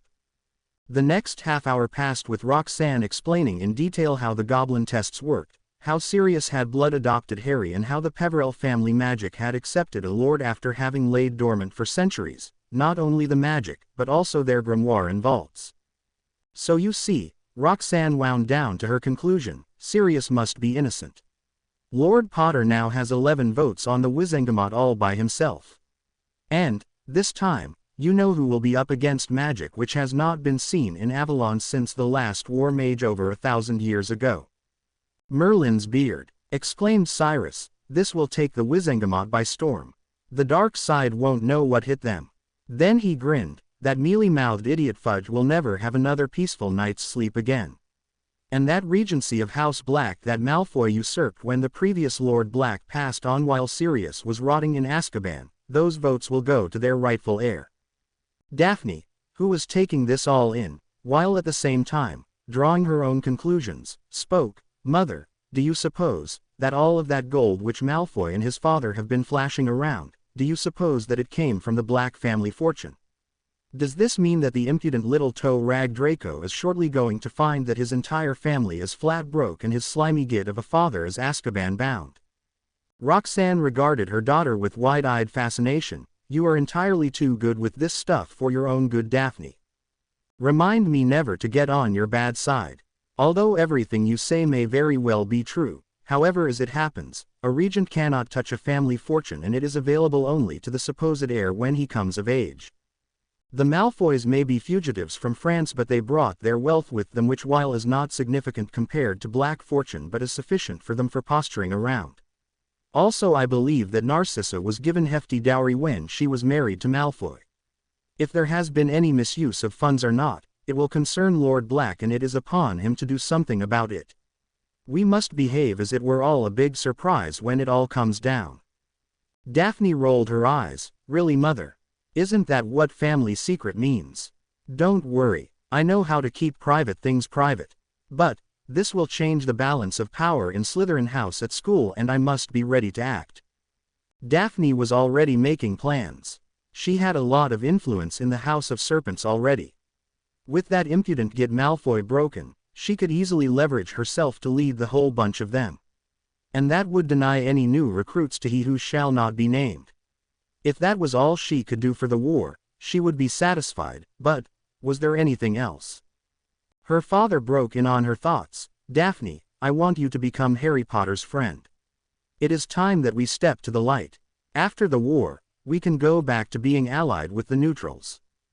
Daphne made a quick appraisal of both of her parents. Become Harry Potter's friend, yes, that would be done if at all possible. It didn't hurt that he was filthy rich and seriously cute. But, openly coming out on the side of light, that lacks subtlety and may not be the best tactic. However, the two of them seemed to agree. Father, I shall do, even as you wish. The Marichika. Harry was tired. He had gone to bed pretty late in the evening after reading the book assigned to him by his guru and slept fitfully for only 3 hours before a stinger to his backside woke him. As he woke up, he was commanded by a gruff-looking mystic to join him on the deck. As he climbed the stairs to the main deck, he could see that the ship was being boarded. When he looked around, he and the one mystic seemed to be the only ones on deck. The invaders were a herd of hippogriffs. They were making a lot of noise and befouling the deck and the rigging. Something had to be done soon, but what? Young Potter, the mystic shouted above the din, I want you to tame one of these beasts. As soon as you tame one of them, fly it out of here and the rest will follow. You will then return with your hippogriff to the deck. Harry thought the mystic was mad. Then he remembered what Hagrid had taught him about hippogriffs and that he had befriended Buckbeak. Would the same actions work with a wild hippogriff? What are you thinking? Bellowed the mystic. Get on with it. Before Harry could move, he was hit with another stinging hex. Harry turned to the mystic. I have an idea. Back me up. If this goes pear-shaped, it will happen fast. Harry scanned the herd, looking for the alpha male. Spotting a large and active male that was black and red in appearance, he walked right up to him and, establishing eye contact with him, bowed from the waist. The hippogriff's eyes widened momentarily, then he returned the bow. Harry cautiously walked forward and patted the beast. To his surprise, he felt an immediate connection with this beast and after a few seconds, vaulted to its back, with his knees secure in that space just behind the wings. With a click of the tongue and a gentle tap from his heels, the hippogriff launched itself into the air and the entire herd followed them. This was not like riding Buckbeak. This creature was a lot larger and stronger. When they reached an alarming altitude, the creature did a barrel roll, and Harry only managed to hang on with its back by grabbing the front of the wings. As the creature righted itself, he resumed his seat and held on more tightly with his knees. Then the creature did a loop and Harry did a better job of hanging on. It was all getting to be too much, and pulling his wand out of his robes with great effort, he conjured a makeshift bridle and a lasso. Once the bridle was in place and the lasso was around the beast's neck, he stopped showing off and Harry guided them back to the ship. It took about 10 minutes for the two of them to find the ship again and land on her deck. When they did, the mystics were there to greet them, wands out and alert. As soon as Harry dismounted, Harsh embraced him. "Well done, Harry. Hagrid did not exaggerate when he told about your bond with animals. You have, indeed, tamed a magnificent beast. Guruji, if we could have kept flying through this area and the beasts would have done us no harm, why then did I have to tame one?" Harry asked him. Harsh smirked. "If you had not tamed your hippogriff, you would have had to make your own arrangements for traveling from Gujarat to Himalayas." "Meaning?" he asked. "You will see," said Harsh. "I do not want to ruin your surprise by breaking it to you. For now, go and have your sleep. We have a busy and hard day tomorrow." The next morning, Harry Potter woke up tired and sore. While he was exhilarated with all the hard work that he had done and the flying with the hippogriff last night, the adrenaline rush had not let him feel the soreness of his muscles or the amount of energy he had spent in trying to subdue the beast. Right now, his bones felt heavy to him and even getting out of bed felt like a Herculean task to him.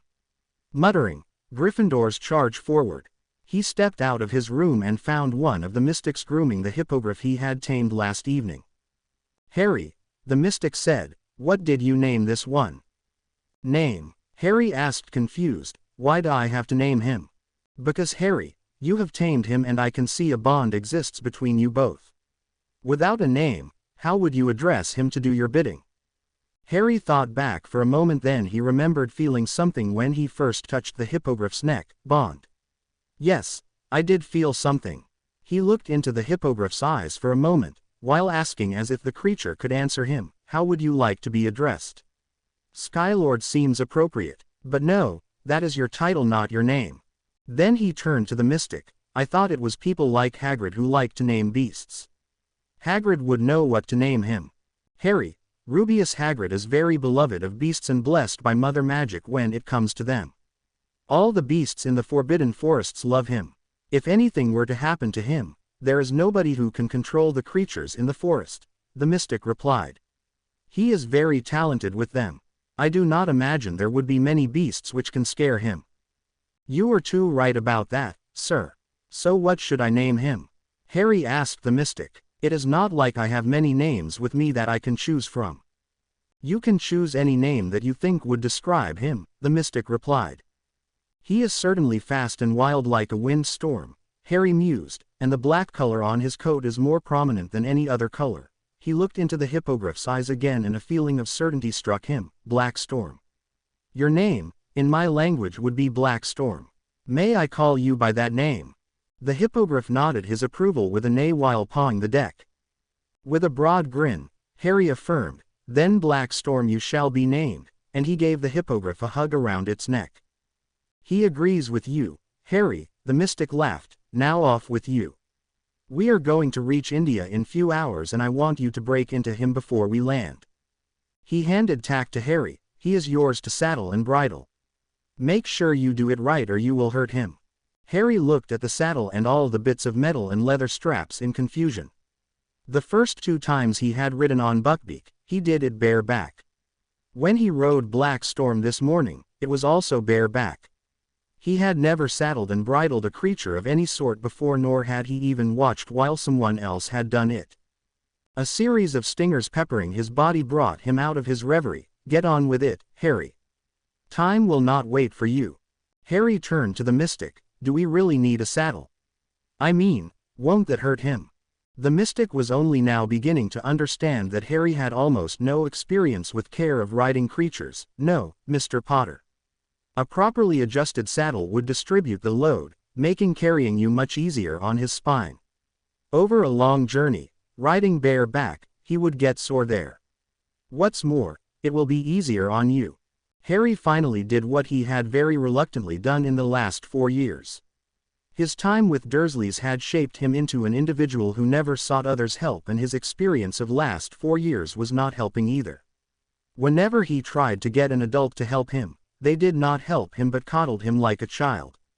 The mystics were treating him with dignity, and he was concerned that if he continued to spectacularly fail at everything, they would start to treat him like a child too.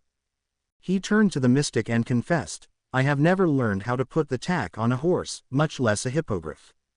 The mystic regarded Harry with a look of mingled surprise and sadness. "Guruji has told me that you can ride a hippogriff. We all saw what you did with Black Storm this morning. How can this be? I can ride one. Hagrid taught us to approach them, but he did not teach us to use the tack."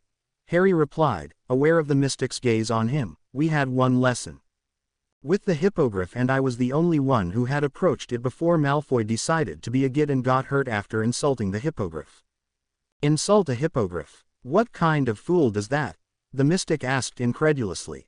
"The kind of fool who thinks he is better than others because his father has a lot of money. The kind of fool who has no idea that the power of a person is determined by how much magic is in him.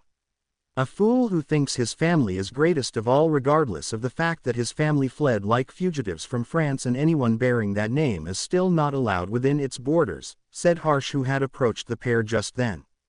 The mystic immediately bent and touched Harsh's feet. Harsh responded by fondly touching the other mystic on his head and murmured, "Ayushman Bhav, may you live long. Pashupati, kindly teach Mr. Potter to saddle and bridle the beast," Harsh said, smiling. "He is new and we will need to teach everything to him. Treat him like a child who is to learn everything that is there except defense, where he is very accomplished for his age." Pashupati bowed to Harsh and said, "As you say, Guruji."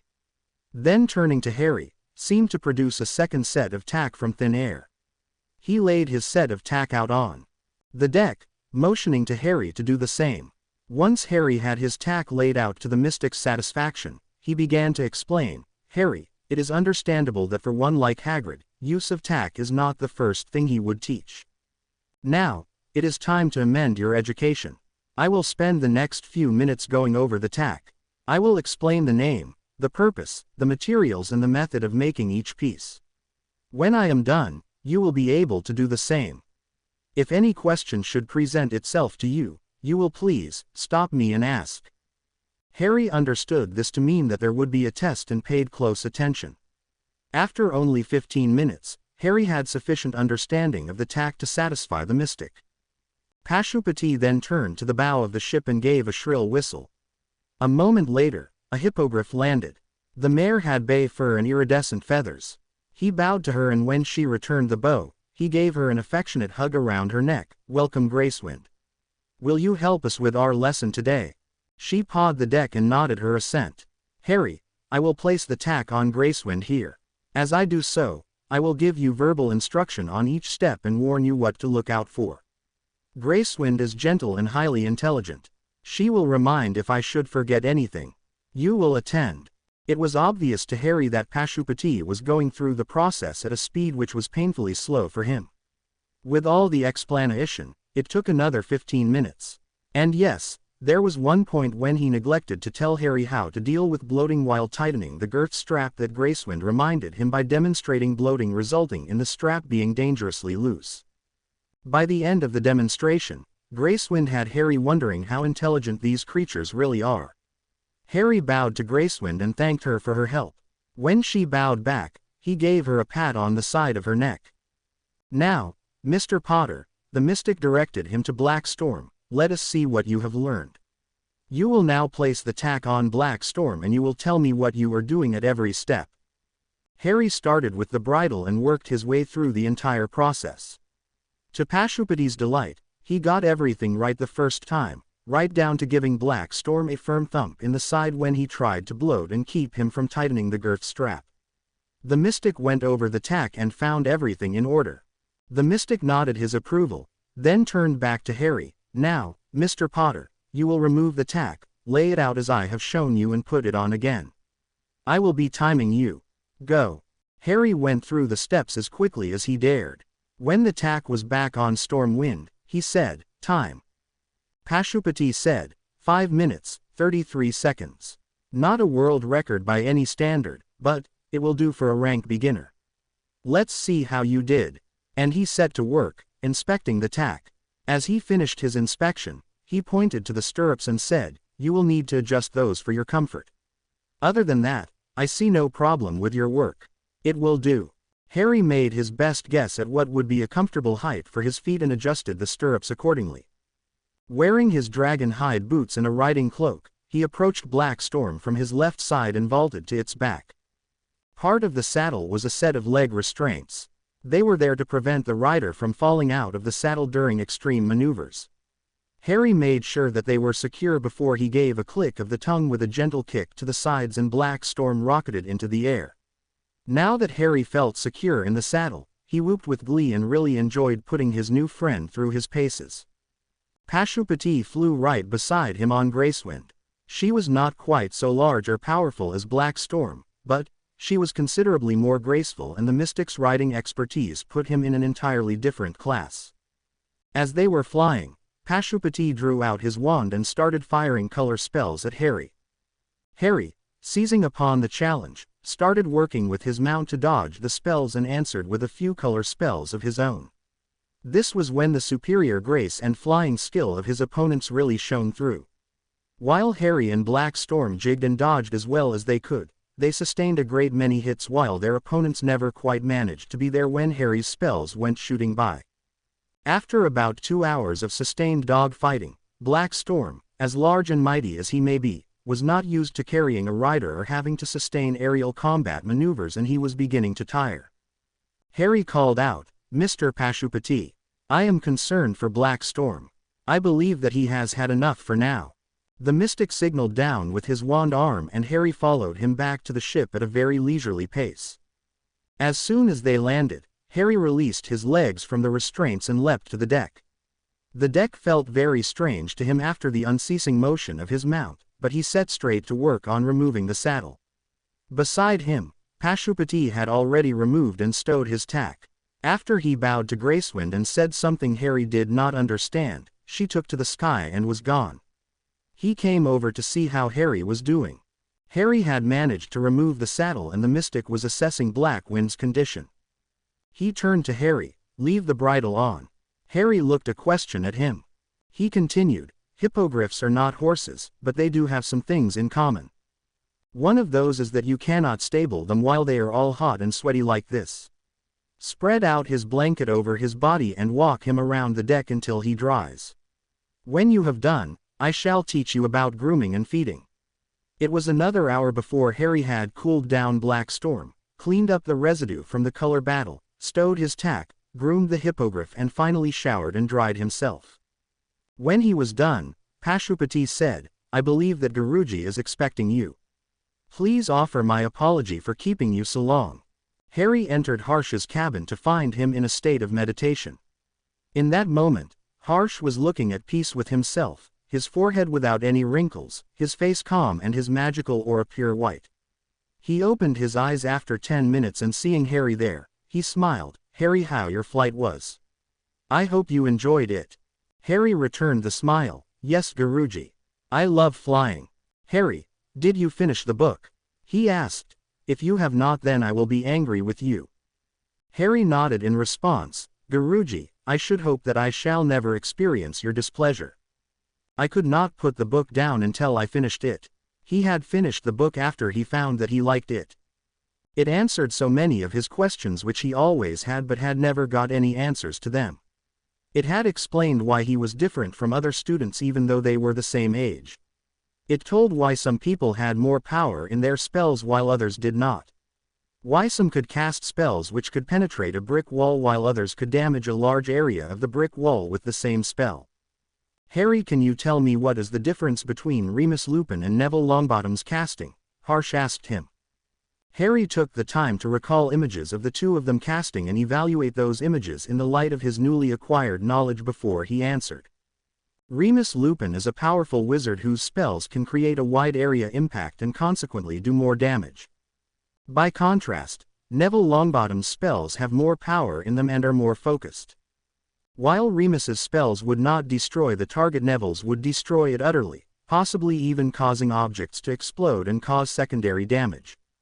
Remus's spells would be more effective with targets which are difficult to hit or areas containing multiple targets. Neville's spells would be highly effective against targets which are more resilient.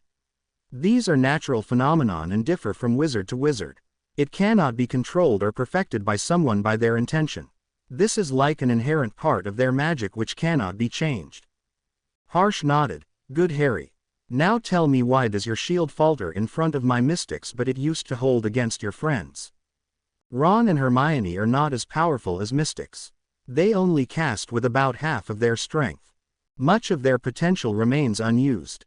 Hermione has a strong grasp of theory and has excellent technique, but she is not yet fully grown and she will become stronger as she matures. Ron, he shook his head, just doesn't seem to work hard at anything. To make matters worse, he wasn't even using a wand which chose him during his first 2 years at Hogwarts. He will never be able to do much unless he has a complete change of attitude. When they used to practice with me, they were only a fraction powerful as compared even to your mystic trainees. Spells by themselves are not powerful, but it depends on the power of the caster. The more powerful the caster is, the more powerful the spell will be. Your mystics are more powerful than ordinary wizards and I have no idea how they got that way. Harry finished his findings and Harsh was smiling at him. Now Harry, we are around an hour away from India. We will be seeing the coastline very soon. I want you to saddle your ride and pack your belongings. When we land, you will help others as they require you to, Harsh instructed him. Daily Prophet, London. Barnabas Cuff, the editor of the Daily Prophet, was sitting in his office behind his desk reading an article which the ministry had sent with orders to publish in the next day's edition. It made him sick to publish this rubbish. Journalism is publishing verifiable facts. This reminded him strongly of the work of the Russian paper, Pravda, during the Mughal Cold War. It was nothing but a fabric of lies woven with innuendo designed to discredit anyone who opposed the minister. He would just as soon wrap a bowtruckle in this and print it. But his orders came from the ministry and he liked his job, so print it he will. What difference would one more article, painting Dumbledore as a balmy old git who was losing his marbles, make anyway? He had guessed that something major had happened on the night of the third task. When Dumbledore had proclaimed that you-know-who was back, Cuff did not dismiss his statement like many others. He wanted to publish the story, but without reliable witnesses, and the first hint of things to come, an order from the minister himself to refrain from publishing any such story, it did not get published. Since then, the stories had been getting nastier. Was it possible that what Dumbledore was saying was true? He had never been known to lie before. Keep secrets, yes, but lie, no. Cuff went over the facts in his mind one more time. No one knew what had happened to you-know-who at the end of the First War. Only thing that they had found was his cloak, a wand and a crying Harry Potter with his mother's dead body near him. They had believed Dumbledore's word that you-know-who was vanquished. Not dead, vanquished. Most people did not appreciate that there was a difference. But Dumbledore chose his words carefully and he had a reason for choosing that one. It meant that Dumbledore believed even then that you-know-who would return eventually. Perhaps he knew something that no one else did, and if Dumbledore knew something then there was no reason for them to doubt his word. The harsh reality was that the ministry owned the paper. And so, if Cuff wanted to keep his job, he published what the ministry wanted published and suppressed what the ministry wanted suppressed. As he read over the article one more time, he wondered if he could get away with making any changes to it without getting the sack. Perhaps he could establish a new column as Letters from the Ministry, and add a disclaimer that this did not represent the opinion of this paper.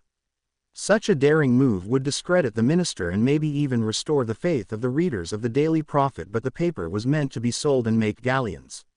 Having the ministry at loggerheads without some powerful backing would be fatal to his career. He was interrupted in his daydreaming by a disturbance in his outer office. He placed his quill back in its holder, readied his wand and rose from his chair to go and see what it was all about. Before he could even get out from behind his desk, the door to his office burst off its hinges and on the threshold stood one furious-looking witch, namely Andromeda Tonks-née Black. His secretary was meekly peeking out from behind her, looking apologetic. With the first flick of her wand, his wand soared across the room to her outstretched hand.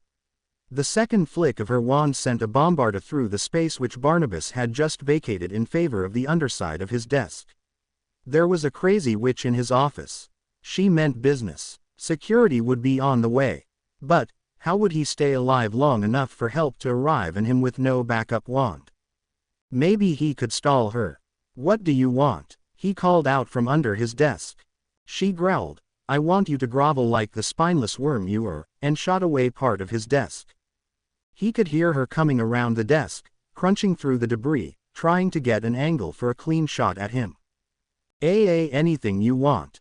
Just, please don't hurt me," he squeaked, as he moved his chair, trying to use it as a shield.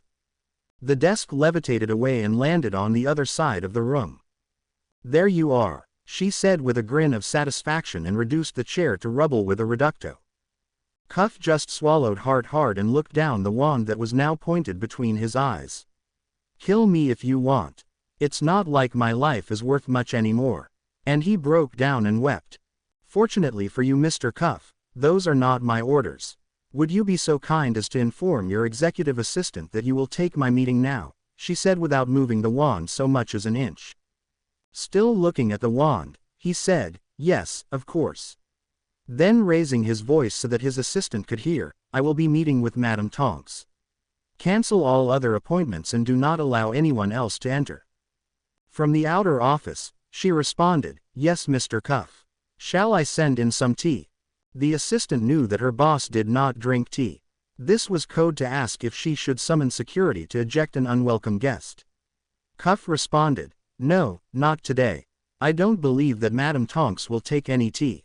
A few moments later, the office was restored to order with the door, the furniture back in place and several anti-eavesdropping spells on the door. Cuff was back behind his desk, with his visitor sitting opposite him. Cuff was still shaking in his cloak, but, at least she had stopped aiming her wand at him. "Do you know who I am, Mr. Cuff?" she said, glaring at him. Cuff looked just a little annoyed at the question. "Yes, madam, I certainly do. You are Andromeda Tonks née Black, disowned for marrying a Muggleborn, partner in a law firm with your husband and one other Muggleborn lawyer.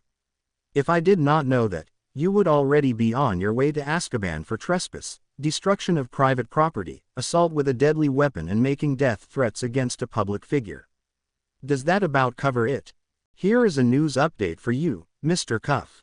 The new Lord Black has reinstated me and I am here representing his interests. You cannot charge me for trespassing at a place which he owns, nor can you charge me with destroying his property. I have neither threatened you nor assaulted you. As for the rest, read this," and she flung a stack of parchments onto his desk. As Cuff opened the stack of parchments, the first thing that caught his eye was the official seal of Gringotts. The document showed that the majority shareholder of the Daily Prophet was, through his holdings, none other than Harry Potter, and what's more, the ministry had sold off their shares during the economic crisis over 8 years ago. His face went ashen gray. "Well," he gulped, "with all the rot we've published about Harry Potter over the last year, I suppose you will want my resignation." With a most imperious glare, she said coldly, "That Mr. Cuff depends on our interview today. Before we go any further, do you understand the difference between a threat and a promise of specific performance, based on your actions?" He looked to one side and then the other and seeing no help there, essayed an answer. "Threats may be empty, as in lacking the power or will to carry them out, whereas one both can and will carry out a promise of specific performance. Is that correct?" "Close enough for our purposes.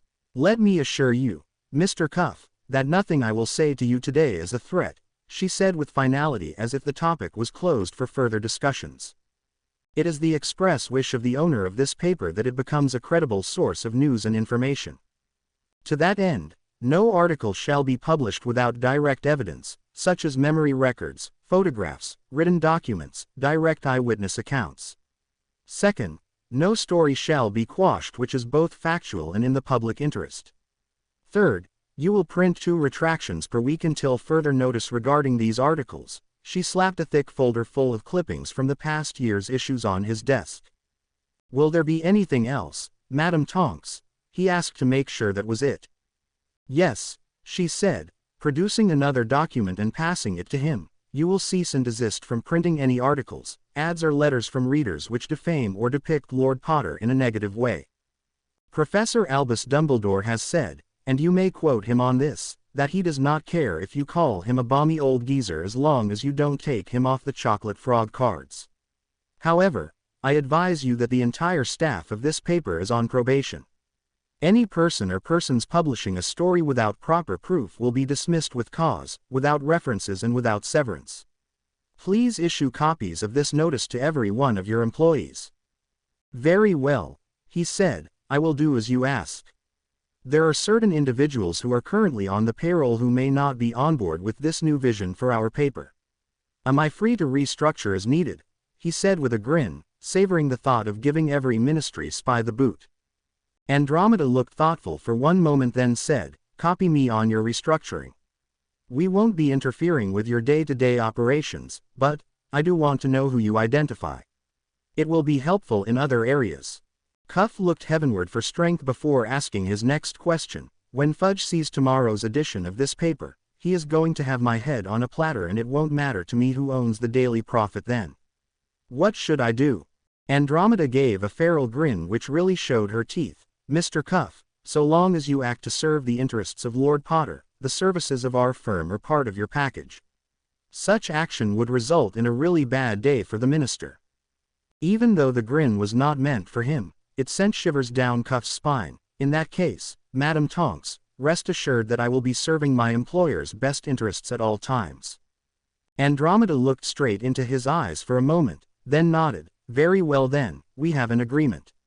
I will not be asking for your resignation, however, should you fail to abide by any term of our agreement, you will be dismissed, the same as any other employee under these terms. There will be no review or appeal. As Andromeda left, Cuff saw her to the door of the outer office. He waved off the security people and he found the rest of his staff waiting in the hallway looking very anxious. In his best drill sergeant's voice, he said, "Good. You are all here. That will save me the trouble of calling you all together. Conference room, now." By the time the meeting was over, several staff members who were nothing but ministry spies had been fired, with cause because they had never written so much as a single word of what might be called journalism. Others who were questionable were put to work cleaning the presses and fetching for the real reporters. And the people who had been submitting the real stories, and not getting published, were promoted. Tomorrow's edition was going to be very different. Lead story, The Daily Prophet, under new ownership. However, as Andromeda said, he was not to announce the name of the new owner. Minister of Magic's office, London. Cornelius Fudge was in conference with his undersecretary and his junior undersecretary. He was plotting a way to oust Dumbledore from the Wizengamot and as headmaster of Hogwarts. The old wizard was conspiring against the minister to oust him from his office and Cornelius would not let him win. Dumbledore's efforts to undermine him with his outrageous claims that you know who was back from the dead would not stand. He would see to that. Cornelius had started his countermeasures against Dumbledore and started weeding the ministry of Dumbledore's loyalists. However, there was a problem that none of them were openly forthcoming and there was no way that he could devise to ensure their loyalty towards him. A new wrinkle was that the Daily Prophet was no longer taking orders from the ministry. The large majority of the spies he had placed there were no longer permitted near the building. Those few which remained had been shunted to positions where they could not learn anything of value nor make any meaningful changes. The article that he had sent to the paper to publish which proclaimed that Dumbledore was senile and Harry Potter was a confused, insane and possibly dangerous teen which had been articulately worded by Umbridge and proofread by Weasley, was returned via an owl with a message that they had to send a memory to back up their claim. The parchment also seemed to have stains on it as if it had been in close proximity to discarded parchments with wet ink and food wrappers. He had immediately gathered the orders of his protection detail and proceeded to the offices of the Daily Prophet and tried to intimidate Barnabas Cuff, telling him that the ministry owned the paper and he would be fired if he refused to comply. The man responded by informing Mr. Fudge that the ministry had sold the paper during the economic crisis 8 years ago. One of the houses had bought the paper and they had given orders that would restore the Daily Prophet as a legitimate newspaper and that he, for one, was glad of the change. When Umbridge started berating out threats of pressing charges for treason and conspiracy, Cuff ended the conversation by informing them that they would shortly receive a visit from his solicitors and advised them not to make things worse for themselves by any further contact with him, his staff or these premises. The entire party was escorted off the property by his security team. Feeling defeated and humiliated, they had returned to the ministry. "Minister," his secretary called, "Madam Bones is here." Grunting to allow her entrance, he straightened in his chair. A moment later, Amelia entered his office with some pieces of parchment in her hand. She said, "Cornelius, I want a meeting to which no third party should be privy to." Umbridge immediately simpered, "Surely you can speak in front of us, Madam Bones. The minister has complete faith in us." Amelia eyed the witch hatefully and passed a parchment to Cornelius. "Cornelius, if you want me to discuss this in front of her, I would be delighted." Seeing what was on the parchment, Fudge was mortified. This was clear evidence of him taking bribes from Death Eaters in the previous war and letting them go. Fudge had been paying a hefty bag of galleons to Rita to keep this buried, but he did not know how Amelia had got her hands on it. If this got out, it meant that his career was over and he was bound for Azkaban. He signaled his under-secretaries to leave the office. Umbridge immediately protested, "But minister, it may be of importance for the ministry. I am the senior under-secretary." She did not finish her words before Fudge roared, "And I am the minister, Dolores. You will do as you are told or you will find yourself looking for another job." Umbridge and Weasley immediately left his office. The moment they left, with a wave of his wand, Fudge locked and muffled the door behind them. He chuckled shortly, "Let them just try and listen at keyholes now." And he cast an imperturbable at the door for good measure. Amelia turned to him with a maniacal glint in her eyes, making him shiver. "Now that the unpleasantries are out of the way, let's get down to business." The ship landed on a deserted part of the coastline where there was nothing in sight but desert spreading for miles. It was picturesque in some ways but worrying in others. As far as Harry could see, there was no one in sight. As soon as the ship landed, they had been flying for some way, and the captain lowered the gangplank. He saw as many as 20 people on the coast. Harsh walked off the ship nonchalantly and the men immediately lined up on both sides of the gangplank. For every step he took, every one of the men bowed his head like he was some sort of king. Harsh had told him that the Mystics did not use the port for their ships but this deserted part of the coastline because it was easy this way and it avoided any prying eyes from finding their secrets. They had more threats to them there than just muggles. One of the Mystics called for Harry's attention. "Mr. Potter, Guruji has asked us to enlist your help." Harry nodded his head and followed the Mystic to the lowermost level of the ship where there was a storeroom. As he looked about he could see that the room was filled with many things and trunks scattered throughout the room. Harry could not remember seeing the storeroom earlier but shrugged. He hadn't seen the prison either. "Mr. Potter," the Mystic said, "your job is to sort these items and store them into the trunks neatly, and you can use magic for the task." There were a lot of items and Harry had no idea about how to do the job until inspiration hit him. As he could see among the things littered on the ground, there were cauldrons, scales, couple of brooms, a heap of books and a variety of other items. He raised his wand and incanted, "Accio books." The next moment all the books came hurling through the air towards him, some of them hitting him in the face. The Mystic, who had leapt out of the center of the mayhem, was doubled over laughing at Harry's predicament as Harry toppled over into the pile of books. Harry's face was a glowing shade of red as he climbed out of the pile. The Mystic said, "Nothing to feel embarrassed about, Mr. Potter. You could summon every book at once as a testament to your power, but I feel you have not been taught to use the summoning charm to collect things. I will teach you to use the summoning charm this way. Observe." He raised his wand and flourished it in the required motion, and keeping it raised, he directed the books flying through the air to an open trunk. Within seconds, all the books were stacked neatly in the trunk. As soon as the last book was in the trunk, he upended the trunk and the books were again littered on the floor. He banished them throughout the pile. Grinning, he looked at Harry. "Could not have done your work for you, could I?" Harry shrugged but did not say anything. He raised his wand and did as the Mystic had taught him, but halfway through the process, the books lost their will and fell to the floor. The Mystic again sent the books all over the room. This time Harry raised his wand and used the charm with all his power. The books came flying from all directions and fell into the trunk in a heap, leaving the mystic laughing. "Mr. Potter," he said, wiping tears from his eyes, "did you use all your power?" Harry sheepishly grinned. "I thought this way the books would not fall midway." The mystic nodded. "Yes, but you need to learn how much power you need to use. You are like a powerhouse full of unlimited power, but if you do not know how to use that power, it will cause accidents like this. Now sort these books into neat stacks." When Harry told him that he did not know the charm, the mystic taught him the charm and the motion. It was not a very complex motion, but he had not used it before, so he had to try it more than once. A few tries later and the books were sitting in orderly stacks in the trunk.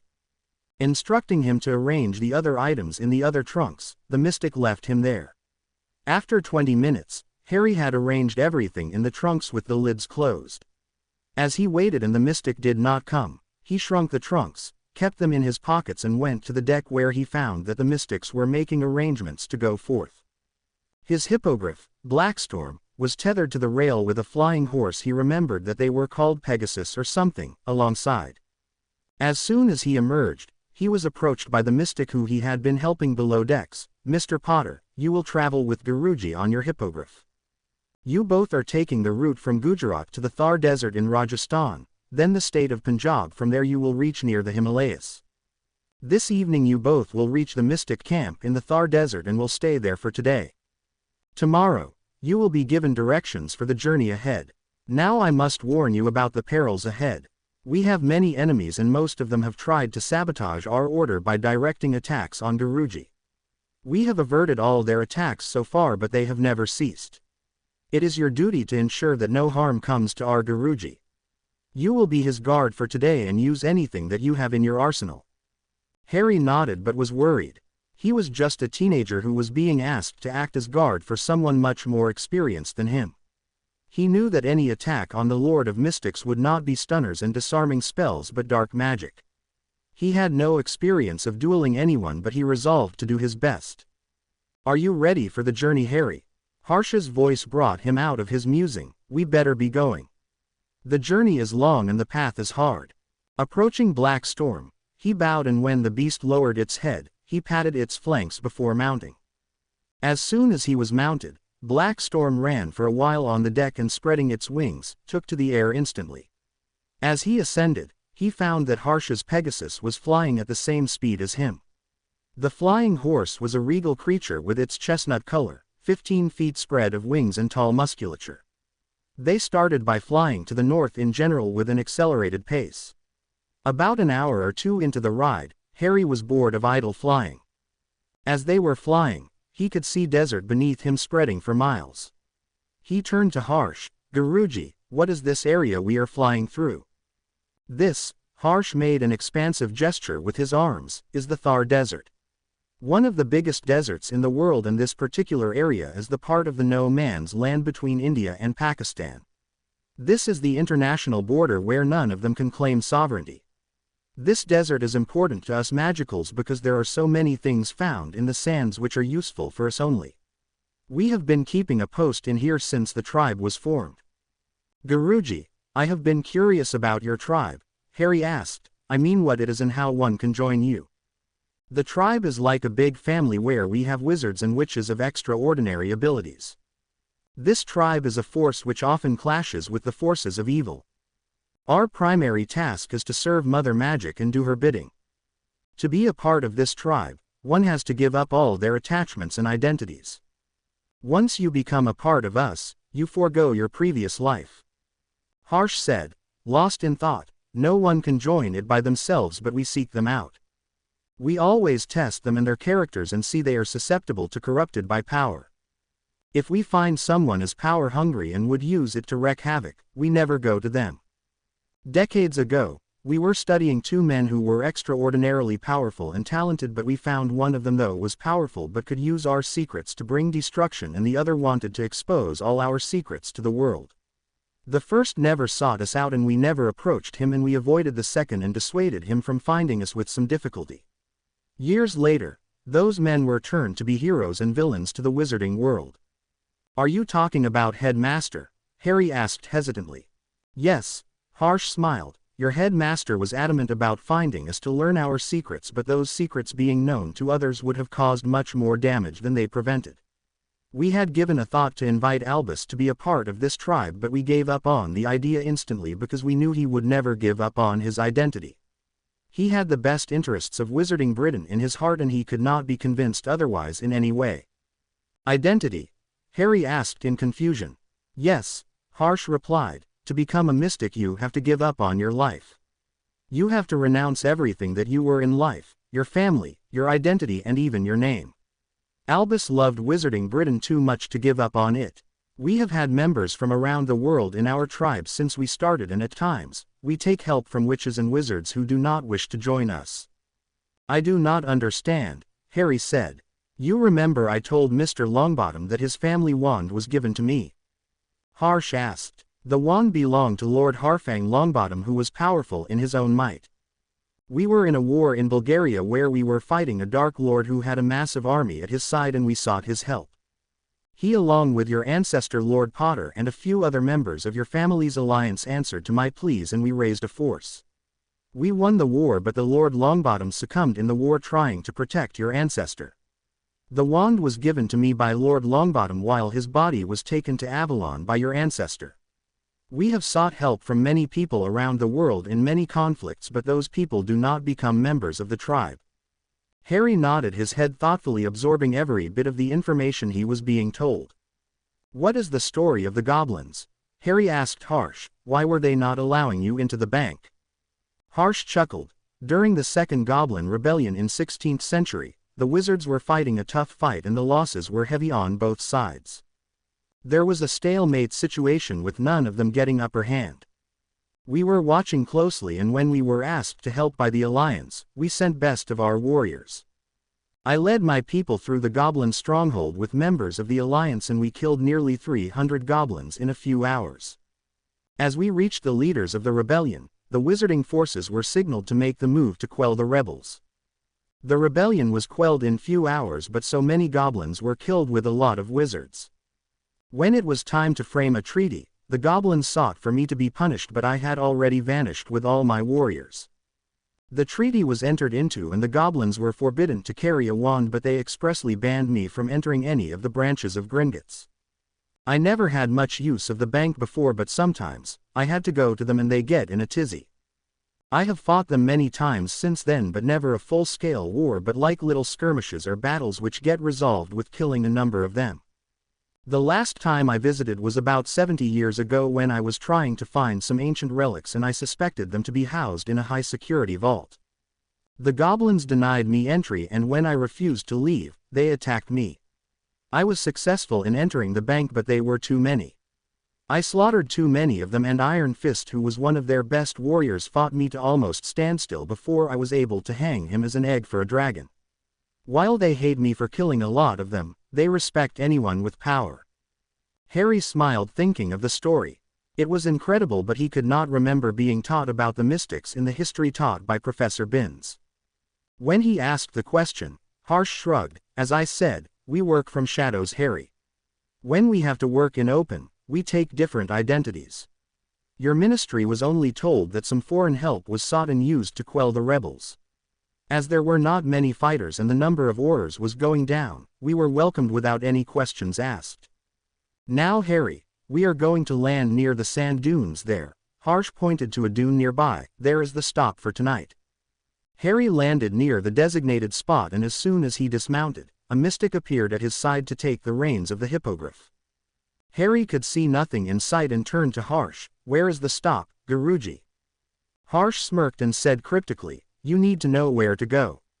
Magic leaves its traces. Tell me, Harry, what you experienced when you visited Ollivanders for the first time. Harry thought back to the moment 4 years ago when he had stepped into Ollivanders and he had felt a rush of wind which raised his hair for a moment. He nodded to the mystic. Yes, Guruji. I felt a tingle on my skin when I entered and a rush of wind which raised my hair for a moment. Harsh smiled. Interesting. You had spent a decade away from the magical world and were no better than a muggle born, yet you distinctly felt the magical tingle on your skin. It says a lot about your magical prowess. The tingle that you felt was magic. Ollivander's shop is very old and exudes ambient magic, with all those people going in to find a wand suitable to them. You felt the magic which lingers there, and that shows that you are blessed by Mother Magic. He then thrust his hand forward and asked Harry to do the same. Harry, concentrate on the environment around you and try to find the same feeling that you had got in Ollivander's. As soon as you get that feeling, thrust your hand in that direction and try to grasp anything which may be present there. I would not be disappointed if you do not find anything. To be continued. I hope you enjoyed this story. Also remember to subscribe and like this video. See you in the next video.